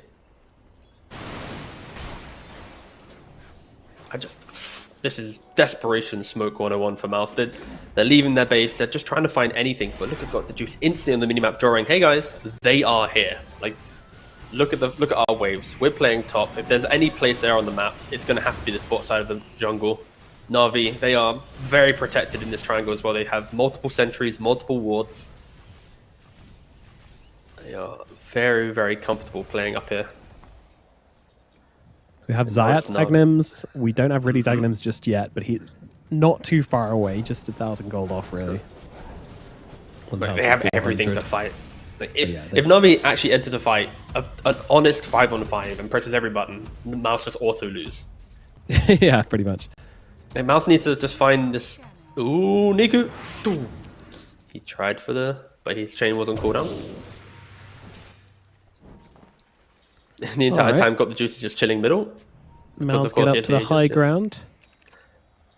Now, okay, if you're an audio listener, got up to their own high ground. They're scared. They're in their base. So I was like, this is hype. They got to the high ground. They're doing the it. high ground. No, they're running away. They're very they're running away. Yes. Yamich. Wait, what? Could he land a god hook to sort of turn this game around for them? I mean, that was kind of cool from Zayat. It's like they blink and fail, and they're kind of like, what if there's an instant hook? So, do I go to Disruption? Crystallis. Woof. Another borrowed time just for looking at Brood. Yep, how dare you. Zayat's attentions were elsewhere, but of course he wasn't locked down anyway, so should have just manually triggered the ulti regardless. He's always ready to do that. He's got the juice, get started on this tower. Come at me, guys. Come on. We're talking about smurfing them. Whoa, here we go. Ravage comes through onto mid one. He's going to be the target straight away, but hooked back by Yamich under the tier 4s. And they can't go that deep for that kill. Split coming out from Boom as well, so that's going to keep them alive for now. And there's good damage coming out onto Zayat. However, a kill is looking unlikely for either side at the moment. Actually, Boom, he's running out of Furling, and he is about to fall. Has to come back into mortal form, and then he gets killed off. Boom goes down. Celery going to follow. That's 2 heroes dead. Chrysalis going to be the next target here. Don't forget, he has no ultimate for another 20 seconds. So Chrysalis is in real trouble right now. Celery's trying to help him out. He makes it back to the fountain. Chrysalis will survive, but in the back, Boom, he's cut back into the backlines. Insta feeds his life away again. There's a dismember out onto the Spider, but the Spider, he's still got an Aegis, so he's more than happy to be locked down for the time being. Chrysalis, his ulti is back again. Disruption, though, going to waste most of the time inside of that borrowed time. And now a blink back to the fountain will be required. Celery still alive for now. Once again, cowering inside their own base. Yamich, he does have that buyback. He'd really love to use it to hook somebody into the fountain. Somebody they can look for a kill there, because that's basically what it's come down to MOUZ at this point. Can they hook someone into the fountain? I think that's their only option to turn this game around. Chris is able to blink out of the disruption, but Celery not so lucky. Celery all full. And also, how the hell do you hook anyone when there's like a bunch of spiders on the floor, bunch of spawn spiderlings, even your beast master? Ready, he has the axe, let's go! Yeah, let's see it. Oh, okay. Oh, It did there it nothing. is. The Abaddon Illusion comes in to help them take the take the base. Thanks, Tower dies. Oh, Yeah. That's how the Dark Portraits usually go, to be fair. Yeah, there's some fights where it just disappears. Again, using it whilst they're at their fountain is something, but either way, The hook Pudge shows, gets Pudge used, dies. and Yamich will die. Ah, boy. MOUZ, it doesn't quite work out for them. They will tap out of game number 3, which will mean that Na'Vi get some revenge from the last qualifiers and bring themselves through to that finals against Falcons, assumedly. I haven't checked the other stream. Wait, right now, but update, quick thank update. you. Game 2, if you want spoilers, Zero Tenacity won a 72-minute game against Falcons, so they are going to a game 3 in the other damn. series. So right now, Okay. we know that Na'Vi have progressed to the upper bracket semi-finals. They are one best of 3 away from locking in their ticket to ESL One Birmingham. They do not know their opponent as of yet, as there still is a game 3 going on. But the script of the last qualifier, the fact that MOUZ beat Na'Vi, Falcons beat their opponent, they got to play against it. That's not happening anymore. We have a brand new script for this qualifier. And I think for Na'Vi, after game 1, they had a wake-up call. Like the draft in game 1, it was so clunky, it was so lost. They got outplayed in the pacing of MOUZ. But game 2 and game 3, showing us the Grimstroke, I think, in both games, the slight adaptations, the Broodmother as well, just big heroes in RV. So I think, yeah, game 2, game 3, it was refreshing to see. I think some heroes that we don't see too often completely broke MOUZ. So yeah, Na'Vi, game 2, game 3, great. Game 1, don't want to see it again in this qualifier. And then for MOUZ, just unfortunately, the adaptations weren't quick enough in the series compared to Na'Vi, where, yeah, they just couldn't ban out everything, it seems. Yeah, no, it didn't quite work out. And yeah, Na'Vi had a revelation. More legs, less problems. They grabbed the Broodmother 2 games in a row and got the juice, turns the games inside out. MOUZ stuck in the webs. And that's going to send them down to the lower bracket. And, I think the only thing more exciting than the bracket being exactly the same as it was for the last qualifiers would it be to be the exact opposite. So I'm going to go watch the other stream and see how Zero Tenacity are getting along and see if they can flip this shit on its head, because that would be pretty exciting as well. Guys, we have got a break coming up whilst we wait for the next series to start. So go and check out the other stream. Go and watch Zero Tenacity versus Falcons. We'll see you very soon for the next series here at ESL Birmingham Western EU qualifiers. Anything I ever had.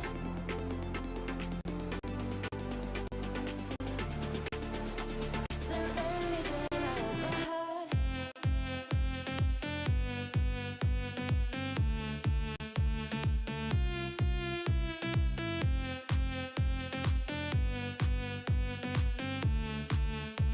Than anything I ever had.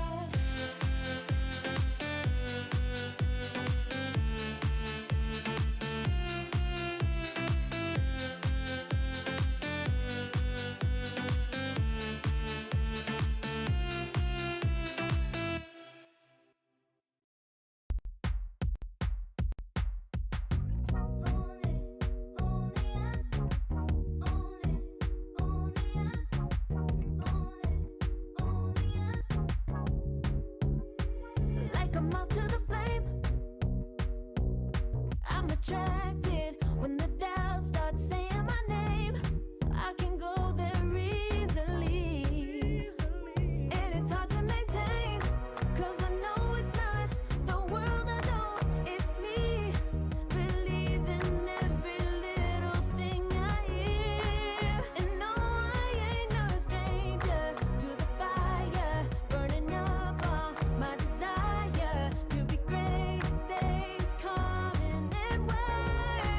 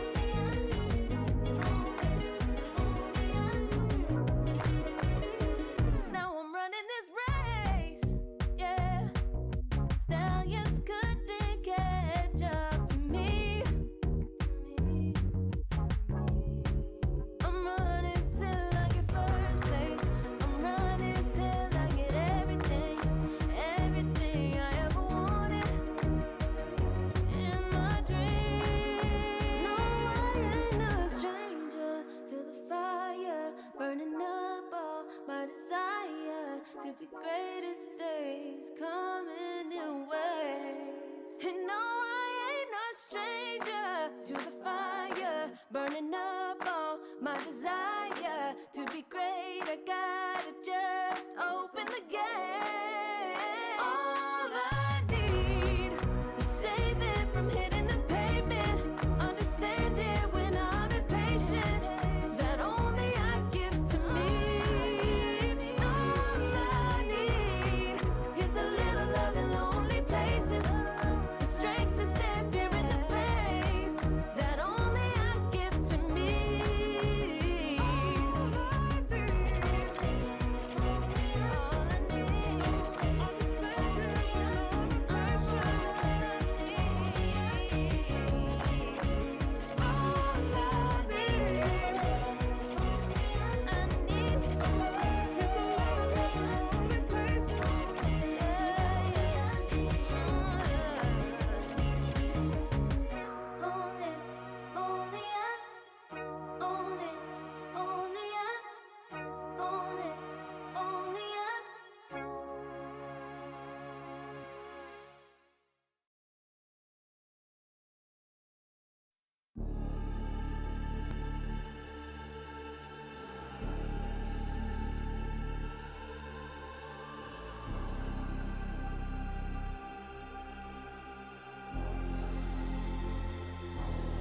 You'll be free when I set you free. I breathe you in, but all your sins won't disappear. You can see it's true that I want only you when we'll break free. Together, you and me. Take me in your arms and let us rise high up to the stars where we can fly. So come with me and pray. I want you to play my games and fulfill my black desires. So break my heart and leave me. I only need your body. So I'm saying I'm in love with you, but I don't care much about you. Where you've gone, I would find someone new. I cannot lose. Fall into my arms and let us rise high up to the stars where we can fly.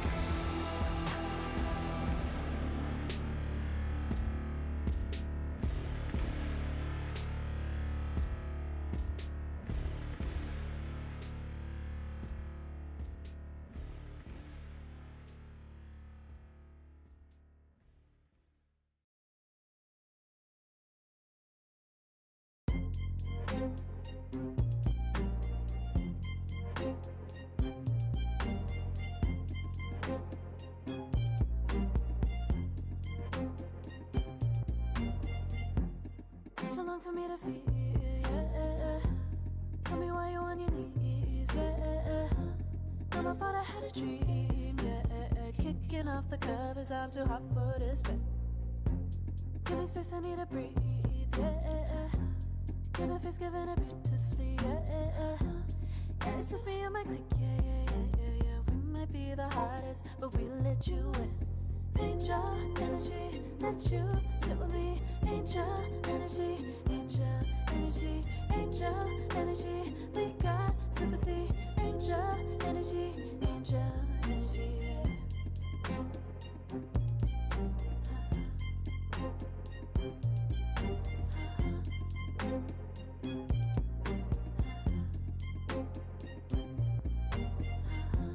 Take the time to breathe and rest.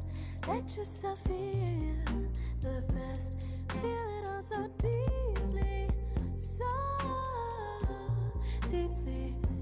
Divine with how we be, yeah. Aligned with everything, yeah. More than a dream. Vulnerable and strong, yeah, we feel everything. Angel energy, let you sit with me. Angel energy, angel energy, angel energy. We got sympathy. Angel energy, angel energy, angel energy. Let you sit with me. Angel energy, angel energy, angel energy. We got sympathy. Angel energy, angel energy.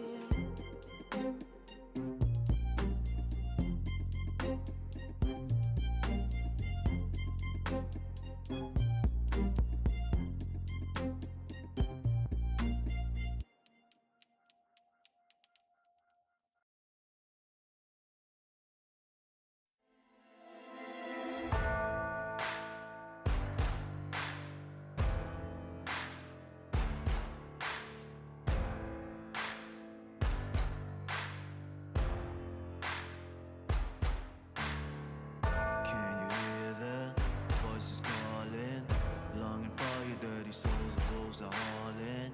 Can you hear the voices calling? Do you feel how they are dragging? Waiting for a second to push you to your limits, going strong and feeling better. But do you feel them? Can you hear them say?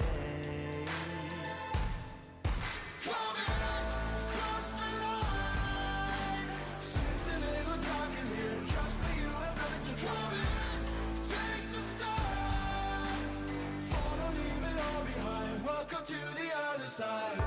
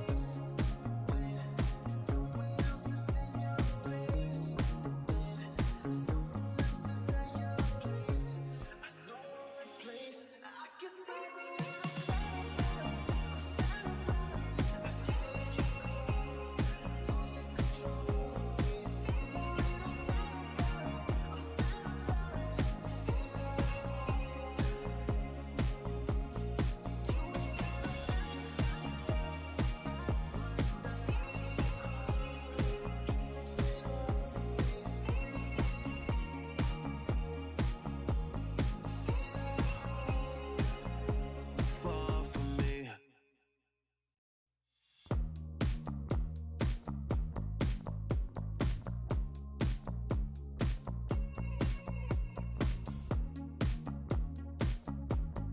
Girl, what's this shit about?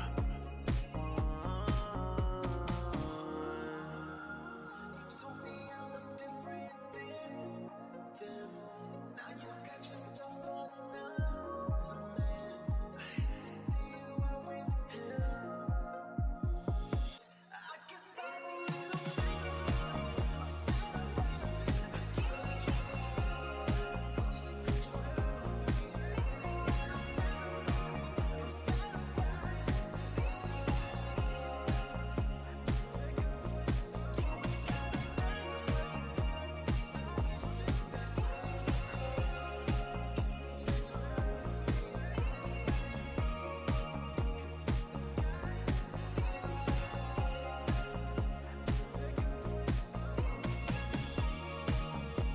So we should be floating to wherever we're going. 'Cause if the sky is an ocean, then we're going slow motion. So we should be floating to wherever we're going. 'Cause if the sky is an ocean, then we're going slow motion.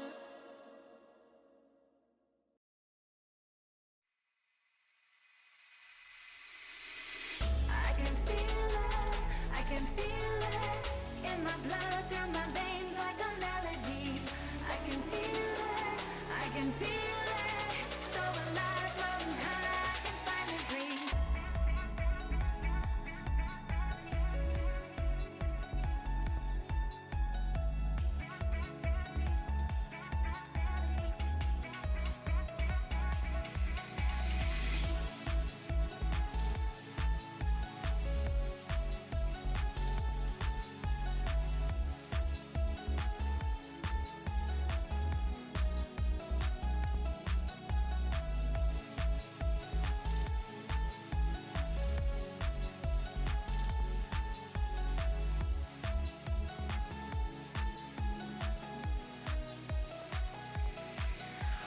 Lately, I've been feeling lonely. Want you to call me, promise me you'll always be there. I've been getting so high, I can feel it. I can feel the gravity pulling me away, pulling me away.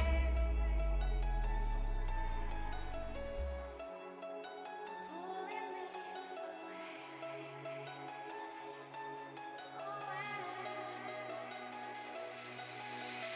I can feel it in my blood, through my veins like a melody. I can feel it, so alive, floating high, I can finally breathe.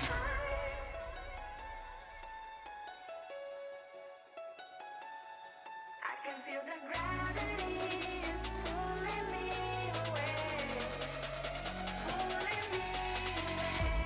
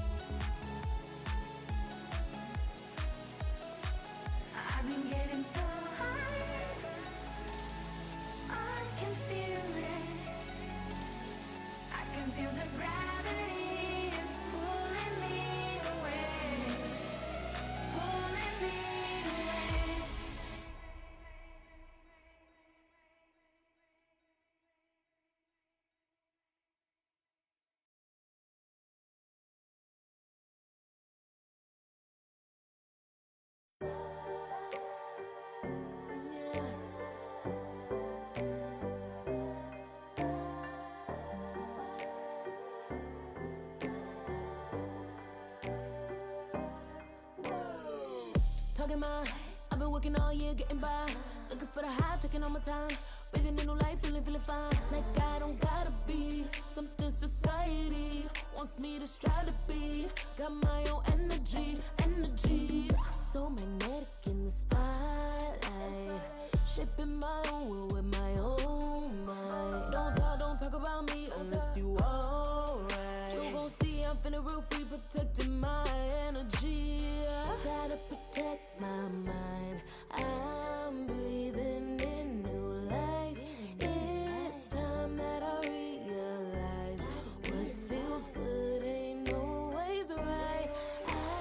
Making changes, I got me a new strut. No more settling, I'm running out of good luck. Never chasing, I attract, I'm busy going up. If you see me, come correct and keep it on the book. Get it, how I live it, that's the motto, how it goes. No more riches in it, distance, hit the lotto, I'm the one. Not denying myself anymore, I'm done with it. Sky is the limit, I'm living like widow. Energy, energy, energy. Feeling free, feeling free. Energy.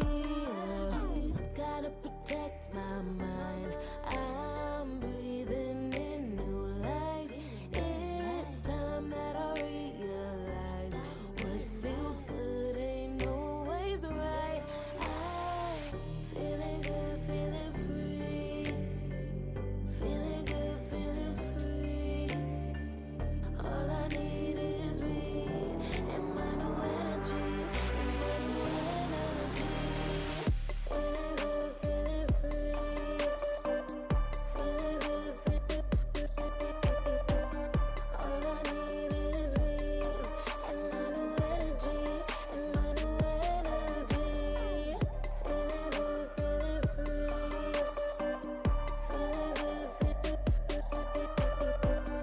All I need is me and my new energy. And my new energy.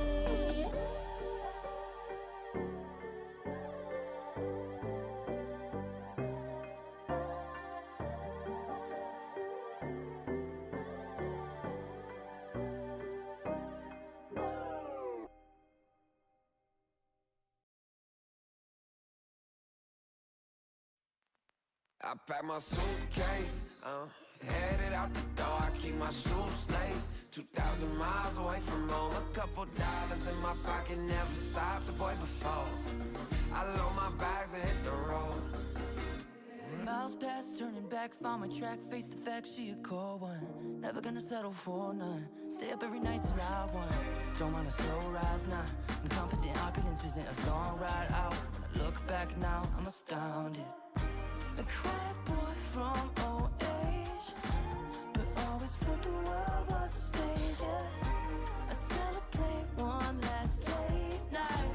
My old life ain't staying. I pack my suitcase, headed out the door. I keep my shoes laced. 2,000 miles away from home. A couple dollars in my pocket, never stopped the boy before.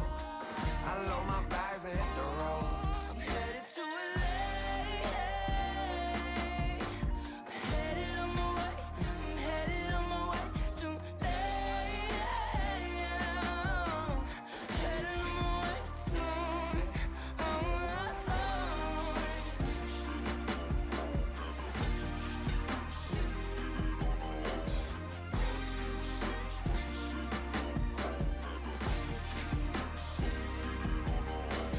Couple thousand miles, throw it on the dash.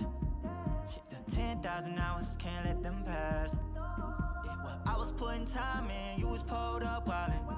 You always had shit to say, now when I see you, it's silence. Thought I have a Grammy by 25. Commas after commas next to dollar sign, yeah. To remind myself why I'm living this life. Look at all the late nights, it'll all come in due time, yeah. Made for the fight, for the pain and the climb. Tied to the life I chose. Stay through the night, another day, not a dime. Race against time. Yeah. I couldn't just lay by and wonder what I could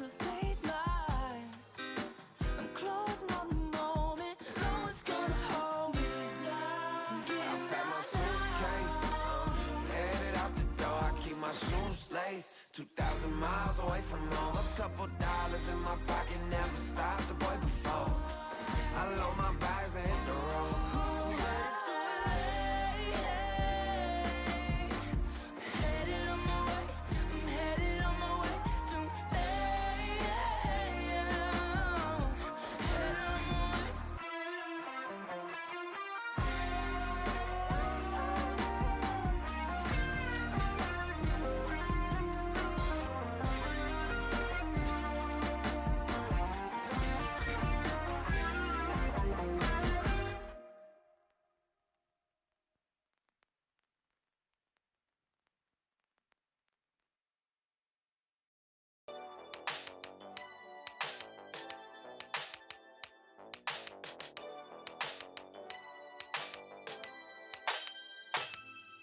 Ooh, that day that boy walked my way.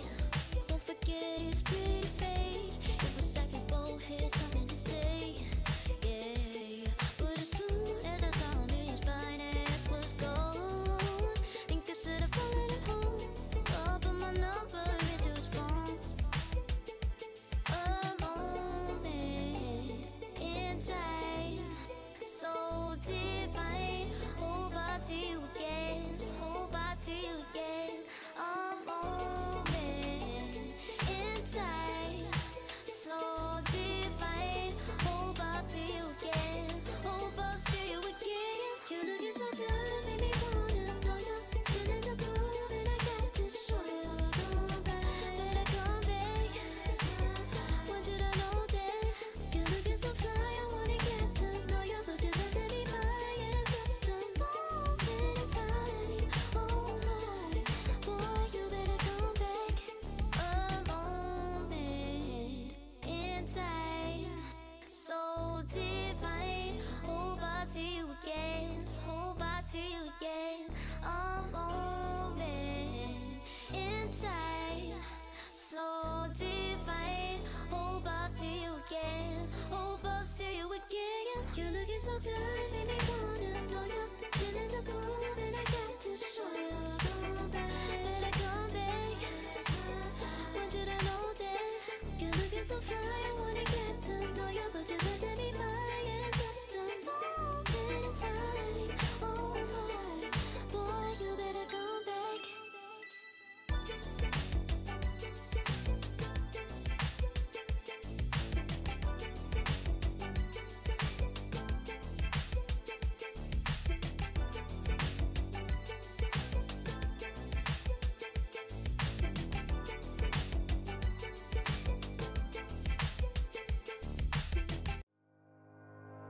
Think about it every night when I close my eyes. You're on my mind. I try to quit a million times, but it takes me high. Like you're so divine. You give me everything. Don't know what's happening. I need you like medicine. You're my everything, everything. And when I think about us, sweet lullabies, I wanna keep this moment here forever. No goodbyes. And when I think about us, sweet lullabies, I wanna keep this moment here forever. No goodbyes.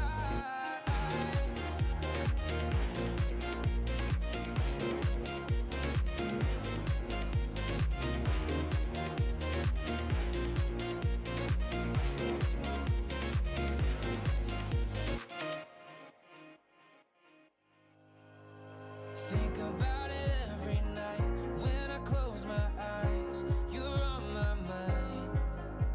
I try to quit a million times, but it takes me high. Like you're so divine. You give me everything. Don't know what's happening. I need you like medicine. You're my everything, everything. And when I think about us, sweet love.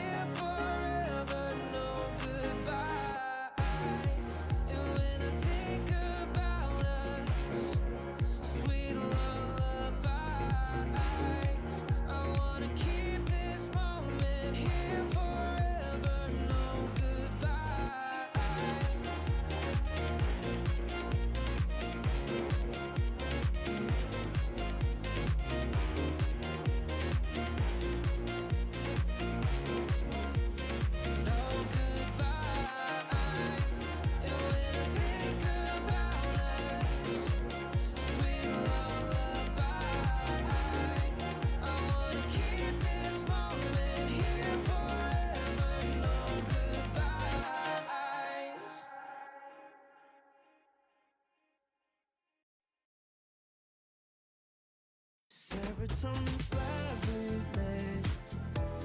Sequin in the light, embarking your energy.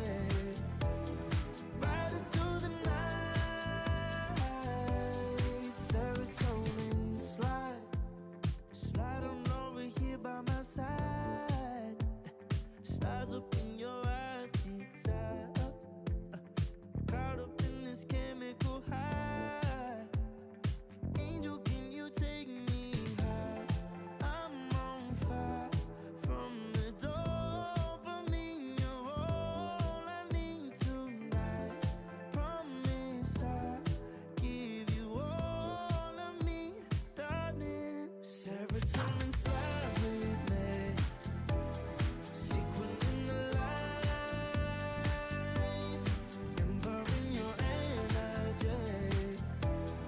Riding through the night.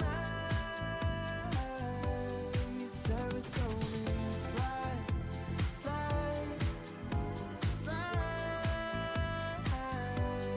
Serotonin slide, slide, slide. Serotonin slide. Slide up out of here like we're tired, but really we just about to get wild. Loving at the speed of light. Your body, I can help but admire. I'm on fire from the dopamine. You're all I need tonight. Promise I'll give you all of me, darling. Serotonin slide with me. Secret in the light, embarking your energy. Riding through the night. Serotonin slide, slide, slide, slide. Serotonin slide, slide, slide, slide. Serotonin slide. Serotonin slide, chemical high. Dopamine dive, love, take it higher. Serotonin slide, chemical high. Dopamine dive, love, take it higher. Serotonin slide, chemical high. Dopamine dive, love, take it higher. Serotonin slide, chemical high. Dopamine dive, love, take it higher. Slide with me. Secret in the light, embarking your energy. Riding through the night. Serotonin slide, slide, slide, slide. Serotonin slide, slide, slide, slide.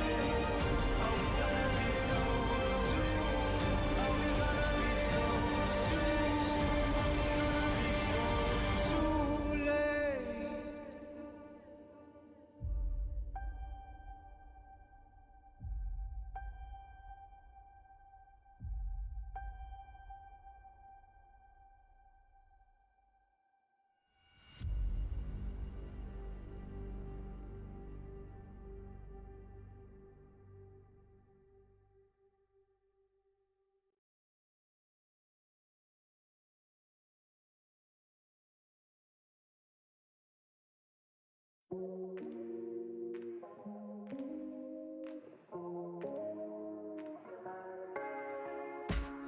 way, I'll regret the first time with you. And baby, you make a moment every time I lay eyes on you. But do we care? Do we dare? Keeping this going. Let's live in the moment, yeah. I want to know. Keep this on the low. Between the two of us.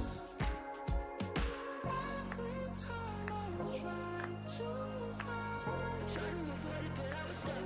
You turn up the heat when you back it up. Try to stop the flame. The discipline melts away. It isn't enough to wish for change.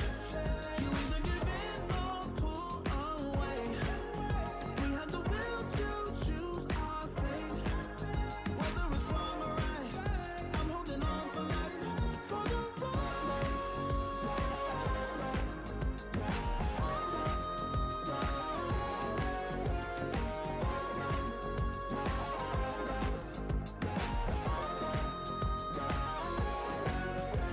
The day we woke up, lying in a pool of shame. Tears and makeup printed on the pillowcase. It's hard to apply restraint. I'm trying to stay away. It's so magnetic.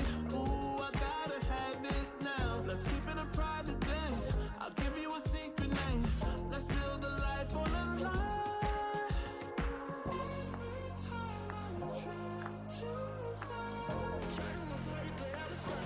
You turn up the heat when you back it up. Try to stop the flame.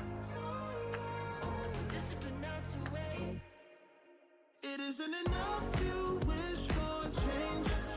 You either give in or pull away. We have the will to choose our fate. Whether it's wrong or right, I'm holding on for life. For the ride.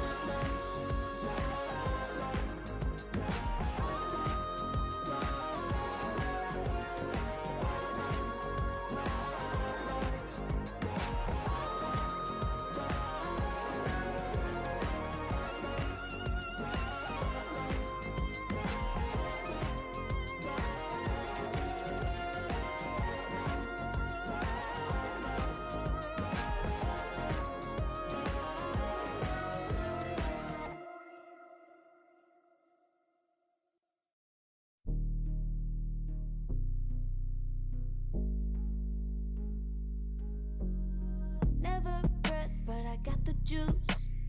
Taking the lead, that's just what I do. I made mountains move with one hand tied, and still this world ain't satisfied. Everywhere I go, they stop and stare. I tell the truth, I take it there.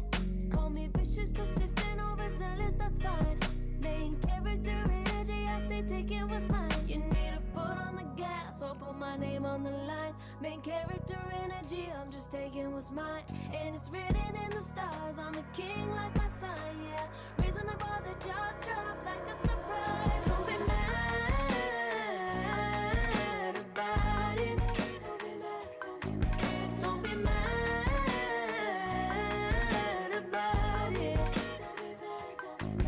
I don't play the game, nah, I make the rules. Cards close to the chest, and I don't play no fool. Don't be mad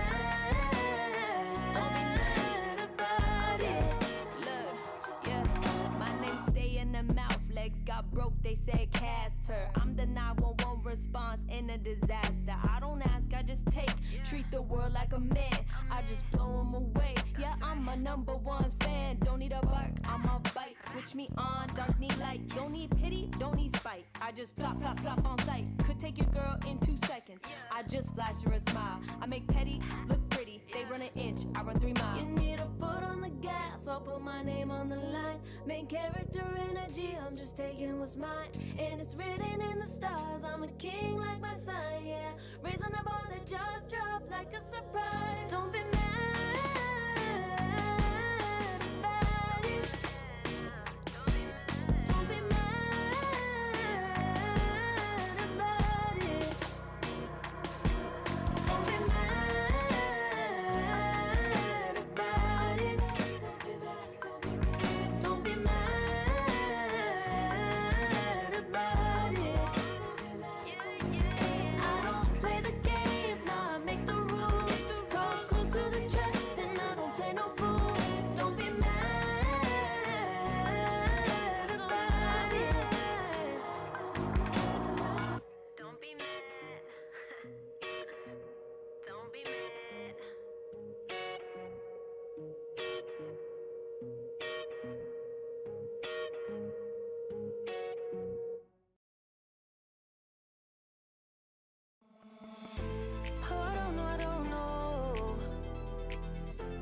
to put it together.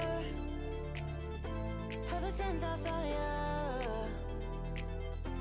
my life just got better. Better than this, better than that, better than anything I ever had. Better than this, better than that, better than anything I ever had.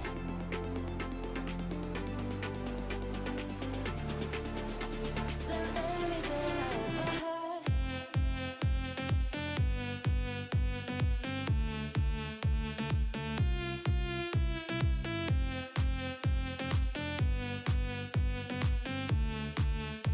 Than anything I ever had.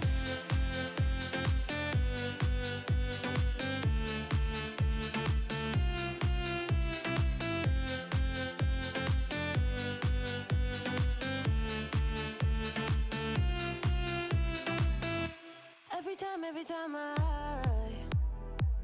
start to doubt if I'm good enough, looking straight in your blue eyes makes me feel better. Better than this, better than that, better than anything I ever had. Better than this, better than that, better than anything I ever had.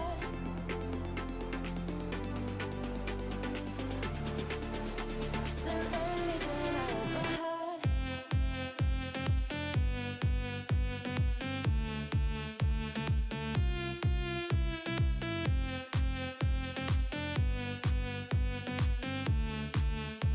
Than anything I ever had.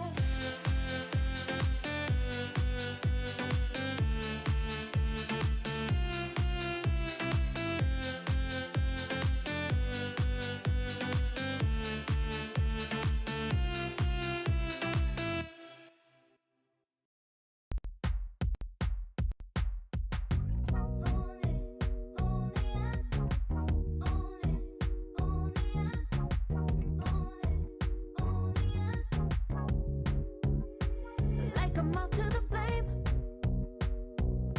I'm attracted when the doubts start saying my name. I can go there easily, and it's hard to maintain, 'cause I know it's not the world I know, it's me. Believe in every little thing I hear, and no, I ain't no stranger to the fire, burning up all my desire to be great. It stays coming in waves.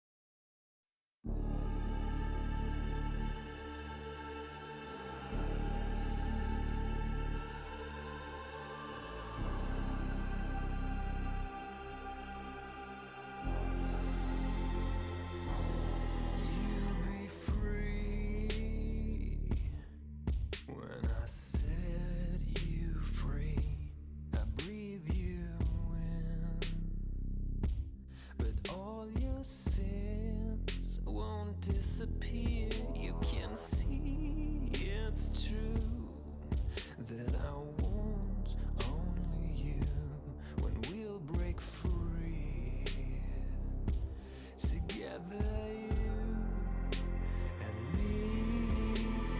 Take me in your arms and let us rise high up to the stars where we can fly. So come with me and pray.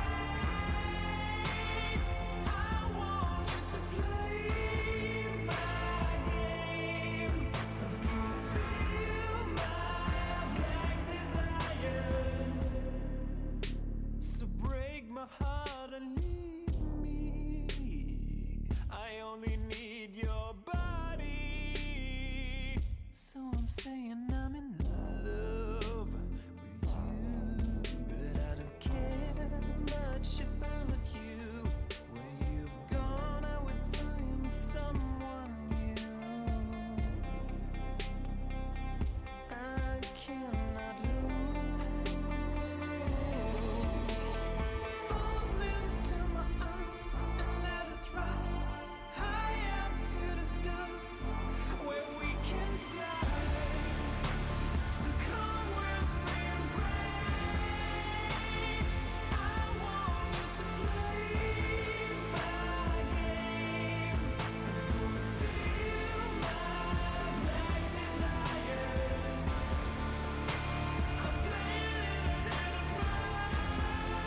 Forbidden love will be observed by you to reveal my black desires.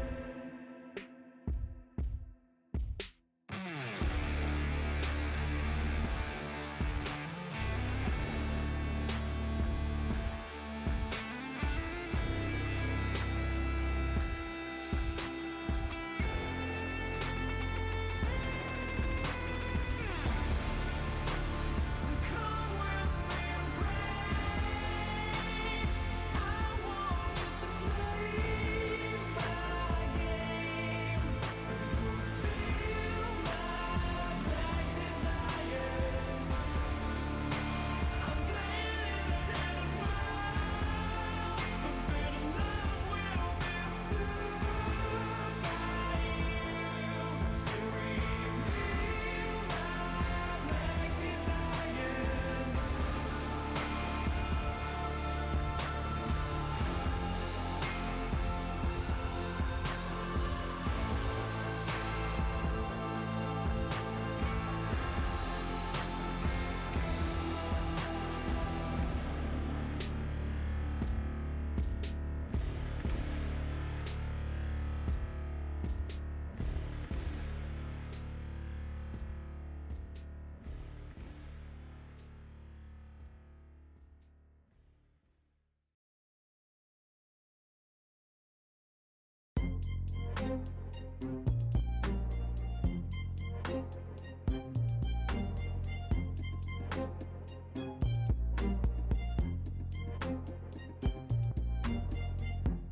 Took so long for me to feel, yeah.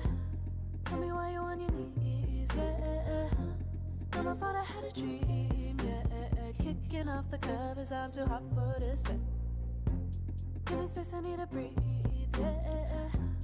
Give a face, giving it beautifully, yeah. Yeah, it's just me and my clique, yeah. We might be the hottest, but we let you in. Angel energy, let you sit with me. Angel energy, angel energy, angel energy. We got sympathy. Angel energy, angel energy.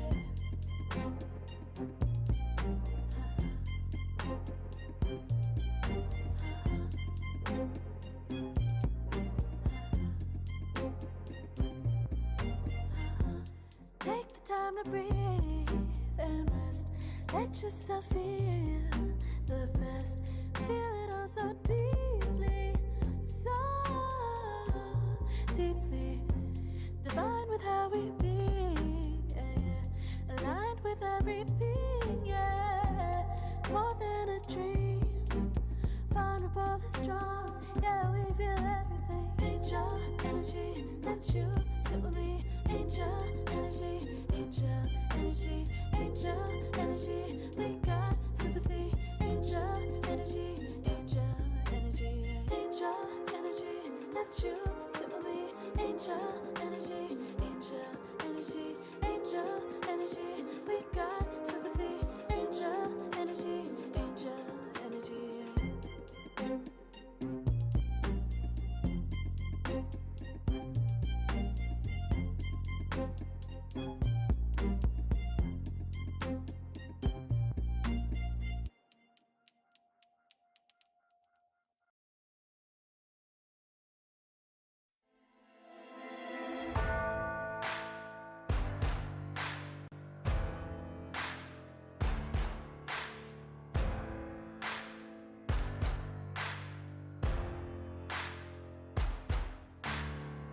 Can you hear the voices calling? Longing for your dirty souls, the wolves are hauling. Can you hear the voices calling? Do you feel how they are dragging? Waiting for a second to push you to your limits, going stronger, feeling better. But do you feel them? Can you hear them say?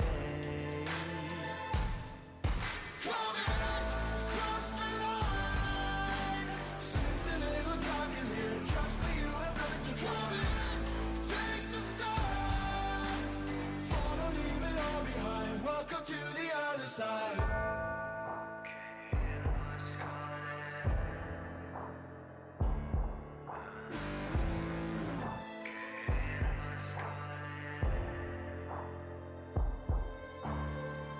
Do you feel how they are dragging?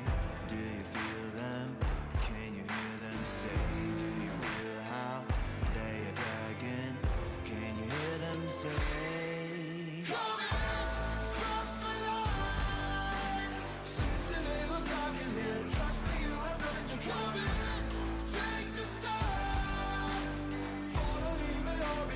Welcome to the other side. Cross the line. Seems a little dark in here. Trust me, you have nothing to fear. Take the start. Follow, leave it all behind. Welcome to the other side.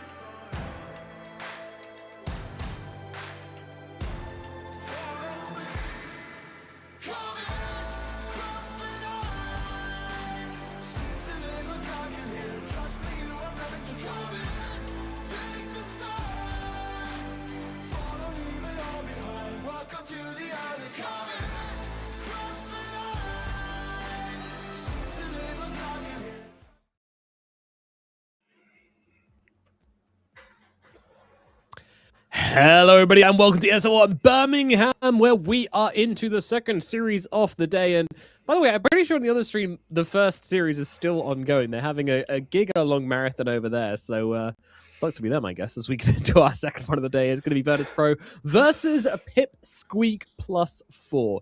Robson, what can you tell me about these two teams? Oh, well, let us start with the obvious one. Pipsqueak +4, because everyone knows about VP. You know, they're this, ex-Shopify looking ragtag team that might make it, but kind of is trying to make it kind of a trajectory.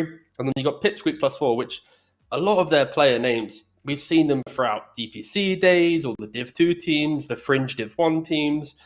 Pipsqueak themselves have made multiple roster changes, but I always look at this type of roster, and Nande, Copy, Palantimos, Eki, and Ike can go, fair play to them. I feel like at any minute they can upset a team, especially in this qualifier where it's like you're only 2 best of 3s away, maybe even 3 best of 3s away, depending if you lose this one, from getting to ESL One Birmingham. My apologies.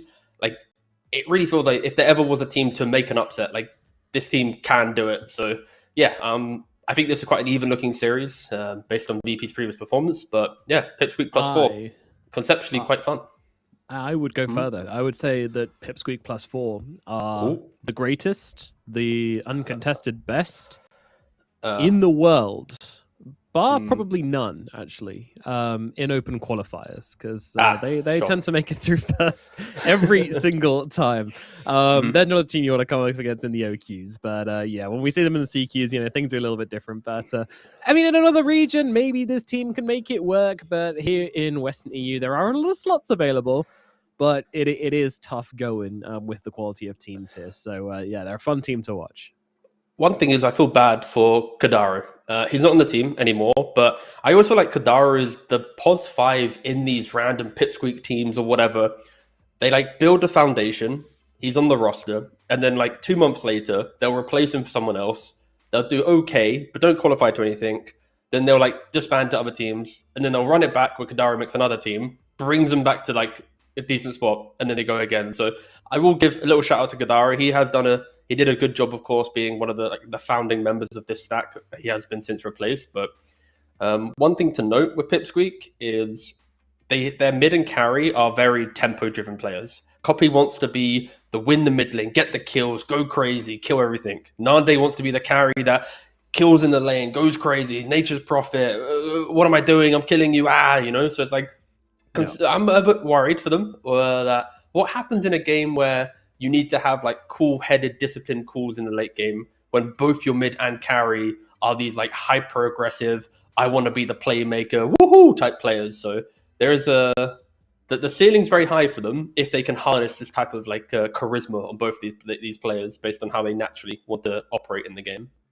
Yeah, to enable that though, in outside of qualifiers, you're really looking at a team which has flawless execution, plays really fast, can win their lanes well to find that momentum through the mid game, and then sort of fly through from there. And that's not reliable, unfortunately, in these games. So you do need to make sure. I think a lot of that comes down to supports, making sure that they're making the rotations to fix things, to find opportunities, and to enable at least one of these, either Nande or Copy, to sort of pop off, and the other one to sort of support them in doing so.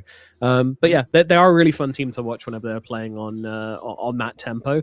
When they're not playing on tempo, though, I feel like they can look very lost in games. I feel like when they're behind, they tend to really struggle to find their place and find that moment to come back. So we'll see if they're able to improve on that in these qualifiers.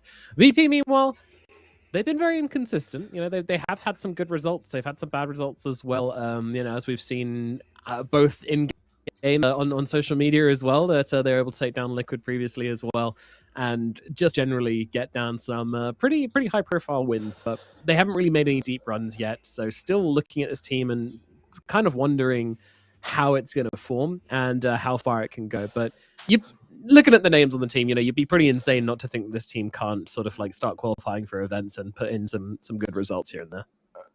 Yeah, I guess on paper they're meant to be a team. I say meant to as if it's they auto get it. They're not. You have to earn it. But on paper they feel like they're a team that should be annoying other teams on LAN, turning up. Maybe they get 9th to 12th or top 8. That's kind of where they land at the moment. But they're not anywhere near it. Right. The qualifiers are struggling.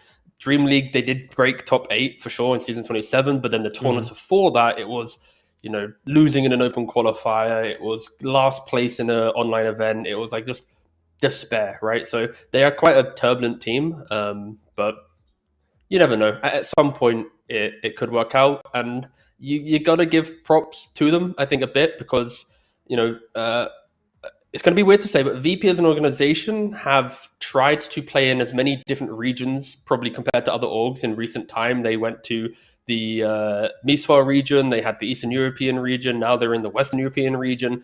They have, as an org, tried to make it to LANs any way possible. And honestly, with this type of roster, they could have easily tried to play NA and just do that thing, because their org has historically been a go to the weakest region style in the last year. So fair play to them for not running to NA with a ex-NA looking roster and actually tanking one of the hardest regions in the world. So I guess that's one kind of props to them. But yeah, it's just difficult, very turbulent in Western Europe.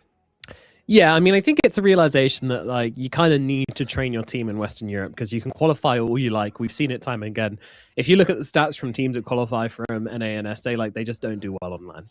So there's not really much point making it to LANs if you can't put up results. I think has been the kind of shift in mentality recently. You have to be doing well at these events. Well, we've been a bit of the delay as Pipsqueak squads get into lobby, but you know they're still made it on time. We've done the coin toss and everything, which means we've got a draft. So let's jump into it and find out how this game number 1 is going to shape up. Who's your kind of biggest sort of underrated hero at the moment? Who deserves a bit more playtime? I will ignore Grimstroke because I just hyped it up for a previous series. But part of me is leaning towards a little bit of the Witch Doctor. I think he's got a bit of life to him. And then, yeah, like I think Witch Doctor, Lich, and Grimstroke are my hidden little gems at the moment. All just have annoying moments. Reasoning for them is Lich always has kill threat throughout the entire game with his Shard and Ultimate. Sure, it's a bit memey because it's kind of a pub pick-off thing, but even in a top-level game, that can be quite demolishing. Witch Doctor, I think his recent 15 talent, adding 4 seconds to Maledict. It used to be a 25 talent, but they reduced the time. I don't think people have respected how annoying an additional 4 seconds of Maledict is. And then, yeah, Grimstroke, we saw how good Soulbind was as well in the last game. So, yeah, I think little sprinkles of those 3 heroes myself. Yeah, anyone for yourself? A little bit. Yeah. I'm actually surprised we don't see any more Elder Titan. It's not a hero I play personally, but I feel like there's no reason for Elder Titan not to be in meta. Like he's very good against a lot of the sort of, or he's very good at comboing with like a lot of these AoE heroes. Like even we see him here, Shadow Fiend coming out. I feel like any of these range sort of hybrid damage cores in the mid lane, like I don't know why we don't see more Elder Titan. I guess with Elder Titan, yeah, go on. It's a player specialty thing where like GH of course would happily play it, but it's just, I think it's maybe like an uncomfortable hero for a lot of 5 players. Like if you use your spells wrong, if you aren't able to like utilize it to its top level, you're just victim to, oh, they have a BKB, oh, they're outpacing me. And then certain lanes, you just get countered. If there's any way to stop you from punching in the lane, utilizing your spirit, any stun, any root, anything, then you can feel like you're a burden sometimes in lane. But I do feel like there are some drafts where Elder Titan, if picked, would just demolish. But yeah, I mean, that's kind of why I say that I want to see more. Because, like, you know, we see Clinks and SF as the first 2 picks here. These are lane dominators, so you don't need to worry too much about your support. You just want to sort of double down on an already won lane, then Titan's kind of your boy. But yeah, I mean, I also get what you're saying. And also, like, what happens when the enemy has Puck kills. Storm, right? It's like, I'm just dead, right? Like, there's like many different layers. Dude. What? Oh yeah, sorry. Yeah, my apologies. Yeah. Let's hope they stay still for 1.7 seconds. No, they will. Of course, it's very easy actually when you think about it that way. I just have to be good. Yeah, of course. If you're not using Echo Stomp in your pubs to catch a puck, then you're bad at the game. Sorry, still. Right. Skill issue. But yeah, we do have this Clink hero coming out. This guy, he's had a bit of a tumultuous time as of late. Came big into the meta because he was accidentally busted. His Infernal Shred innate ability was accidentally doing basically 20% damage amp rather than 20% piercing armor. So that wasn't ideal. But they fixed that now. But people are still kind of like, we're in the habit of playing Clinks. Might as well keep picking him. I'm sure the hero's all right as well. But yeah. It's a nice response to Shadow Fiend. Like the carry-to-carry matchup, Clinks fares pretty well. If, again, Shadow Fiend does not go into mid. Throughout the game, you obviously have invisibility to make sure that you set up correctly for the engagement. You have Desolator to accelerate objective timings outside of the fight.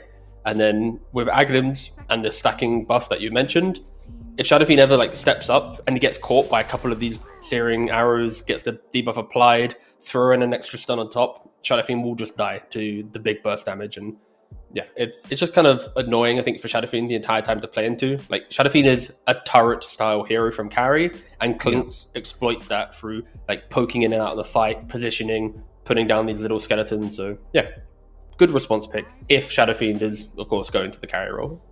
Indubitably. So, We'll see which way that one ends up going. I do love seeing, we've seen it before, haven't we, in the last qualifiers, the SF versus Clinks, where, oh no, I think it was Kez versus Clinks actually, where they're just like two glass cannons of basically whoever found the other just exploded into like a pair of flaming boots, and that was pretty much it. It was quite entertaining. Okay, Undying. I get the Undying pick for the lane, right? Into Brewmaster, you want to try and bully the lane. My fear for Pipsqueak is just you are opening up VP to just take a like lane skipping 4 position. You then don't play the lane. Undying doesn't get to pressure. And then in the game, Brewmaster into Clinks and Brewmaster, not having any lockdown, like hoping to Flesh Golem hit them with other people, but then providing the stun to then have the damage amp. Like, it can get very uncomfortable very quickly. And okay. They take the Shadow Shaman and an Ogre. So yeah, Ogre to the 5 position to enable the Clinks. Of course, Bloodlust, very good for the big damage cores that we're mentioning. Also just such a fat, like a rock in the safe lane. Like utilizing the level 2 timing, getting 2 points of Ignite plus stun. You are just a massive kill threat. And then Shaman, of course, can buy boots, have good move speed, decent armor to skip the wave. So they are respecting what Pipsqueak are doing and just locking in just really strong heroes across the board. But it is a draft that is item based, right? Brew wants to have his Vessel Ags, Clinks wants to have his Deso Ags. Like the last pick on VP will need to be a playmaker, like a Tiny, a Void Spirit, Ember, Puck, whatever, but just a dude that does things whilst everyone just hits creeps. A dude who does things. Sometimes we all just need that. Void Spirit. Cool. Okay. I like this. I think this is a sort of... It's definitely not underpicked. We're seeing enough of it. But he's a great hero, especially when you want to grab like a Vessel or just like a cheap sort of Invis reveal, especially with the Shard. Like there's so many hidden qualities to Void Spirit, which, yeah, you know, he doesn't do as much damage as a Storm. He doesn't have the mobility of a Storm. He doesn't have like the kind of domination factor that the Ember has, but he just does so much other stuff, and he can snowball games as well. So big fan of Void Spirit. Yeah, you can eventually get the Agnums to threaten the Brewmaster pre-split. You can stop the Shaman from shackling for, you know, best part of the entire game. Shaman getting BKB is quite a difficult thing from the 4 position, unless you're looking at like 40 plus minute games. So yeah, there's that available. It really feels like Pipsqueak are looking at, even if they don't kill in lane, they're just trying to lock in, we will farm well. Of course, the Undying, due to the Void Spirit pick, is getting flexed a little bit longer down the draft. It could be the off lane with the Hoodwink, and then they get a new 5 position. That is always an option. I kind of think I prefer that, because like an off lane Undying, you can get like early Crimson, get the auras, Shadow Fiend then free farms his safe lane. He's looking really good. Void Spirit goes annoying in the mid lane, Playmaker, and then you kind of sync up with double aura, Shadow Fiend playing like Chrysalis earlier with like the Mask of Madness, Hurricane Pike. But the thing with Pipsqueak and how Nande plays is like he could easily play the carry Void Spirit, be really annoying, take Twin Gates, level 6, Astral stepping on Clinks, and then Copies being like, whoa, I'm some big, you know, pick off player from mid lane or Shadow Fiend. Like that's I think the treat of having both your carry and mid be so aggressive. Is if they see a read on the lanes and the setup, they'll probably do it. But if we're looking at the most stable approach, Shadow Fiend to carry, Void Spirit to mid, and then Undying offlane or 5. But at the moment, VP are respecting other offlaners with the Underlord. But pretty much anyone who buys an aura is what you need. Just a dude to go, this is my fight, press 2 buttons, and then play out around the Shadow Fiend. Yeah, sometimes that's also what you need, is a guy to press 2 buttons and play around you. I've really made very blanket statements. A guy that goes in so far, yeah. Hopefully the third guy shows himself soon, but you never know. But do you prefer being the guy that goes in to make stuff happen, or the guy that just presses 2 buttons and wins a game? Oh, I'm so anti-aura. Both in, you know, yeah, my social life and also in game as well. I can never play those offlaners which you just kind of buy pipe and stuff. It's just like, no, please. I didn't queue up Dota to do this. I want to use my spells, please. Ooh. Oh, that's a hero. Hell yeah. Screw this aura business. Let's get an Omni in the mix. Okay. I mean, to be fair, Omni Knight into VP's lineup is pretty devastating, right? Guardian Angel into the Clinks. Now you don't care. There's not a natural nullifier buyer outside of Clinks much later on. He doesn't buy it second item. Repel into Ogre and Shaman. Thank you very much, but you can now spectate the fight during Repel. So yeah, pretty good bit. And it compounds to this idea of like they are having this team timing, right? I'm looking at 20 minutes with efficiency in the early game. They should be the ones dictating the fight for the Tormentor, the fight for Roshan, and actually it's going to be a support Omni. I was expecting it maybe to be promoted to a core role somehow, but it is just going to be a casual POS 5 Omni Knight, and all eggs sense in the Shadowfiend basket. Yeah. When you're talking about like the value of the Omni Knight, and I was just thinking to myself, like, I completely agree, and I think like this is a rare opportunity for Omni Knight to have super powerful spells, but also like, does he want to be behind people, and does the hero do much as a position 3 if he's still like buying Radiance and all this stuff? Like it's kind of sticky, but I really like this flex to put him on the POS 4 and now having the Undying as the offlaner. I think this works well, and like you said, you know, who can buy auras? Omni Knight kind of rubbish with auras, but Undying, he's happy to do it. He doesn't mind at all. He wants the arcanes. He wants to go into Greaves, and you know, he's a high strength hero as well to make the Crimson Guard work. So yeah, I'm kind of down for it. I worry about the lane though. I have big concerns about this lane. It's just like a exist lane, right? Omni's gonna just chill. Shadowfiend's gonna farm. Brew's gonna farm, and then it's unlikely that anyone dies. If Hellscream ever steps up too far and maybe gets hit by whatever the third spell is of Omni Knight, Hammer of Purity, then maybe with a Blood Grenade and some raises it could happen, but it's a weird one, I think. My concern for Pipsqueak +4 is just conceptually they're drafted scary when they get together, but if they never get online, then they are just like, it's very scripted. It's Shadowfiend is our carry. Everything else, like all the buffs, all the auras, it's like he does well. So what happens when Shaman gets a blink onto the Omni, he can't press spells, and then Clink's quad block the Shadowfiend front line, and now your carry's dead. Like everything feels like it's moving towards Nande. And I think in the team fights, you'd like to think that VP, the caliber of their players, will eventually identify a way to approach the fight to ensure that Nande isn't, you know, this ethereal being of haha, everything's on me. So again, I think there's a lot of questions VP will have to answer, but we will see if they can itemize and position to be able to deal with what will be an absolute raid boss of Nande. Will indeed. You gotta play up into this guy. Ooh, and the tips are out. Ex-teammates fly and copy, sending them left and right. Clearly, absolutely a lot hate of each other. here. Yeah. Yeah. You can just tell that as well from Copy and Fly, both very aggressive and OG 2.0, that's how bad it got, I think. It's absolutely crazy. Oh my goodness. Yeah, I know, yeah. Strong words. Yeah, strong. Yep, no. Only the truth here. For legal reasons, of course, we were lying through our teeth. Anyway, the game has started. That wasn't. Fly heading down to the bottom bounty. Palantimos. Oh, great. There's so many misnamed players in this lobby. This is going to be enjoyable. Oh, yeah. Wait. I guess for the players, we should say... No. Tomat. No. Oh, He has officially... Get out of cinematic mode. We need to see the name, please. He has officially tagged himself up as the fast, and we must honor that, okay?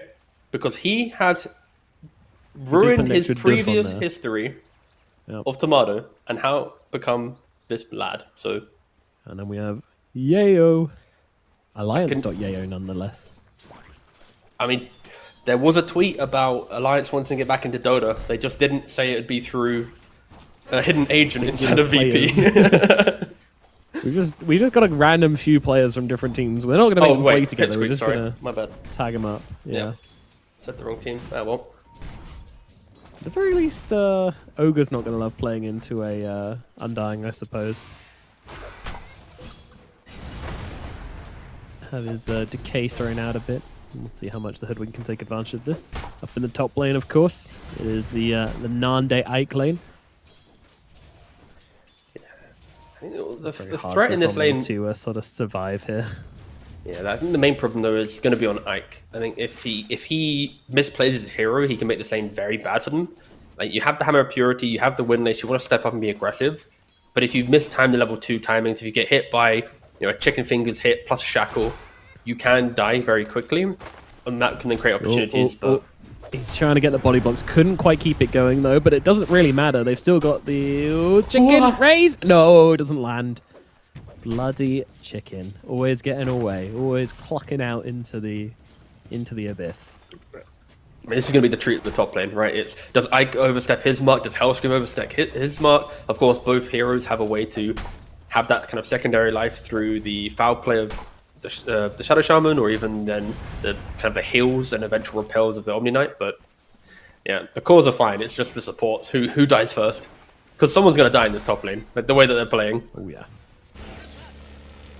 Ike getting busy onto Hellscream. Hellscream's got to be a little bit careful, but he seems to know that Nande doesn't have the most mana. If he wants to pop his wand, it will give him a couple of raises, but not enough to threaten anybody here.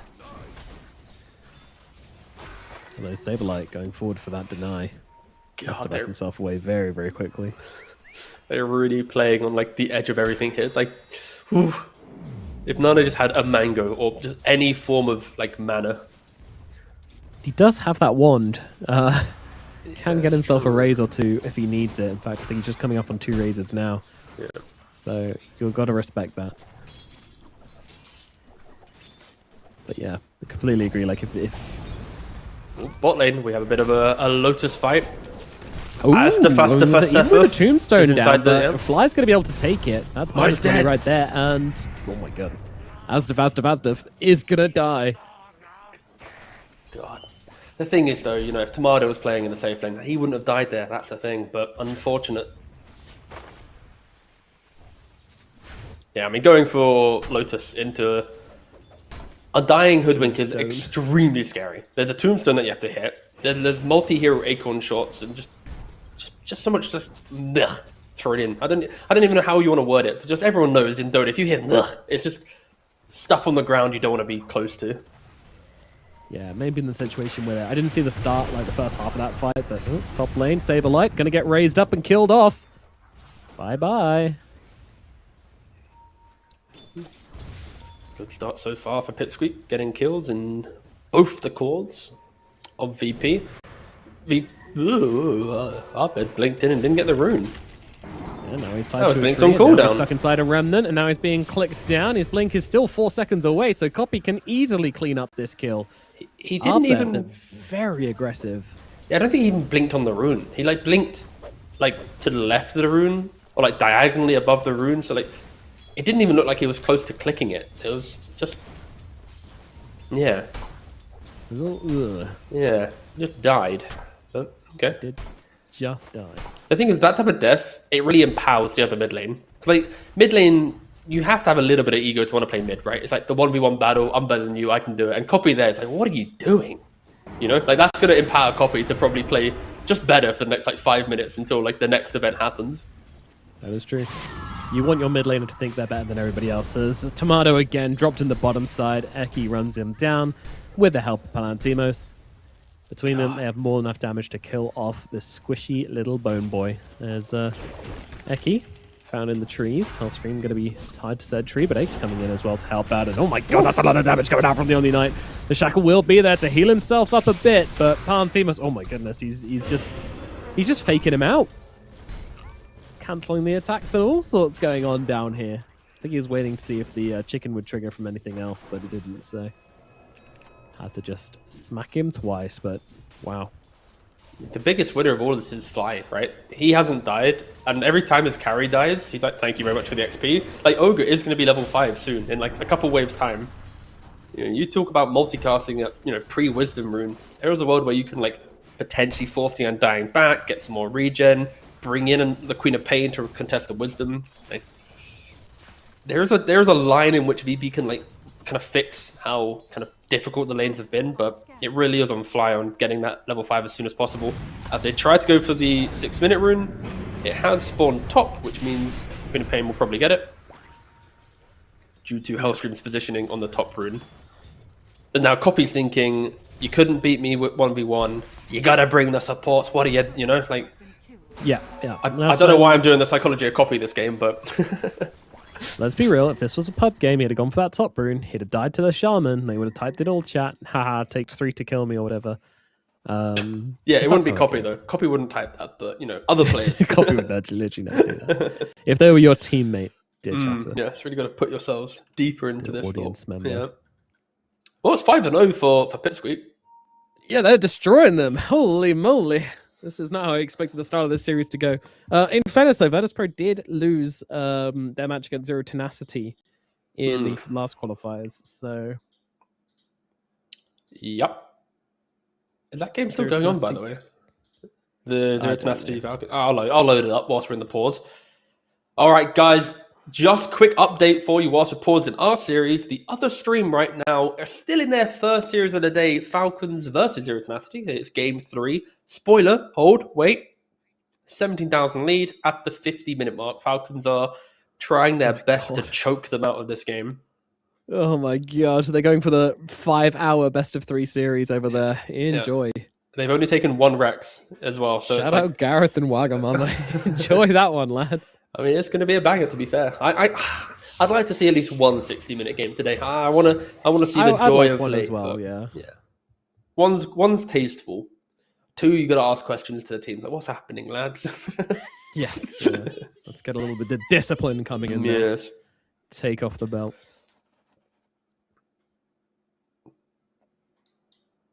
It's very important. I mean, as I've been, I got a dog recently. Been training the dog, and it's taught me so much about myself and also my teammates in Dota. Like this whole sort of negative versus positive reinforcement.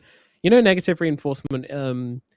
It doesn't work very well because they'll still, the thing you're trying to teach, whether it be human or otherwise, will still do the thing.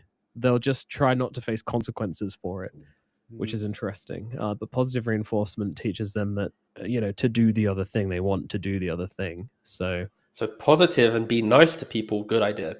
Be bad to people, bad idea. Usually bad idea. Okay, Yes. cool. Just thought I'd simplify that so I understood. Proper scats. Don't know why I had to simplify that. I just made myself sound really It's a very dumb. simple point already. Yeah, it was a but really you simple. I just made a simple You point. have a very low Simpler. estimation of the audience. Like, we're gonna need to really break this down into kind of shapes and colors here. I don't know why I did that. Anyway, really just degraded myself on cast for no reason. Oh well. Either way, self-deprecating humor, I'm sure is a thing. Yeah, people love it. Yeah, I've great. been going for the arcanes on the Queen of Pain. I can't say I've seen this before. I've never seen this in my life, but I'm maybe sure I I want to see it. Is he going for Greaves on mid Queen of Pain to then? It might be the Greaves. Yeah. He's pausing. Like, I can't get these arcanes out my quick buy, guys. Okay, they are now gone from his quick buy due to the disconnect, so that's promising. Phew. But he has My the goodness. Sage, so there's a chance. He seems to be committing to. I think that's more. I think he's doing it. I'm just trying to figure out. Like why. Greaves is very, very good. With the changes over time, like it getting cheaper. Sure, there's not the armor anymore as an aura when your teammate are low, but like having a free of charge HP plus mana burst to your team plus a dispel is always going to be very good in the game. Like conceptually, very, very good. Whoever can buy it is going to feel just like a king in some of the fights. But often it's Or a offlaners. queen. Yeah, or a queen. Yeah, true. But yeah, I'm intrigued by the Queen of Pain option. That's the joy. It could be a thing in pubs, or even, to be fair, I've not seen it bought in the Eastern European games that we covered like a week ago for Dream League qualifiers. I didn't really catch much of the Western European games, so it might just be a thing that was in Western Europe. We haven't seen it yet because we were just covering a different region, and we're like a week out of date on the meta, or at least the Western European meta. So that is always a chance, but yeah. If he does commit to the mana boots, then my only assumption is Greaves. Yeah, I mean, yeah, as you said, Greaves good, and Dispel against this Aghanims, which is inevitably coming from the Void Spirit, is God. Fine. Pause. Woo! Yeah, He's bugging. he's Oh, no. bugging. Yeah, I mean, so am I. I'm getting. Are they on different ping? Are they not on boot camp? Let me check. 19. 18. Okay, yeah, I guess they could be on different PCs. locations, not PC. Oh, they're obviously on different PCs. That'd be really impressive. I hope so. Our PC is struggling to run 260 Dota, guys. VP's struggling so much with finances. They got one PC for their Dota team. We're all connected. Split screen as well. Yeah. Of, Split screen. Like Mario Party. Guys, trust me, it's going to be really good for team cohesion to all be playing. That's why Queen's got the mana boots in quick buy. She thought she queued up treads. She can't see the pixels. Which character am I again? You're top left, top left. I thought it was bottom left. I've been walking into the wall the whole time. Arbed's controller's not even plugged in. You know, he's playing. It's Boba playing. It's the old school 2-player situation. I say controller like they're playing on Steam Decks or something. Christ. At what point do you... I feel like there needs to be some mini punishment for pauses during a game. Obviously, I know tech issues exist, but there needs for the fans to be engaged during the pause. There has to be something there needs to be some type of thing that happens to keep the energy going. You know, maybe after X minutes. Yeah, sure. Like some Flappy Bird, and then chat gets involved, and they have to fly the disconnected player through, I don't know, the admin rulebook or something, so they get fined or something. I don't know, but there needs to be something. Yeah, I agree. Even a timer just to show you how much pause time they have left would kind of I think you'd give it some context. Yeah, that's a good point. That'd actually be hype. I'd be so invested if I saw a countdown clock. 10-minute ban. Ooh. No draft time. You're out of pause time. Will the enemy team give you their pause time? That's always a great discussion, because I think on LAN I would lean towards yes, but online I would lean towards no, because you just never know with your own internet problems or whatever, right? So there's a different online expectation. I don't think you don't have pause time allocations for online, because it's assumed that if you pause, then it's an issue with the tournament organizer, isn't it? Or you mean online? If the tournament, yeah. If the tournament organizer's PC doesn't work, you go, "Oh, sorry guys, you have to keep." Yeah, true. Nah, sorry. What? You said online, I got confused. Bro. Yeah. You said my bad. But yes, on LAN it doesn't matter. Online, it's team gets whatever 10 minutes or whatever. Yeah. Oh my god, this Clinks is getting destroyed. He doesn't have any health. That's finally... Oh, TP away. But goodness gracious, that was a little too close for comfort there. But yeah, Clinks getting jumped when he's got 600 HP. 7 minutes into the game is not a comfortable watch. Yeah, the lane is just brutal. Meanwhile, mid, we have Arbed getting jumped a little bit here, but Ike a little bit off the mark there with that purification, so Arbed won't be falling just yet. You're starting to see sort of the awkwardness of this pairing. It sounds nice on paper, the Void Spirit Omni Knight, but it's top lane range is the problem. And yeah, okay, they're going on to Nande with the split coming out and all of Hellscream's damage. They will be able to take him down. Nice kill there onto Nande, whilst Ike was at mid, immediately called from Arbed, and they react appropriately on Saberlight and Hellscream. And very cool micro from Saberlight as well. When they go for that aggression, he gets the split pre-requiem, but he instantly runs the Wind Panda, Air Panda, right underneath the tower, scouting out for a potential teleport from someone else to try and lift them up in preparation for that save. So yeah, clean kill from VP, good micro from Saberlight. They get the kill on top, but now with no split, there is a target on your back. Yeah, copy. He wants to jump, but Saberlight is already gone. He reads it well, and he gets himself to safety. Yeah, perfect. And all this time that is far up here at top. I mean, the focus towards top, I'd argue. I mean, Hellscream, he walks up, gets found by everyone. Yeah, definite death. That's for sure. Eki throws out the bushwhack, but doesn't really contribute to that kill. It's fine. And he's going Grooves on the Queen of Pain, sorry. Just to quickly do a quick refresher update on that one, but I think VP's issue in this game so far has just been, I mean, obviously their safe lane is the big problem, right? They've not been able to utilize Ogre. Clinks has just died twice, of course, under Undying Hoodwink. I'm expecting the Clinks to have a hard time, but I think Fly just has not really utilized the strengths of Ogre in the early game. He's kind of been just missing, I think, from the early game. Like, if you join with the Queen of Pain, you can get killed. If you twin gate to top and put Ignite onto a Shadow Fiend, you can also apply pressure. But because of how much threat Clinks has been under, he felt more like a bodyguard rather than an aggressor in the early game. And it's just difficult. I think Ogres excel when they get to kind of showcase multicast across the entire map. But yeah, Clinks just having too hard of a time. And as I say, he's a bodyguard. He's also going to walk up this high ground, find two heroes, and probably die. Hey, boss. there's some heroes up here, boss. Yep. Father says thank you very much and just scuttles himself away. Ooh. Saberlight has split again in... Oh, it was on cooldown for 2 seconds, but he has it available once more, so that could be a call for Flyer when he respawns to go poke his head around the map and look for a setup kill with that, but yeah, the problem is Clinks by himself bottom, Omni and Shadow Fiend rotating in, Bushwhack misses, and he scurries away. Or scurries in. Yeah. He wants to see what's up. Oh my goodness, Saberlight.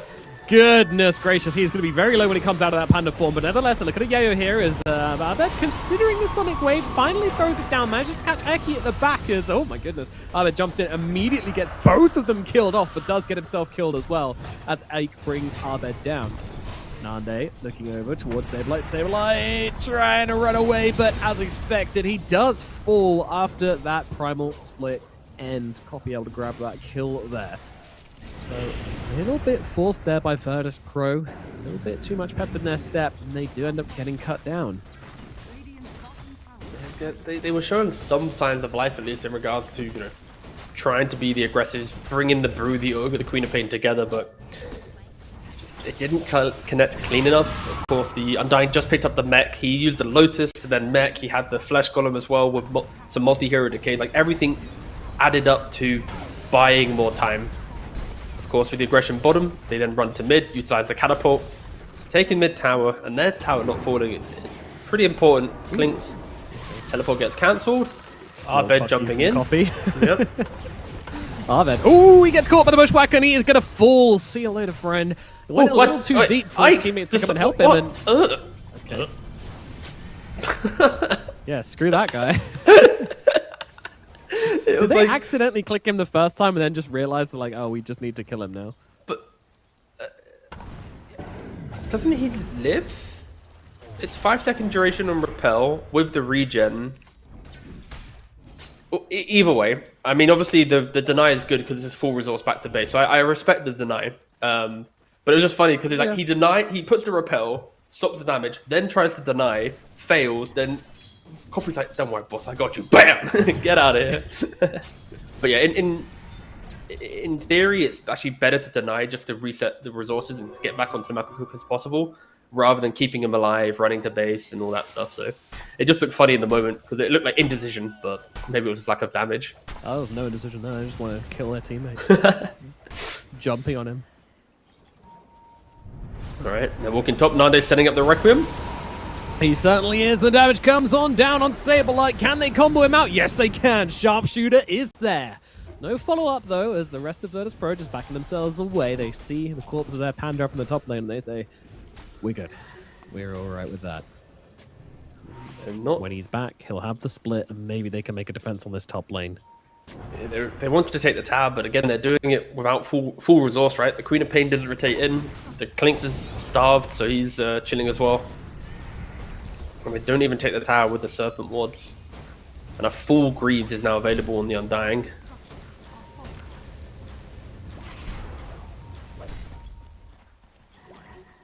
Damn, Undying finished his Greaves before Abed did. Abed has blinked into death 3 times and Undying's died once. So I think there is a reason for that. Mm-hmm. Yo, Hell Scream. Ooh, okay. Scooping up that kill with the help of Eki there. Well, the hero getting dropped. Copy just playing around here. I mean, he kind of knows that there's just not a whole lot they can do about him, so he's more than happy to play up on the front lines, give his team a way to come forward and get yet another kill here. Fly to full, delaying that Midas even further. Dire's bottom tower is under attack. The net worth disparity, even though it's 13 for 3 to the side of Pipsqueak, it's kind of like a bait a bit, I think, because the net worth, the Omni is so starved that in reality this should be like a 3-4k gold lead, but Omni doesn't farm at all in the 5 position. Your entire game plan is just, I press Purification on an ally and I will repel them. That's it. You're not hitting jungle creeps, you're not doing anything else. You're praying to get GPM on the tier 2 enchantment. And so the net worth probably should, it feels like it should be more, but again, the issues of Omni Knight. But of course, Pipsqueak are very comfortable right now with how the game's going. The vessel is complete on the Void Spirit. Undying is looking for a locket. Wow, he really is just all in on the hill. As they try to find the Shadow Fiend, the Croaker helps out a tad. Yeah, helping out Arbed by stunning up, or helping out Nande by stunning Arbed, but not sure it's going to matter. They surround him and they beat him down. Takes some time, but Nande will fall. Ike's like, sorry, boss. No, my bad. Could have been there. Of course, the entire game, it's a battle of can they find where Omni is and gank away from him. If at any point Omni's there, that kill's never happening. You press repel, you walk away, right? So, yeah. A little bit of miscommunication there between the Omni and Shadow Fiend. And these are the small kills that will help. And in the future, that will be the main game plan of VP, right? Utilizing Clinks and Queen of Pain to set up these kills across the map. Ooh, as they throw a sharpshooter. Clinks. Sharpshooter. Yeah, that's it. I don't know why. Do you know when you say a word, it just sounds weird? It didn't sound real in my head when I said that, but either way. Middle getting cleared out though. Sharpshooter. This is the first time I think I've seen Sharpshooter not secure them a kill, so it's a nice change up. And I'll secure the rune. Power rune's going to be top side, and Hellscream's actually going to be able to grab it on the Shaman and get himself out. Nice. Now straight back to farming top. Yeah. I mean, Ike drew on the minimap that they're expecting him to go for Nande again. He drew the line like, guys, be ready for Nande to be gone on. Instead, they now kind of grab Nande. It's like, hey, you come to us now. We're not playing top anymore. There's no tower to take. We don't care about it. They want to play around the Undying. Saber has the split, but he's getting... catching out Saber. Oh, he does manage to get it off just in time. I don't know what killed the tree there. Did that tree die? It looked like it. It did look like it. He doesn't have a Quelling Blade, so... Yeah, not sure what got rid of it. But either way, there's now some Brewlings in the middle lane. Make of that what you will. Pool? Was it maybe the Remnant Pool or something? It happened so quick, I didn't see if there was a Remnant down, yeah. Destroy some trees, not sure. I have no idea, but either way, tree cut. Snakes. Tower is under attack. Snakes in the top lane, Arbed getting jumped in the bottom lane in the meantime. Nothing much of note happening.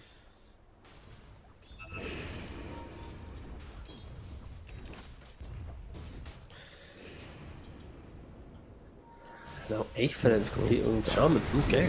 Ooh, they're looking for him. They're going for Nande. Yes, they are, and they have him. Dead to rights. Hellscream getting that kill. Once again, the Shadow Fiend. He's farming a little dangerously this game.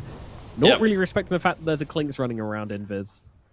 Yeah, the vision does not reflect playing into Clinks at all, right? Acre's got very defensive wards on the map. He was de-warding the top side of the map where the Shadow Fiend previously died, whilst Nande had stepped further down lane to farm. Like, in this type of game, those two, you need to treat basically like it's an IO Gyro game, right? The IO has to hug the Gyro. The Omni has to hug the Shadow Fiend. If at any point that partnership breaks, you will be found, you will be killed, and it will give a line of, for VP to follow to try and get back into this game. Twice now Nande's done it, and there are two constants in this game. Nande getting picked off, being too greedy, and Saberlight dying to the full combo of Pipsqueak. Yeah, I'm not even sure you can call it Saberlight necessarily being greedy himself, but they just seem to always find him when they smoke. Oh.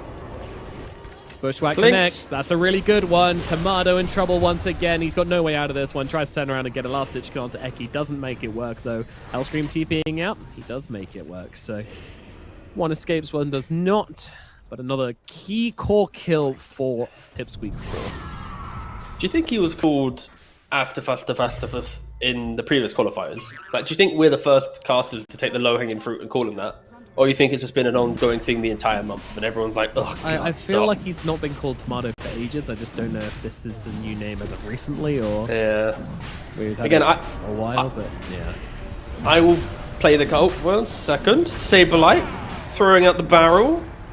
He does throw out the barrel, look at it go. I mean, he's got the Aghanims here, which is why these Brewlings are hitting so hard and easily able to take down Palantimos. Look at Denande as well. I mean, Saberlight is just soloing this fight at the moment. In comes Hellscream from the side, gets the Shackle off onto the Void Spirit. This is huge. They've killed off Nande as well. Copy able to get out with a repel from the Omni Knight, but Omni Knight's given his own life for this one. Rock connects, damage comes in. Bing bong, says Saberlight as he gets his team a triple kill. This Aghanims on the Brewmaster is absolutely insane, by the way. Like, what was that? When you buff up all your pandas, if you even look, just hover on Primal Split for a second. Just so you can see what 7.4... Read every word of that, guys, real quick, please. Just take a screenshot. It doesn't even fit on the page. Look. Anyway, welcome to Dota. Arbed's dead. Anyways. Yep. Christ, Pipsqueak, they tried to go for it, but yeah. Brew runs in. Queen of Pain's ready. You're connecting all the spells, and in VP, I think they did a very good job at just dealing with the map. Right? If they didn't kill Shadow Fiend 3 times in the post laning phase part, this game would be entirely different. So I think for Pipsqueak, they're going to be kicking themselves because in hindsight, if Omni and Shadow Fiend just played together, you probably don't get any of these kills. The game's fine. You probably get Roshan for free, but giving 3 kills meant the Queen of Pain kind of stumbled her way to the Greaves. There was a Desolator. Brew got Ags. Like, these events wouldn't unfold in the same way if the early game was just played cleaner from the safe lane duo of Pipsqueak and VP. They know what they need to do. I said that from literally before the bounties even spawned. Look at Shadow Fiend. That's the entire game. That's it. You got 4 guys protecting a Shadow Fiend. It's a classic 4 protect 1. And Nande right now is playing too aggressive to be the one. He feels like he's playing part of a system rather than trying to be like the guy on top of it. And now with an Aegis on Clinks, the Desolator, 1 component towards Ags. They're going to continue trying to look for the pickoffs. Saberlight, 2,500 gold to his name. Yeah, Honestly, I mean, he picked up so many kills that last fight, so just immediately grabs the Blink Dagger. Okay, it's Blink, yeah. I mean, with the Ags build and the fact that you are playing on the buffed pandas, it kind of feels like you want to just get in, press ult. Like, this isn't like the old school panda where you're going Radiance and Manta and trying to be more of a hero rather than an ultimate. So no, the Ags mid lane Clinks has been caught out here. He's going to be able to survive this. Yes, he is. Arbed comes through the Greaves. Thank you very much, Greaves mid laner from downtown with a blink, and there's going to be a Requiem TP up from the Shadow Fiend, so he survives, but Eki does get killed off on the sidelines just by the pandas, and they're going for more. I was going to say, if Saberlight starts connecting onto copy there, it is going to hurt, but yeah, just to enlighten people so they don't have to read an entire page of like random stuff for Brewmaster. Essentially, Aghanims, don't bring it up, people they don't have time, people are at work. Yeah, 1 max level, current level following the Aghanim Scepter. So essentially, your Fire Panda hits like an absolute truck, hits really fast and turns people into smoke. Your spells are reasonably strong, but it's more about the combination of the Fire Panda plus the catch of the Earth Panda and how strong it is. So you just never die inside your Ags anymore and do so much damage. Yeah. You want to buy it as quick as possible. Undying does die in the top lane, but yeah, you're looking at level 2 ultimate. It's like 120 damage on the Earth Panda, 184 on the Fire Panda, 84 on the Wind. So it's like between all 3 of those, battering on top of 1 person, it's just a lot. But if you buy it too late, you won't feel it. You buy it, at the right time, then it's perfect. And Eki, I mean, Saberlight is level 12, really just conducting this entire game. It feels like. Yeah, he's feeling himself for sure. Eki trying to make it to the tree line here. It's pretty obvious the direction he's going to go in, but he's got the bushwhacks, therefore they will not be able to chase him down. Oh, he's still chasing. Look at Saberlight. He doesn't care. He wants to chase there him down. There's no way they can chase him down there, unfortunately. He is going to be... Oh, he died. Put your glasses on, though, man. Golly. Everything's so clear now. Bottom tower being besieged. They've got themselves some big old snakes to throw down on this tower. As if they were needed. Now, there's going to be another tier 2 heading the way off Virtus.pro. I say no, they didn't take the top one, but they got it very low. Basically counts. Dire's middle tower is under attack. Blink Dagger now completing the Shaman, so that pick-off play, the sweeping map kind of playstyle that VP has utilized is even going to get stronger. Through Brood blinking in, ulting, and then your Shaman getting the Hex. They're trying to go into the Queen Plane, but she has the Greaves and a split from Saberlight. Yeah, damage card starts coming in onto Copy immediately as he backs himself away. Now look over towards Nande. Oh, that's a long shackle! That's a very long shackle indeed, but the Omni Knight's finally going to come in with the Repel and the Guardian Angel to keep Nande alive and healthy. And now they can start dealing with these pandas.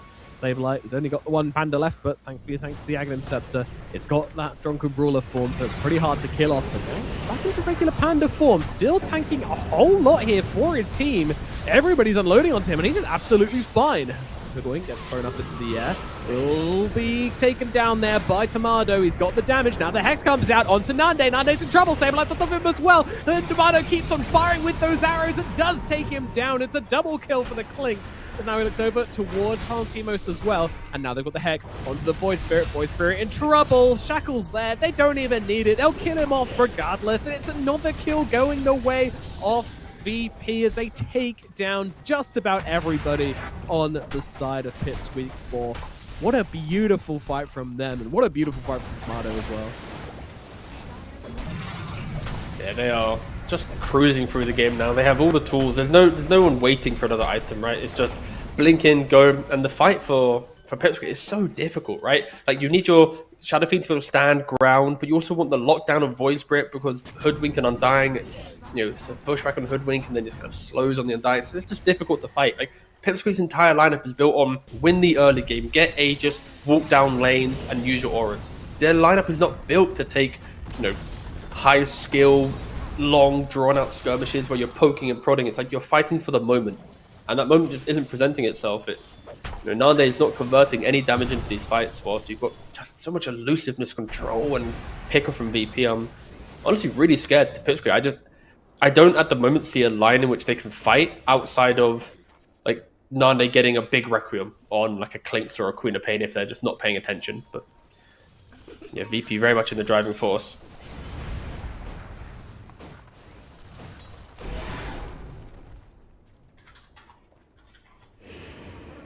Pipsqueak and 4, they really, really need to... I mean, you've been saying the whole game, but just make sure Nande can really unload. But it may be too late for that. Like, you kind of want the Shadow Fiend to be a few items ahead, rather than being in the situation needs them now, which is not so desirable. Maybe with the crits, we'll see a bit more life coming from them. And Hellscream does die up on top side. It's a really nice pick-off, actually, there from Copy, Eki, and Ike. Now, Smoke immediately into another play here. Now, I don't hate this plan. Let's see if they can find Tomato. I mean, this is the #1 target you can ask for here. Oh, and look at this wraparound as well. They're playing it perfectly. Oh, they'll catch with the dust, but not with anything else. Tomato too fast, gets up the high ground and gets away.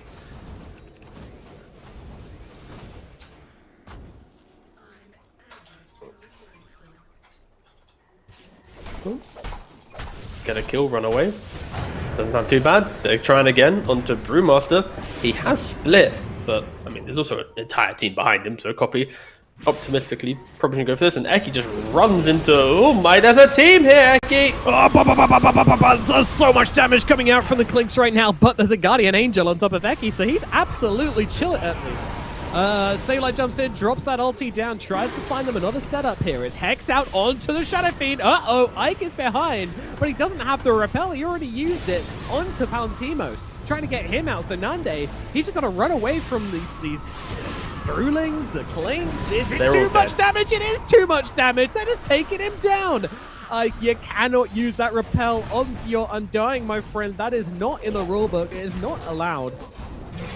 Out to keep the Clinks safe, but VP doing some permanent damage now to the side of Pipsqueak. It's looking tough. It's a full refresher on the Brewmaster. What do you do, man? I'm gonna guess he's just gonna insta pop it, blink up high ground, and remind them of the state of the game. He's level 18, that's why the Brewlings suddenly look like they're hitting for 1,000 damage again. And here we go, another one comes out. Bye-bye Omni Knight, gets killed in 1 boulder stun duration. That is insane. Moves across to Eki, he goes down as well. There's a Klings here as well, by the way, but I don't really care about that guy. I'm here for the Saberlight show. Let me tell you, the front seat tickets are well worth it at this point. Yayo's getting dropped now this time around. Smack, smack, smack, donk, donk, donk. Chasing them all the way back. Now they're trying to set up on something here, but there's just nothing to be done. Brewmaster going to get back into regular form. Has he done enough to win this game for his team? I think he might have. Middle barracks now dropping as well. Bazdev. Taking down the middle lane. Only 1 more lane of barracks to go for Pipsqueak. These fights are kind of on rails at this point, though, aren't they? Yeah, but I actually really like the build from Queen of Pain. Like, outside of the Greaves, Kai Ags is, of course, a really, really strong build. He's constantly throwing out daggers and they're screaming. And then, of course, quite mana intensive, sorry. So then that makes the Greaves feel like it's got more value. Then you throw in like an Octarine on top of that for even more dagger spam. Like, Queen of Pain is just going to be on the side, and if you don't lock her down, you're probably going to die to the screens and the daggers. And if you don't lock the Clinks down, you're going to die to the Deso, the right click. So you've got magic damage on Queen, physical damage on Clinks, and then Brew, Ogre, Shaman. All their job is to do is live, frontline, and be annoying. Stun a guy, lock down a guy, do whatever. And when you talk about the Clinks versus Shadowfiend matchup, this is why players love the Clinks. 1 stun into the Clinks right clicks, Shadowfiend will die at all stages of the game, right? Of course, maybe a butterfly, but still, even then, it's going to be really hard for Shadowfiend to stand his ground as they run up to the high ground. No split for 10 seconds. Sonic Wave cuts through and takes down both the supports in 1 go. Really nice done by Arbet there. Coffee's going to TP out. He does get to safety. Ooh, Alantimos, he lives. So, unfortunately, they lost Nande, and that's GG, so that'll do it for game number 1. Not that close, despite Pipsqueak's really convincing start. We were saying at the time, it never really felt like a huge sort of domination, and then, yeah, like this Aghanims gets picked up, they run into that Roche fight, and the game just completely turns on its head.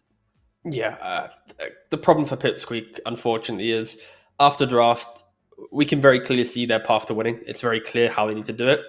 And I think VP, even though their lanes were a bit of a disaster, just kind of giving away kills, things falling apart, Clinks having to run back to lane level 4, the Ogre being higher level than him, Quap dying to get water runes and everything feeling weird, it didn't really matter because VP understood, kill Shadowfiend. If they don't get those 3 kills in Shadowfiend, if Ike plays closer to Shadowfiend, I can even just be honest. If Ike just plays, better, or Nande plays better between the 2 of them, either the Omni plays closer to Shadowfiend, or Shadowfiend doesn't play so aggressive without the Omni Knight, then this game could be very different. But unfortunately for Pipsqueak, their draft is so one-dimensional. It's win the lane, get Aegis, walk down lane. And I don't think we've seen that type of draft win in Dota for a long time. Like the death ball, 1 Aegis and try and win style lineups. It doesn't really work nowadays. And VP, they respected it immensely. So VP's laning needs to improve, but their understanding of how to get their draft into a winning position, of course, they can do that. So they do crush Pipsqueak in the end. But yeah, I think Pipsqueak, maybe don't make your draft so one-dimensional in game 2 because there's ways to exploit VP. They didn't look like an auto-qualifying team based on the early game, the first 8 to 9 minutes. So there is ways that this series can be a 3-game series. It's possible. It's certainly possible, yeah. And I think I completely agree. I think there just needs to be that line of communication between Ike and Nande to make sure that they're always next to each other. Because what else is an Omni Knight going to do realistically? Like, other than, place down some wards, you don't want him off farming. You do just want him in range of that Shadowfiend the whole time, making sure that guy can kind of pop off. Like, he kind of wanted to play with Copy, but Hoodwink was doing an absolutely fine job. Like, Eki, I think, standout player in terms of, setting up kills in the early, roaming around the map, being everything his team needed him more. But ultimately, yeah, Ike just wasn't there for Nande in the key moments, and then that big Roche fight happens, the game turns around, it suddenly looks impossible. Pipsqueak never win a fight after that point. That's going to do it for game number 1. Can Pipsqueak turn it around in game number 2? We're going to find out after this short break. Takes me high, like you're so divine.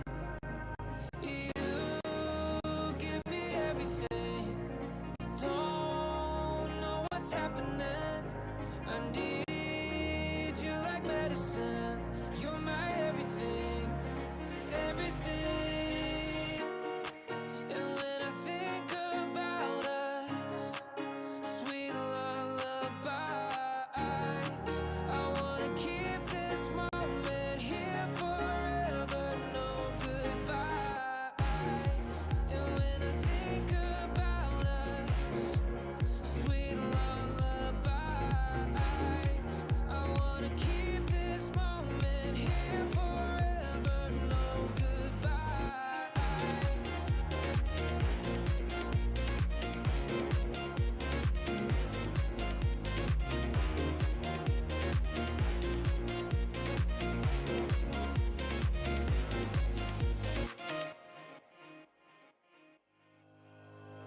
think about it every night. When I close my eyes, you're on my mind. I try to quit a million times, but it takes me high. A cure so divine. You give me everything. Don't know what's happening. I need you like medicine. You're my everything. Everything.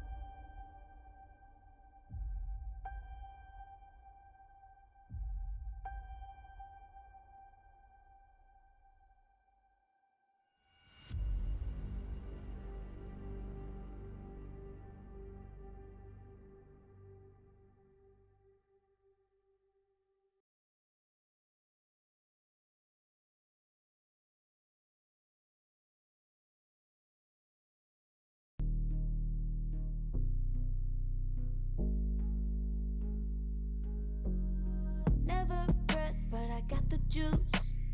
Taking the lead, that's just what I do. I make mountains move with one hand tied, and still this world ain't satisfied. Everywhere I go, they stop and stare. I tell the truth, I take it there. Call me vicious, persistent, overzealous, that's fine. Main character energy, I stay taking what's mine. You need a foot on the gas, or put my name on the line. Main character energy, I'm just taking what's mine. And it's written in the stars, I'm a king like my sign, yeah. Reasonable, the jaws drop like a surprise. Don't be mad about it. Don't be mad about it. I don't play the game, nah, I make the rules. Cards close to the chest, and I don't play no fool. Don't be mad about it.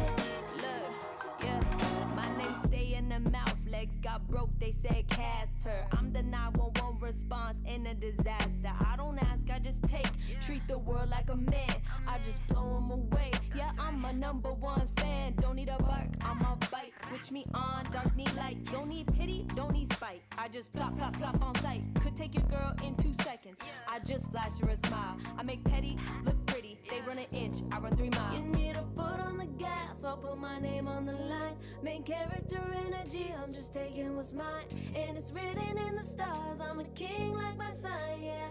Raising the bar, the jaws drop like a surprise. Don't be mad about it. Don't be mad about it. Don't be mad about it. Don't be mad about it. I don't play the game, nah, I make the rules. Cards close to the chest, and I don't play no fool. Don't be mad about it. Don't be mad. Don't be mad.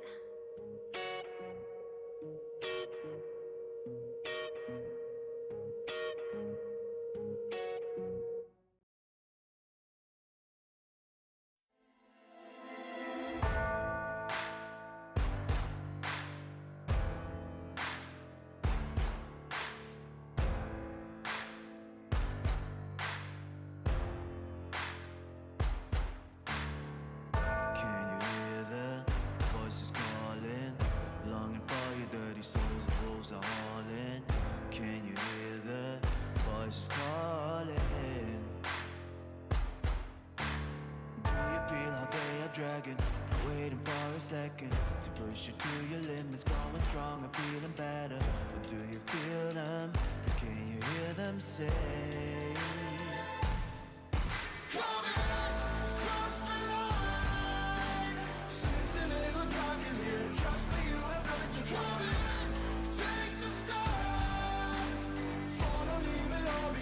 Welcome to the other side.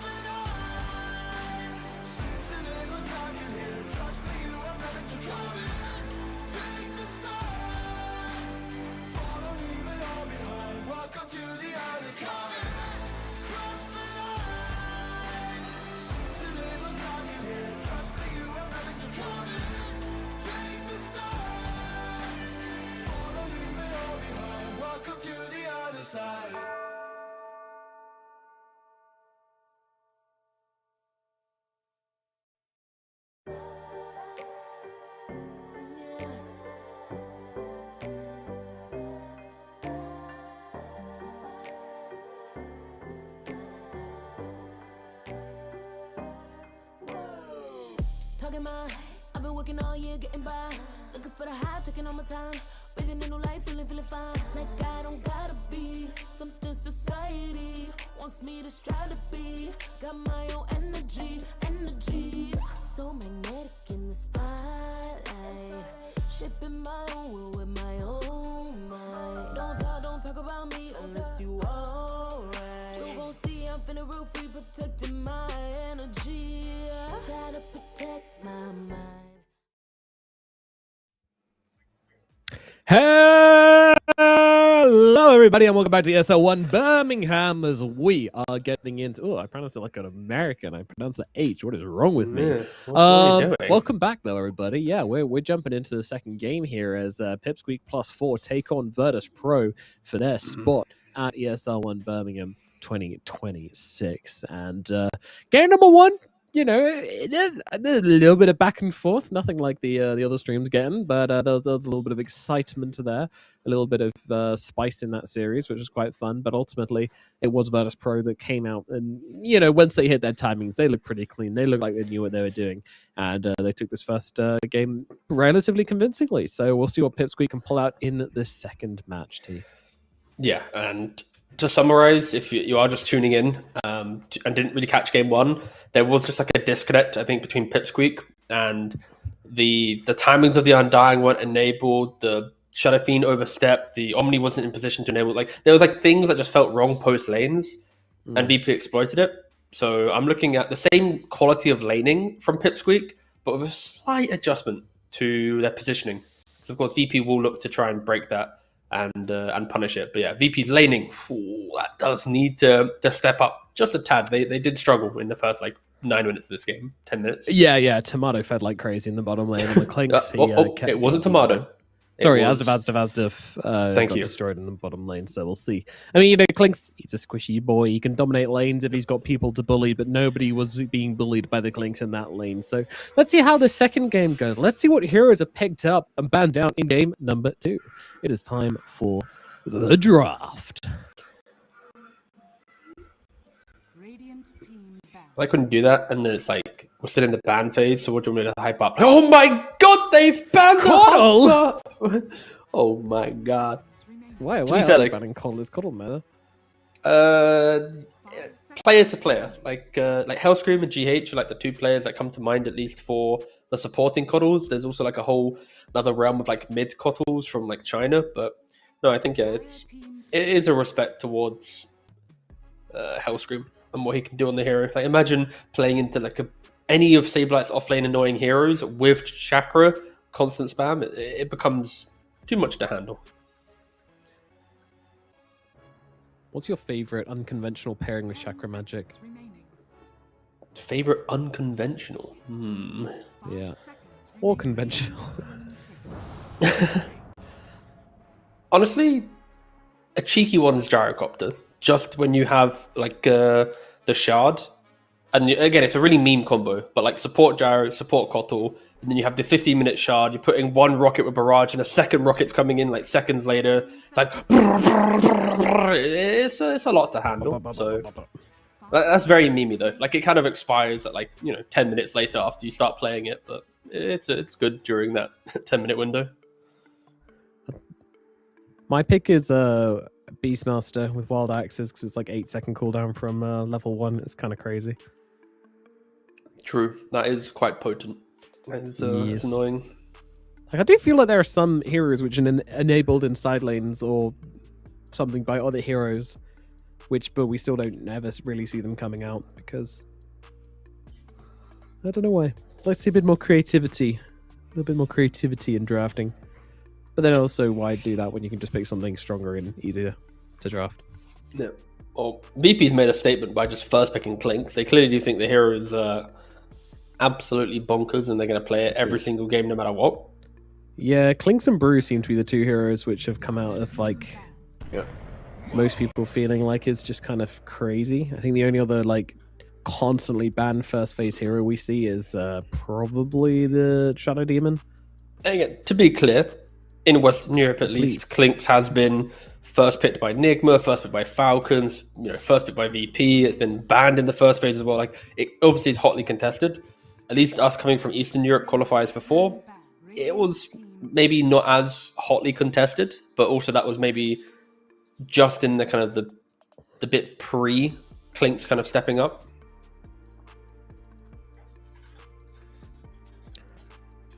Yeah. Well, Mars, pretty good answer. I mean, that's like sort of, for the most part, Mars is really good. There's a few things which Clinks can do. You can obviously put his burning army inside the arena, which he can and does get very often nowadays. Like the burning army is sort of a core pickup on Clinks at the moment. Also, his shard as well goes into the arena as well, so it's not like this big kind of counter. But yeah, any range hero which likes to just beam people down with range clicks, then Mars is going to feel good. And the old man comes out again. Yeah. Time for a walk to hobble around the map.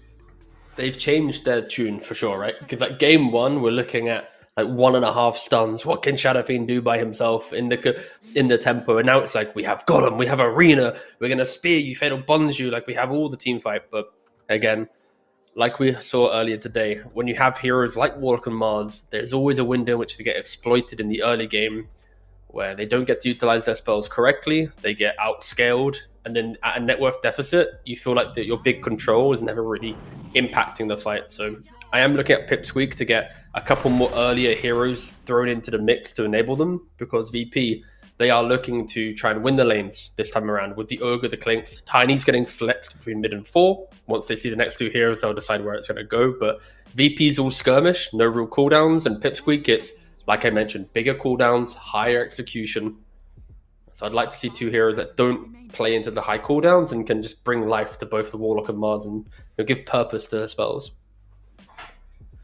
And Fly says, I just want to build my Midas again and play Ogre Magi and watch my Clinks die. So he's going to do that again. And that'll be fun for Astav, aka the artist formerly known as Tomato. Well, luckily for Astav, he's playing into a Mars, so it's very different. He's not going to get Undying and clapped in the face, you know? He might. He's going to get shield smashed in the face, but it's not as damning.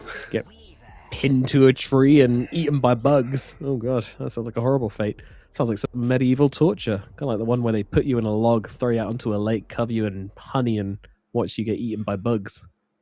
Hope that doesn't happen to me. Okay. Weaver's it's an interesting choice for me. I feel like into Clinks, on paper, it can be okay because you're elusive, Clinks is elusive. When Clinks reveals himself onto you, you can Sakuchi away, you're forcing more detection into the mix.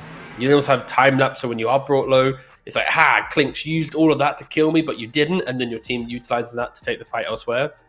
The counter argument is one combination of control with Clinks punching Weaver. I feel like he's going to die throughout the entire game. Into Avalanche, wait a second, then you toss an Ogre stun, 2 more picks down the line. I'm slightly worried for it, but maybe there's a realm where Weaver's actually the 4 position here. They're utilizing it as a flex between carry and 4. And then VP, if they don't respect the potential for Weaver, they could fall into a little bit of a trap here. But yeah, they also taking the Centaur, which means Mars is going to go into the carry role for Nande that he's done before, I believe. Or Copy's playing it mid, but yeah, there's some random flex happening here. Yeah, I know Nande did play it before, like Deso Blink on Mars into then like Satanic BKB, and you just don't care. It could be cool conceptually, especially if the Weaver is like a support and you're playing on the bugs. So now you've got like max bugs, minus armor. Mars comes in with the big like Blink Rebuke, utilizing the minus armor with the Deso. There is cool combinations here for sure, but have they cooked too much? I kind of feel like they haven't, but I think just like a casual beast or something in the mid lane, putting Tiny to 4 could be a good answer to this. Yeah. Some BKB piercing stun, like diversify your damage so it's not all physical into Mars and Centaur, because like Centaur's going to go Crimson. Mars obviously utilizes Arena. There'll be a Solar Crest in the mix as well. Okay, they go for Underlord. Okay. I like this. You can just go and help out your Clinks buddy whenever he needs you. You'll always be there. Sure. It's this global hunting potential now, which is really, really nice. Tiny, whether he's 4 or mid, can also get involved in that. Yeah, it's a party which everyone's invited to, and those are the best kinds of parties, unless you know bad people. But hopefully you don't. Final bans, both these teams, Virtus.pro. I mean, they're going to be a little confused. I imagine they just ban out some mids. Hope for the best. I do feel like it's more likely for MOUZ to be mid than carry, though. I know that Nande has played MOUZ carry in the past, but I don't know. I guess the sniper ban makes sense because it's like a carry from mid, so that makes a lot of sense. Anything similar to that they could do? Oh, they should do AA. That'd be sick. Sorry. What the? Oh, Jesus Christ. That just went straight. I was going to say, I mean, there's a world. If OD ever was to be viable, right, into Unlord Tiny Ogre, throwing a Clinks into that mid OD, and then you got like the Mars being chaotic, OD with like an early Ags as well, so then you can be even more frontliney. Yeah, it could become unbearable, but the problem there is you have 3 very hyper farming cores who just exist. The counter argument is VP has 0 tower progression, and that is a kind of sign for Pipsqueak to play for farm, because if you're not losing towers, you're fine. Underlord needs to farm an aura, he pushes waves, Clinks needs a Desolator before he entertains hitting buildings, and of course Pipsqueak can defend objectives quite nicely with the Arena, the Golem, and then Centaur's body, so Viper was a good man. Yep. I do really like that OD pick. I'm just not sure you can take it if it's I was going hella creative your with final pick. No, I really like it. It is their final pick. Actually, it is their final pick. Yeah. Do it. All right. I mean, I think it's kind of a little spicy number to throw into the mix, but the thing as well for last pick, you do have to somehow try to do nothing for 15 minutes if you pick OD. Is always a problem.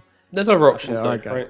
Copy can go for Earth Spirit mid. We've seen it being popular again in pubs slightly. You want to go back for like BKB Shivas, keep it simple. That's that available. You've then got the Storms, the kind of the annoying jumping heroes that can then set up through the aggressive positioning of, let's say, a Weaver or a Centaur, then you zip on top. Like, Copy has complete freedom.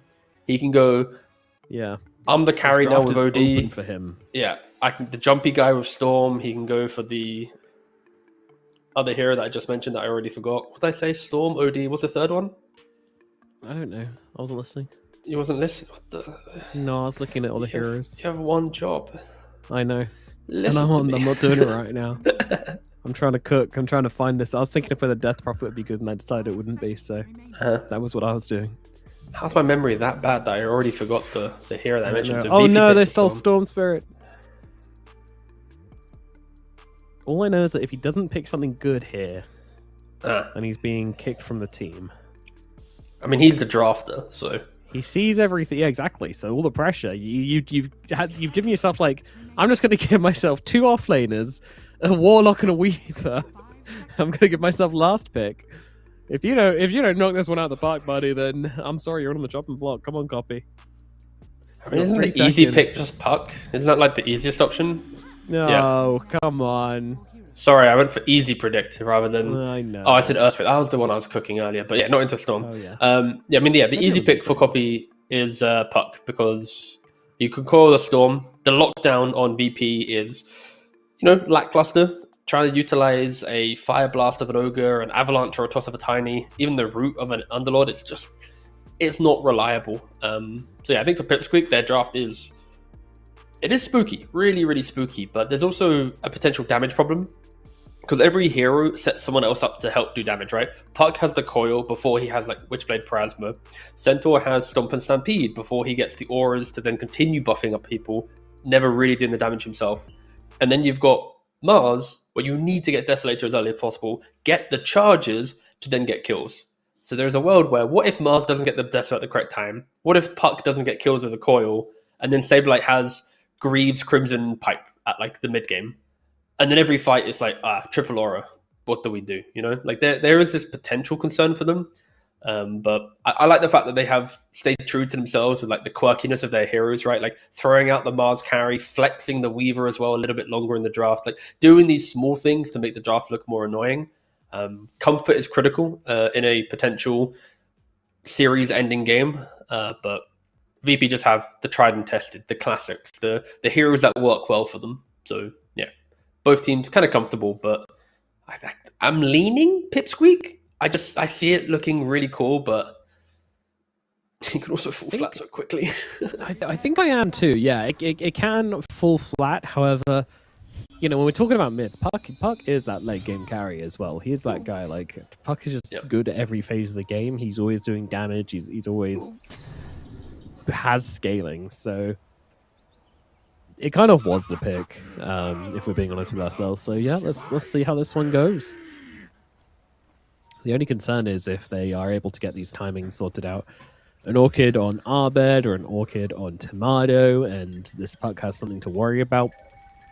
There is save, but that save's going to be a while. But yeah, in the late game. I mean, again, that's just why I would have loved to see, Sniper. I know it's banned, like Sniper, OD, something really cool, because this late game just gets ridiculous. You got Agnim's Weaver, you're going to have the Cart on Centaur as well. Just so much to get away with. But you got to get to the late game.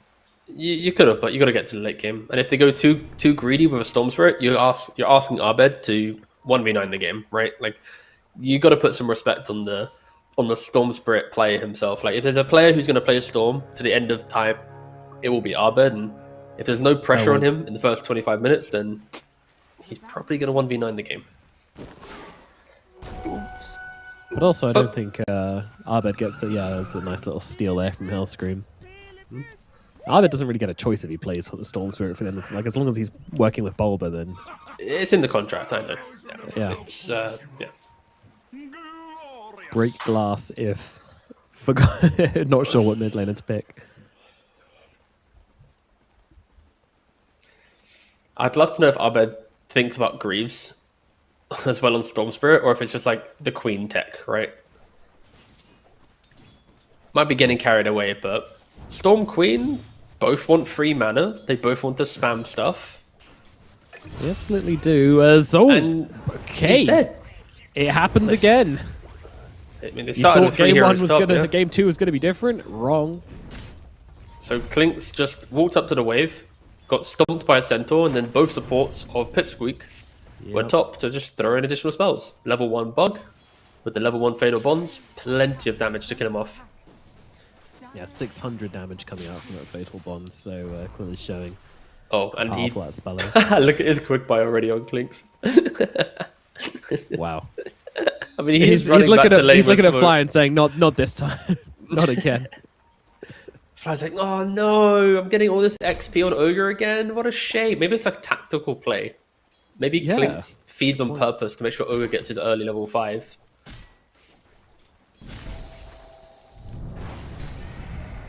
Hell yeah. Level up the Bloodlust to take off the Bug. That's some tech right there from Fly. Wondering what he was going to go for.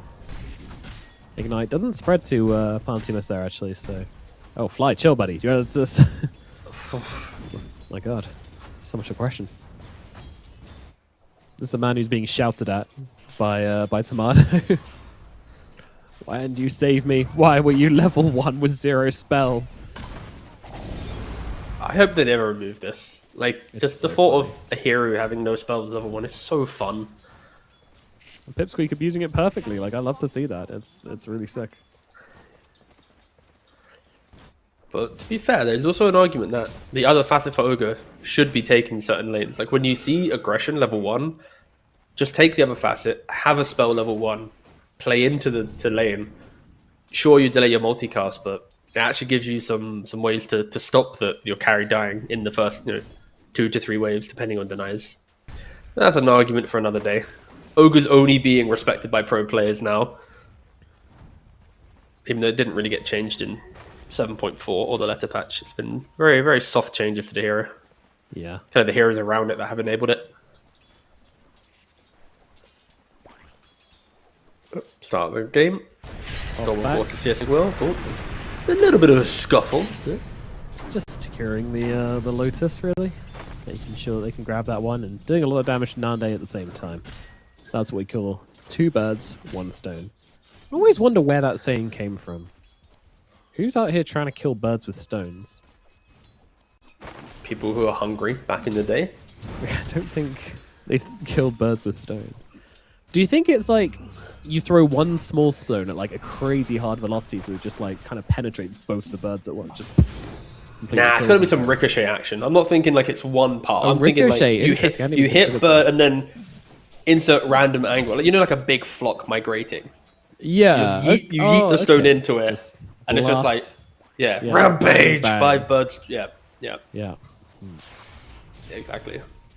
See, the other option I was thinking of is if you had like you set up like a really elaborate kind of like Looney Tunes prank, where there's like birdseed under like a giant floating rock, and you just get the scissors and you know snap the rock, and then one bird's eating the seed, and you're like, well, I could squish this guy, or I could go for both as Tomato dies again, and then you wait for both, and therefore 2 birds, 1 stone. It's a really depressing death in the top lane because like he just got slowly ran down and just accepted death because obviously he's kind of a slow hero, right? 290 the move Midas speed and again. 312 centaur.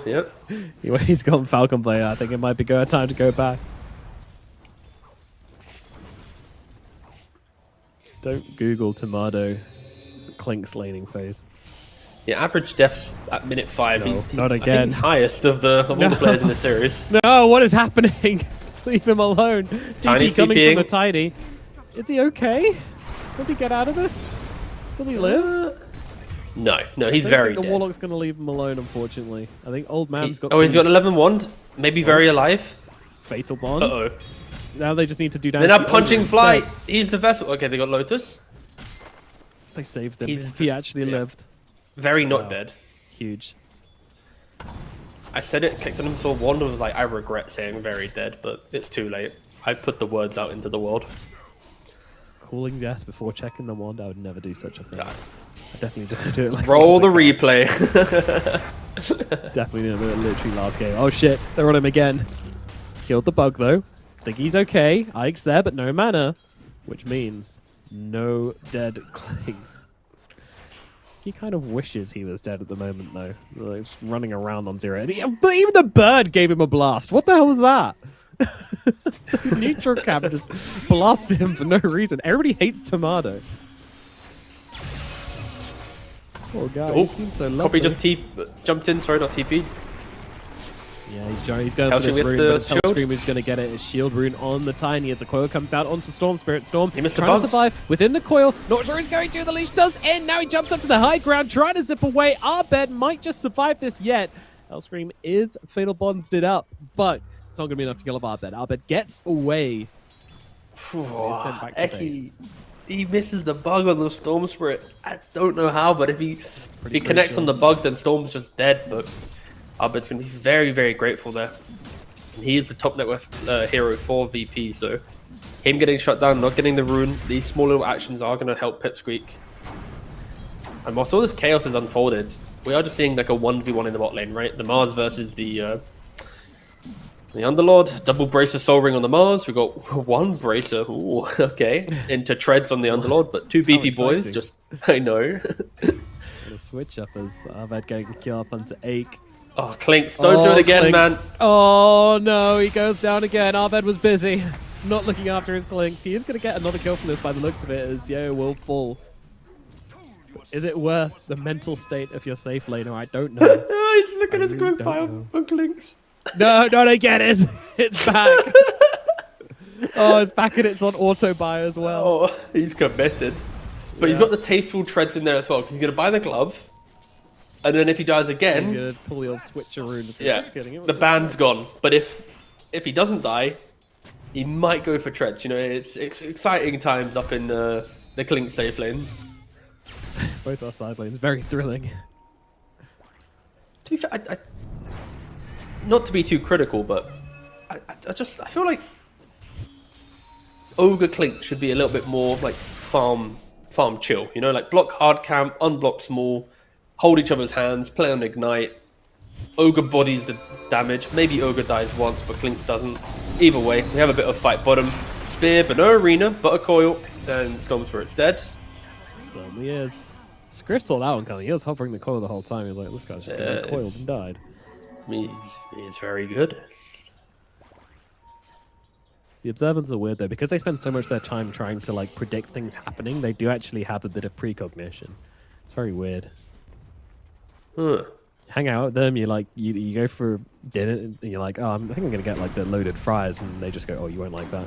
Oh, all right, thank you very much. They never use their powers for good though, just mundanities. As Saberlight getting jumped down at bottom, is it gonna matter? He's kind of just killing this bug and trying to walk away. Eki, hanging out nearby, has of course got that time lapse, and I don't think they've got any burst damage to surprise him with. Time lapse is into the root, unfortunately. Arbed still chasing Nande here. Nande trying to get back to the tower. Arbed, is he going to be able to finish off this kill here? A few more right clicks will be required, and he does land it, and it's not going to cost him a thing as he zips away to safety. Toss over, gets 8 as well. 2 kills down the bottom lane for Virtus.pro. And now they're just going to leave. See you later, friends. We're heading up into the What a base. combination, actually. Like, you always talk about like the recall keeping it light to utilize Storm Spirit, but Underlord as well with the base TP, Storm Spirit, uses all of his mana, kiting, poking, prodding. After that, normally you're punished by walking back to base, not jungling. Get the Underlord Ubered back to base, other transport services are available, get yourself full HP and mana, and then you're straight back into it. So yeah, it's... he's going Greaves. He's a cheeky devil, this Arbed. He likes it. Oh, he is. He likes it. He just thinks it's neat. Meanwhile, up in the top lane, Tomato has had so much time spent away from him that he's like, you know what? I don't need a Midas. I can do it. I can get treads. I can get... As long as his team doesn't look at his quick But fight, if he they're dies fine. again... Let's see what happens down here. At the moment, it's Saberlight taking some heavy hits, but Puck caught inside of that root. But of course, he is a Puck and for some reason joined out of root, so that's fine. Arbed jumps in, jumps out, shakes it all about. Nande might be the sacrificial lamb here as once again, Klink's arriving, trying to deal the damage, can't do so, but Hellscream gets killed to Nande with the avalanche. Stampeded Golem, kills Fly. That was pretty scary. Fly looked like he was pretty chilling. He was like, alright, I can do this, but the Stampede really changed the narrative of that one. But hell yeah, throw your Klinks in there, make sure... Oh, okay, Saberlight gets a kill on the Golem. Tomato doesn't get anything. Tomato's really top is the net bottom worth. rung of this this ladder. He is, but he's somehow at the top of the net worth, right? So How? because of Arbed, right? You asked the question, I'll give you the answer. Arbed makes the moves. Arbed sets the tempo of the game, 3-1 and 3. He's drawing heroes to bot. He's taking the kind of distractions away. Eki's played towards mid and bot lane for the last 3-4 minutes. Like, when you kill a carry twice or 3 times, if you don't keep killing him, don't take his tower, make him think about his, awkward jungling at minute 8 to 9, you are going to catch back up. And now Arbed, guess what? He comes back top. He wants to kill the Centaur. Or himself. He's 50-50. He's alright. Zips away to safety. There's only a blood grenade and an urn on him. Ooh. Oh my god, he died to the final tick of the urn. That's crazy. Eki, he's just received so much gold. He doesn't care about dying anymore. Do what you want to me. I killed your mid laner. That was literally the very, very final tick off that urn. Wow. Rough.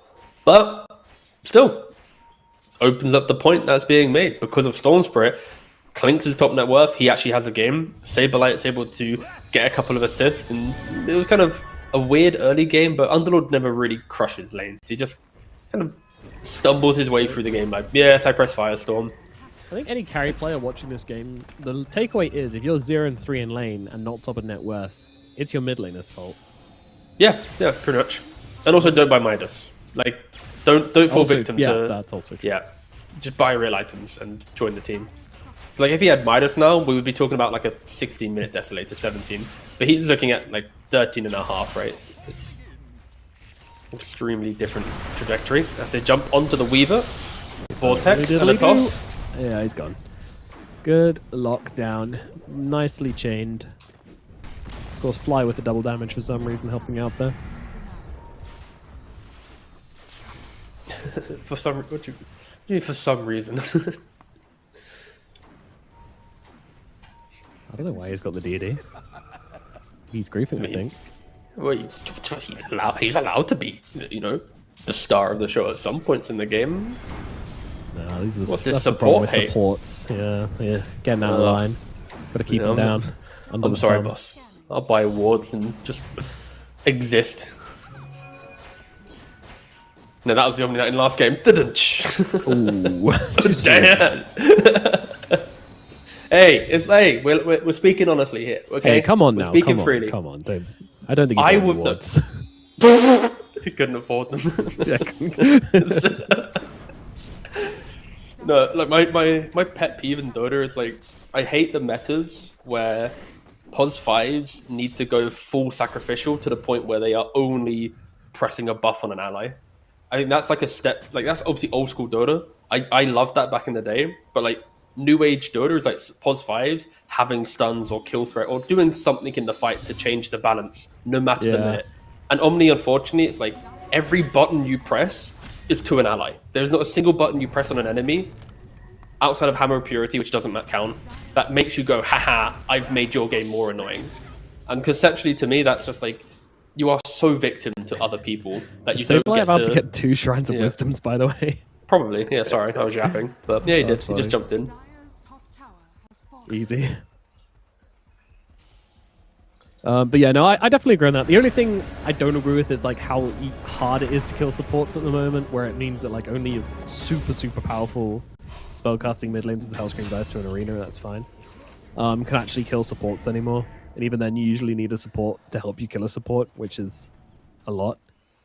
There's always layers to it, right? It's like cores can, with the correct setup and itemization, and certain supports can buy the wrong items, etc., but it's like, yeah, there's so many layers to it. I think if you ever made supports weaker, then it would just become a core fest of supports going back to this defensive, I'm only going to buy these buff ups, I'm going to hide in the trees, I want to play Omni Dazzle, Wyvern and never show, right? So there's a fine line between forcing supports to only play one type of hero or have some creative freedoms. So yeah, it's a difficult one. It's kind of like all three, if like, okay, maybe Force Staff is a bit of a meme, but like for Glimmer and Pavis, they both give you so many stats. The Spirit Vessel obviously does as well. So all of these sort of tank you up as well, plus the neutral items, and all of a sudden, pretty much every hero in the game has over 1,000 HP. Yeah, I mean, that's an argument for barriers. Also barriers, yes. Ooh, Golem coming down. That's going to pull the spell and enter Hellscream, but Eki's in trouble as well. He will die to the damage from Storm Spirit and Clinks. Storm looking for more. He zips forwards, finding Ake here. Struggling a little bit with the mana at the moment, and his team are not in touching distance, so he's all alone out in the river. Sableye and Fly do catch up, but there's no catch and copy here. He's too hard to find. Tower, though, starts to get blasted. Clinks turns up. He's got a whole bunch of buffs on him as well. Ooh, big jump in from Nande. Might have just caught out the Storm Spirit, but no, not quite enough damage coming out from the MOUZ. Abed gets away. Looked like a really close jump there for Nande. Copy! Oh, copy! Finds him What in the a move, backline. yeah. Yeah, that was hype. I mean, so Copy, he has the information, right? Because Saberlight uses the Fiend's Gate. You knew the position of the Underlord. You know the Storm's going to use the Fiend's Gate to go back to base. And a multicast kills the puck. Ogre RNG. Yeah. Blessed be thy thing. And Nande gets a Nande's death there. in the bot lane. Yeah. Alright, so by the Clinks, let's go. Sure. That's confusing. He just took now, what? 7 seconds of right click and now what the and mid. That guy's dead. But either way, it was a really cool kill. Yeah. So really cool kill on the Storm Spirit, and then the puck just kind of killed himself with Curveball. He did the whole thing where he was like, I'm gonna juke them, and ends up just sort of jumping way too close to himself there, which happens. And then I don't know what happened at bottom, I wasn't watching, but I assume Nande just died to a Clinks because Clinks does loads and loads of damage. We can just agree chaos around the map, yeah. It's okay. Pantimos died at mid for reasons unknown. Centaur went second item Shivas, right? He's got the Helm Dominator into Shivas. Holy. That's a bold item, right? Because normally it's Pipe or Crimson or Lotus. They're like the big three that you buy, as Clinks does by the bottom. Right. But he also just killed MOUZ down here, and then he came back down here, and then they will respawn, and he died. It's rough. This game's just weird. Everyone's just dying. But yeah, the Shivas, to eat through some of the tankiness of the Underlord, to get armor against the Clinks is quite helpful. Just throwing a slow into the fight helps as well. But yeah, it's just we'll see how they want to utilize it. I think realistically they need to hug this the Centaur. Also the magic or damage amp for heroes like Puck will utilize it quite nicely. As Tiny gets coiled. Yeah, Very Delivery very of a Greaves. painful. Oh. Yeah, it's certainly the Greaves courier coming in through thick and fast. Eki will die in response. Arbed looking over towards Palantimos now as well. Palantimos going to lose his health, but the Fatal Bond's kind of taking down Fly with the help of Copy there as well. And Arbed getting chased down, will die. Again, dieback comes in. Saberlight just leaves, straight up TP's out of that one, so he'll be okay. And this fight, it goes the other way. It is actually, it's Pipsqueak who take this one. What's happening? That was really impactful. Of course, Copy, he sets up the fight really nicely. He gets the silence on the Ogre, and then Storm zips in to maybe try and save the Tiny, but he doesn't press Greaves. He presses it like a second after the Tiny dies, and maybe that could have bought time to then get an Avalanche or Toss in the mix. And whew, I feel like when I'm going to stop talking now, Pipsqueak's going to die, and then we have to talk about that, but... Yeah, probably. Yeah. Maybe Clinks again. They do take Torment. No, they don't. It's not 20 minutes. I thought they did. I'm just dumb. In 30 seconds, they probably will take Tormentor. There you go. That's how to cast. Aghanims, though, very soon complete on Saberlight.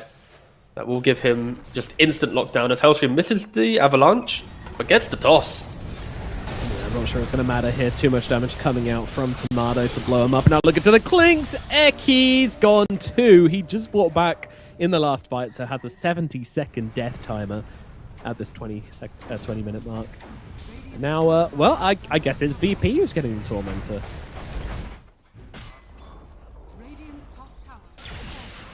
Golly. This game really is full of twists and turns.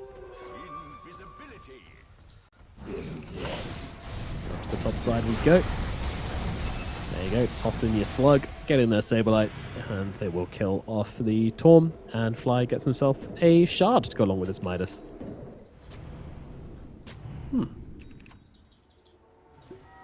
So Fire Shield going to be very useful.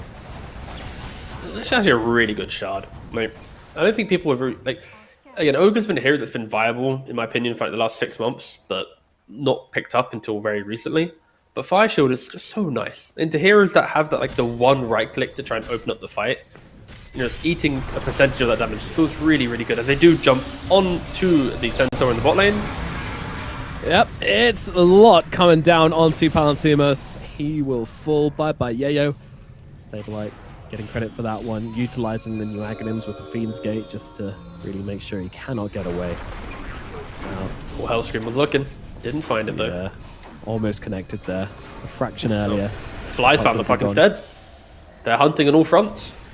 Yeah, I'm not sure Fly's got what it takes to bring him down, though. The Fire Shield does what it can, but ultimately Fly will be squashed, cost the arena. But they do get it. But Nande was sick of that. He just wanted that kill to be done with and get yourself out. The whole team was coming over, so you can't really waste time trying to efficientize. Fly was so aggressive. He's like waddling on the Ogre like, yes, I'll find the puck. We ride at dawn. He did not find the puck, and then No. just face tanked an arena for the greater good of, I guess, VP. Well, Nanda, after going first item Blink on the carry Mars, has now gone back for a kind of right-click stats item in the armlet, so we'll start seeing transition more into a right-clicking build, but when he misses spears like that, it's going to be hard to finish heroes off. Everybody jumping in now, the arena is not available, of course, due to the last fight. Golem comes down to try to help out. Nande, he's beleaguered at the moment, trying to just spear heroes away from him. Nice toggles to try and keep himself alive. Hellscream looking for an entry, but cannot blink due to the faithful bonds. Ake doing tons of work on this high ground, excuse me. They're turning this one around. Nande jumps in, gets a kill, looks over towards Fly. Beautiful spear, catches him onto the singular tree. Fly getting run down as well. They thought it was a nice clean kill onto Nande there. There were so many heroes on him, but they just didn't have the juice. And now the Mars gets away, and they lose 3 heroes in that. Yeah, it was just a really good Fatal Bonds at the start of the fight that caused VP to have to kind of second guess their positioning. And Clinks also just wasn't there. He was finishing the Aghanims on the other side of the map. But with short respawn times and a pause, we can really think about this Roshan contest. 26 seconds on the Underlord, 24 on the Ogre, 14 on the Tiny. There is a chance that they can just TP in. They have the outposts in both tier 2, mid and bottom to utilize to get here. I mean, Storm Spirit, he has an Arcane Rune. That's going to be the big tell here. Can he pop the Arcane, get back to base, TP to outpost, create some chaos, buy time, throw in maybe the Clinks Aghanims? Like, I feel like this, it's a contestable Roshan, right? It really feels contestable, mainly because Nande and Ake used everything to win that previous engagement. Yeah. And VP are aware of that. In before they just don't do anything to this. Okay, he pops the arcane. Abed? Okay. Ooh, He ain't he's going walking. base. He's not even going base. Okay. No need. And they've given up on No this Roche need. as well. They've had a bit of time to think about their choices in life.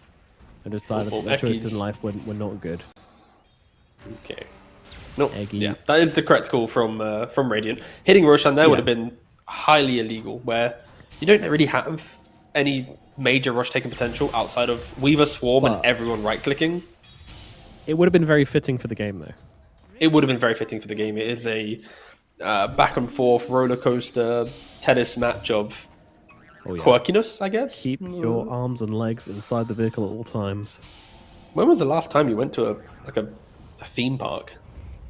Gosh, a long time ago. Years, Oh. yeah. Oh, They found the Clinks, but they don't have the vision straight off the bat. In comes the spear, but the Mars getting controlled up, and Clink's more than happy to try and stand his ground and keep fighting, but he's running out of health, and he is going to die. I get that kill, now they fall as well, though. As we look over towards Copy, Copy's got a remnant on his face and might just be dead the moment he comes out of He the can smoke. blink. Gets a blink up to the high ground, but Abba keeps on chasing and will not let him get away. Copy to full, 2 dead on the side of Pipsqueak. It is Virtus.pro's fight as they look in for more. They may have lost their Clinks. They get 2 key kills in response. as the game drags out, the tankiness of the Dire side will begin to hurt Radiant. One of my concerns in the draft was, Puck and Mars, they have good control, but it does hit a point where if they're not getting kills and progressing the items, the damage will fall apart. You need the Parasma on the Puck. You need the Deso or Satanic or some just type of big ticket item to give purpose to the Mars to feel good. And they're finding the jumps, but just not enough to get over the line and get the kills. Weaver though, running up the high ground into a sentry, gets a quick deep ward, but VP, they disengage. They understand that they don't need to fight. Wait for the Underlord to have his Fiend's Gate, then run it back again.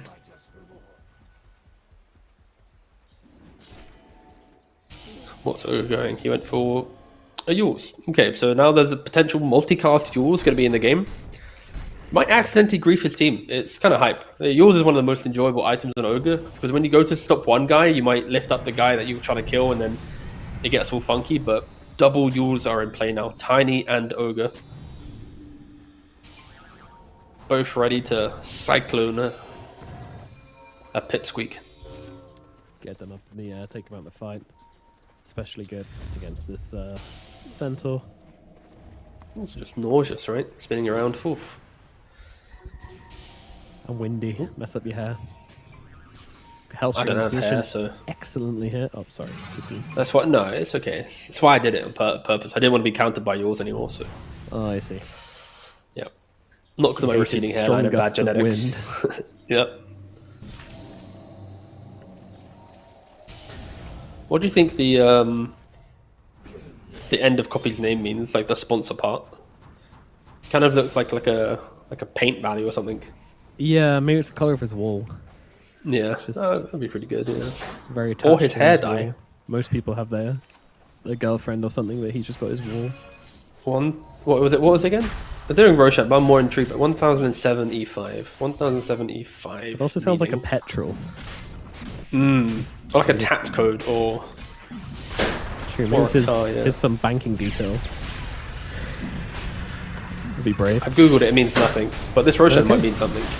Perhaps. It might mean that Weaver's dead. He's being controlled down to nothing. I mean, the chain stuns have been really clean from VP in terms of being able to kill off this Puck on this Weaver. We never really said it was a free Puck game or a free Weaver game, and that's certainly coming into fruition here. The Golem versus Roche fight has been very exciting, by the way. Why is he still doing it? He hasn't stopped fighting Roshan this whole time. Maybe he just thinks it's cool. Unfortunately, the burn of oh my god, whatever. VP's taking it. Unless... Oh, Hold on, they're jumping into the pit. The Aegis is on the Oh, they floor. got it. Grabbed by Arbed, and Mars is gonna go down. Oh man, it really looked like it could have been a thing. Oh, that's a he's in a pit. I've never even seen him alive. No, still gonna die. that was just the low ground. That was just Yeah, it's just a little cave he's found. I mean, Maybe today we learned ice if cave. if you move your camera from that cave slightly up, there's actually just a full walkable area. Because of the perspective and most people not putting their camera all the way there, it's quite hard to see. I mean, there's a valiant attempt from Pipsqueak. They really gave it a jolly good showing, trying to get that Aegis, but Indeed. it's kind of running their head into a brick wall and then not getting it. Yeah. Why are we watching the same game twice? That's my question. What's happening? No, last game was a lot more convincing than this one. VP looked pretty clean. This game, VP don't look so clean. Yeah, but do you not feel it's the same narrative? Like Sableye kind of frontlining, Arbed being annoying, Tomato having 0 lane but then just farming. It's like it's just yeah. Somewhat. I have Last game was just genuinized so it much. quite heavily. It was much more like Sableye kind of just doing everything, and the Clinks being Sure. able to be a bit more supporting cast this time. Clinks has to be a bit more sort of carry-ish. You don't have the Broodings just beating people up anymore.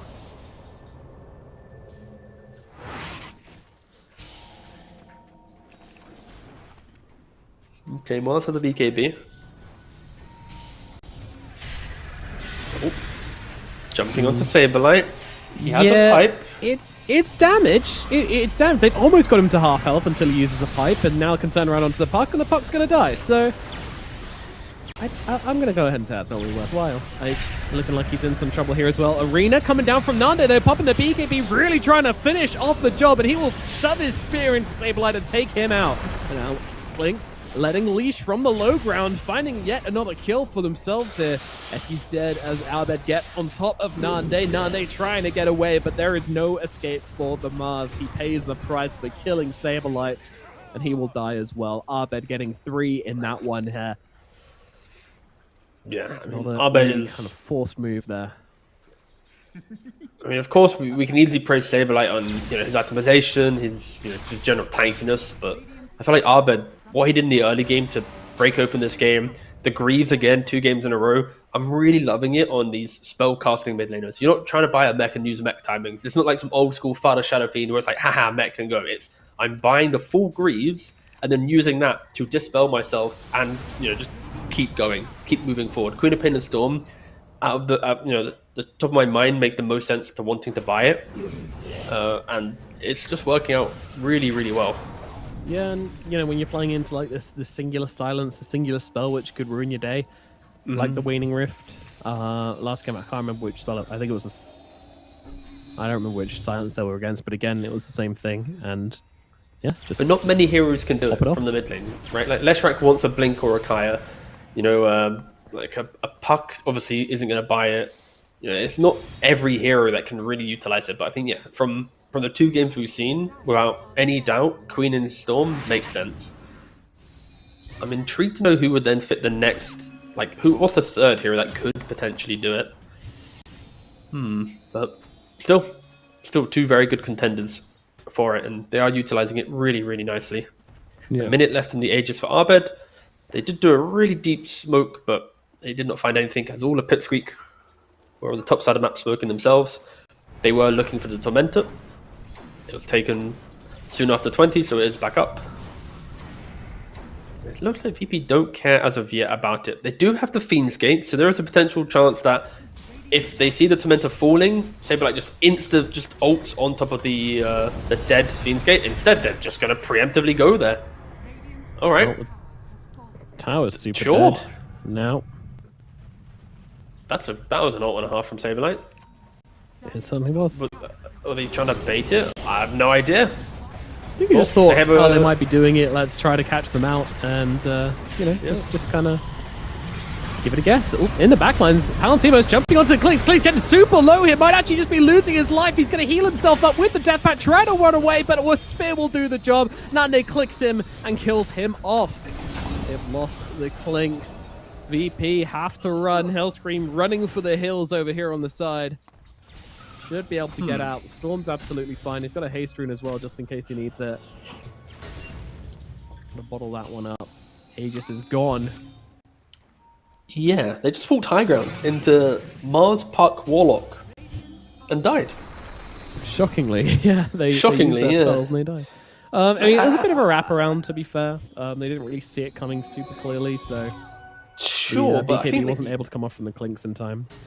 But you need to be ready for those type of moves, right? Like when your VP hitting the tier 2 like that, going for the tier 3 is a very scripted old school move. Take tower, go for next tower, we are strong, right? Like everyone does this in Dota at some point. So I feel like if you are VP, your positioning needs to be better. You need to offer up the Underlord by himself, have the Storm Clinks playing in the shadows. You know, the Underlord gets jumped, then you collapse in. The fact that you offer up like every hero, it's just not very good. Or if you want the Clinks to hit the towers, then give them an Aegis. Like, I don't think it necessarily needs to be on the Storm. But the Storm Aegis does give a lot, right? I prefer the Storm having the first Aegis. The next Aegis goes to Clinks, right? Potentially.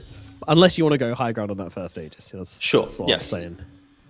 But that rarely happens. Like, I'm honestly surprised well, that it probably shouldn't tried to hit that. In retrospect. So many.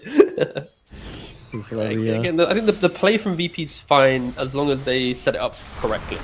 But they just kind of, like, they threw it on the low top. They kind of meandered down the lane. I think they had this like confidence of earlier pickoffs in their mind of like, we are unkillable, we can do this. But yeah, it was the interesting thing as well is that they threw out that Underlord ult. He didn't see anything from it, got no information, and for some reason that was the trigger to make them go high ground. I don't know. It's just strange, very strange. I'd like to know the comms. It'd be interesting. Yeah. And like Arbid just picked up Hex as well, right? Like before they went high ground, Arbid got the Hex. You're kind of asking, shove waves, force a TP back, smoke up back around. Once they showed bottom, use the kind of forced movement on the map through you shoving waves to then utilize Storm and his pick-off potential. There's so many things they could have done there, but it doesn't happen. Instead, after all of that, they do eventually get a cheeky Warlock kill back onto the map where they are the kings. Open map play, they are very, very scary.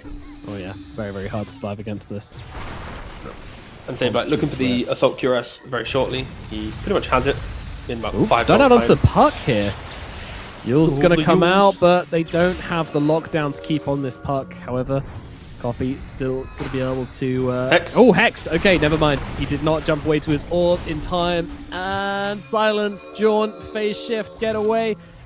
Up to the high ground, farm a camp, and die. Well, really out of options there. The Blink Dagger was off cooldown in just a second, but... Oh, Clinks, he has to be careful though. Him and Saber, they're still top. They don't have the Fiends Gate to bring their team. They are TPing to the outpost though. Oh, but this time the BKB comes off in time, and that means that Clinks can just easily take down Pantheon. Eki to fall as well. 4 dead. Now this is what we wanted to see from VP, right? Don't just blindly walk up the high ground, go in the open map play, get the kills. They do that. They're taking the top tower. Glyph is forced. Horrifying high ground attempt with his AC finished up. Yeah. Deso AC. Couldn't ask for a better 1-2 punch to take the buildings. Eki buys back, but other than that, it's just a scary sound. These buildings getting minus 11 armor against them. Means the range barret taking over bonus damage from all the physical. Next Glyph is forced. 20 seconds on the puck, 24 on the Centaur. No buyback on puck, but is available on Centaur. It's uncomfortable though, you don't really want to use it. PP though respecting the potential, you know, arena into Golem buy time. Oh wait, now puck's back alive, so they disengage. Roshan is available on the top side of the pit. They have done a very good job with the Tiny, with the gem dewarding.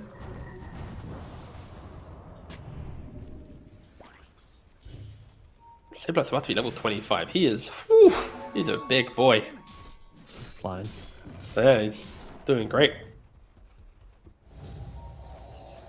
VP, they're hungry for the Aegis. They're hungry for another fight fly. Walking up to frontline. Yep, stun out onto the Mars. Hex is going to be there as well. Is there even a chance for Natus to get the BKB off? Well, there is. He can turn this one around now with the Satanic as well. Healing himself up with that Rebuke and now dropping down the arena and looking out towards the Clinks. Clinks, his BKB is done. It is over and his life is forfeit for it. Bye-bye, Tomato. In comes the Storm, jumping in onto Nane, trying to get their turn kill, and they do so immediately. Now look for more. Going onto the puck, but do they have the damage before the puck gets out of these stun locks? I think they do. He's gone inside of the pit. He will die. Abed lives through it all. And in the end, it is just a Clinks kill. So many heroes die to bring down that Clinks, and ultimately it is not quite enough. The Storm was so close to dying, but the Greaves, when you get to below 25% HP, right, the extra 14 regen just ticking with the zip, dodging damage, keeping himself alive. 31,000 net worth lead. Saberlight, doesn't matter if your Clinks is dead, he'll happily be the carry. 332 damage to his name, plus an AC, just clicking away on the buildings. That is going to be mega creeps to VP. Yeah, Arbed's sitting on 31 stacks of Galvanized, by the way, so he's got an extra 10 mana regen. He's looking pretty healthy. Oh yeah, amplify that up. Warlock getting killed off here. Yeah, maybe not actually. There you go, maybe he is actually. Tossed out. And Hellscream makes sure he goes down. Timos, the next target. Blink's going to be back pretty soon, but there's a few heroes respawning. I don't think it's going to matter though. 100 seconds in on the Centaur, throne exposed. Saberlight, he's got a Fiend's Gate to give his Clinks.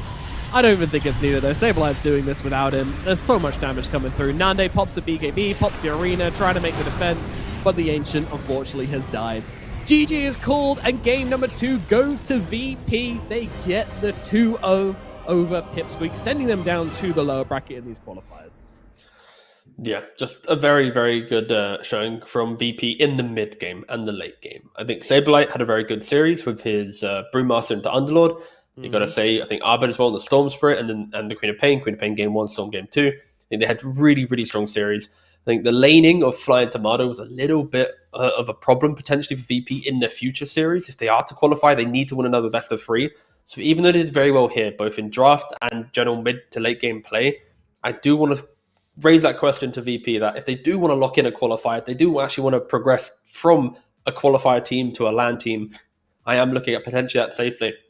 Just stepping up slightly, but yeah, still a very good series from them. It doesn't matter really how you win, as long as you get the win, then you learn from whatever you did today, take that to tomorrow, because they are going to potentially be playing up against Liquid or Nigma Galaxy in a best of 3 to qualify. So it's no easy team to play against there for sure. It's going to be very scary, but yeah, VP, 1 series away from potential ESL One Birmingham. Yeah, great game. Good series from them, and great advice from ET Governor as well. You know, it doesn't matter how you win as long as you win. And guys, that's a wisdom we'll leave you on. So do anything it takes. Poison your co-workers. Use any advantage you can find to get up above the rest and claim a sweet, sweet victory over anybody else. As T Governor examines the bottom of that lovely mug of coffee, we will send it over. Go and check out the other stream. I'm sure it's still going, but we are all done. There's one more series to come over today as well. That'll be coming in a few hours time also, but we're all done. Thank you guys so much for joining us today. We'll see you tomorrow for more Western EU qualifier action here at ESL One Birmingham. Thank you and good night.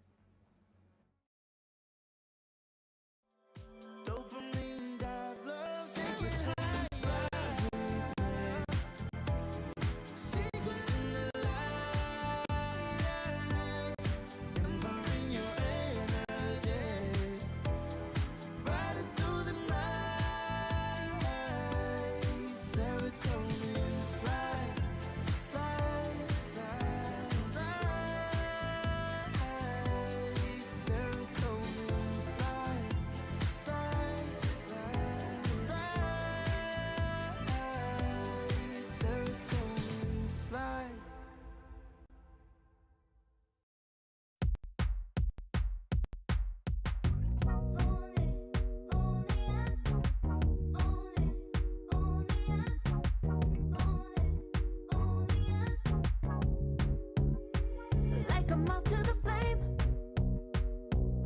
I'm attracted when the doubts start saying my name.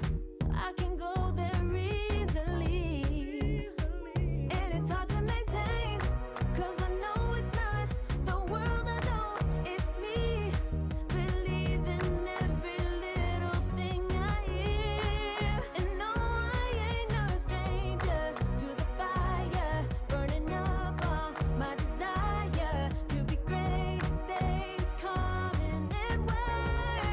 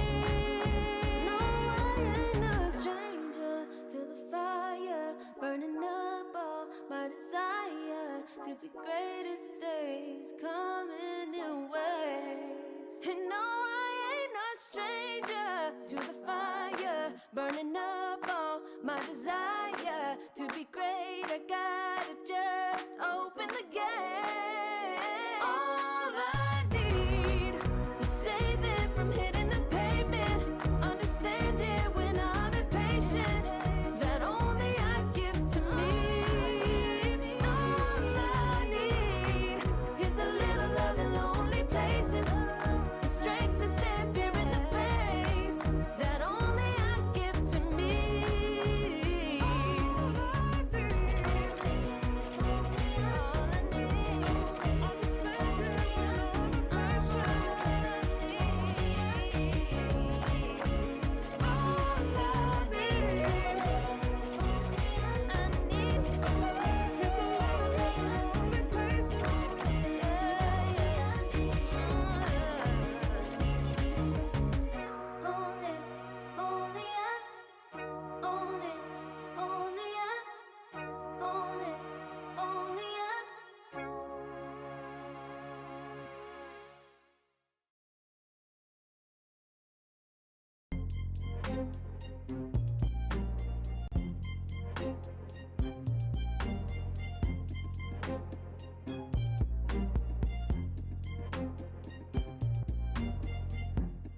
Too long for me to feel, yeah. Tell me why you're on your knees, yeah. Not my fault I had a dream, yeah. Kicking off the covers, I'm too hot for this bed. Give me space, I need to breathe, yeah. Give a face, giving it beautifully, yeah. Yeah, it's just me and my clique, yeah. We might be the hottest, but we let you in. Angel energy, let you sit with me. Angel energy, angel energy, angel energy. We got sympathy. Angel energy, angel energy.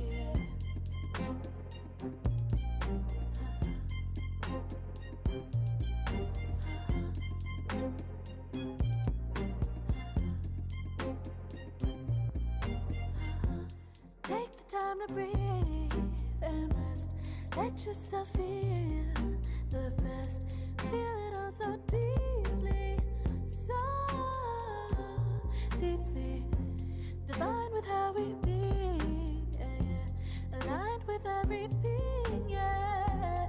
More than a dream.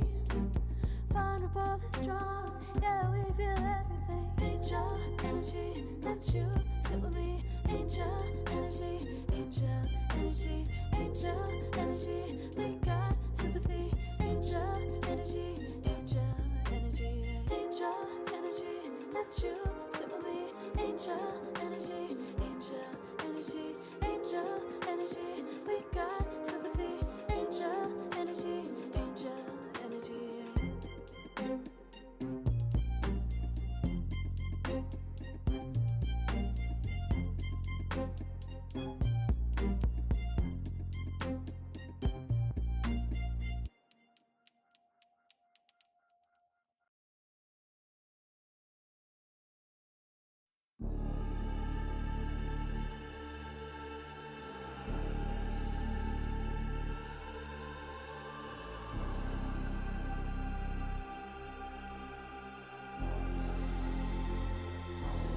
You'll be free.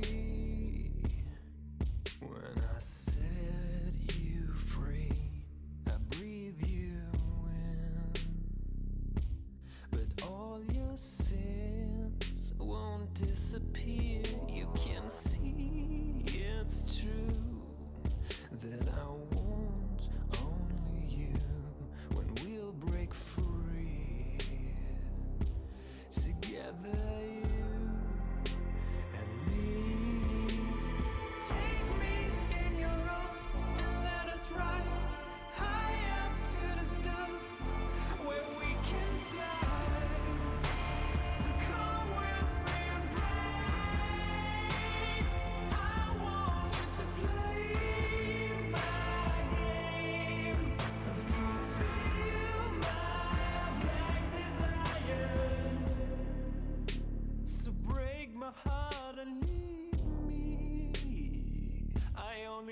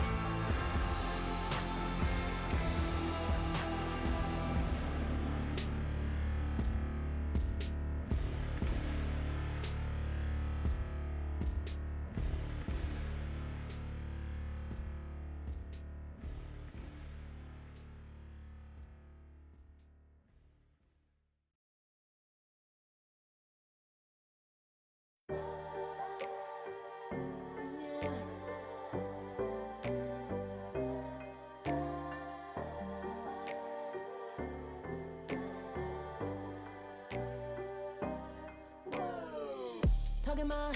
I've been working all year, getting by. Looking for the high, taking all my time. Breathing in new life, feeling fine. Like I don't gotta be something society wants me to strive to be. Got my own energy. So magnetic in the spotlight. Shaping my own world with my own mind. Don't talk about me unless you alright. You gon' see I'm feeling real free, protecting my energy. Gotta protect my mind. I'm breathing in new life. It's time that I realize what feels good ain't always right. Making changes, I got me a new strut. No more settling, I'm running out of good luck. Never chasing, I attract, I'm busy going up. If you see me, come correct and keep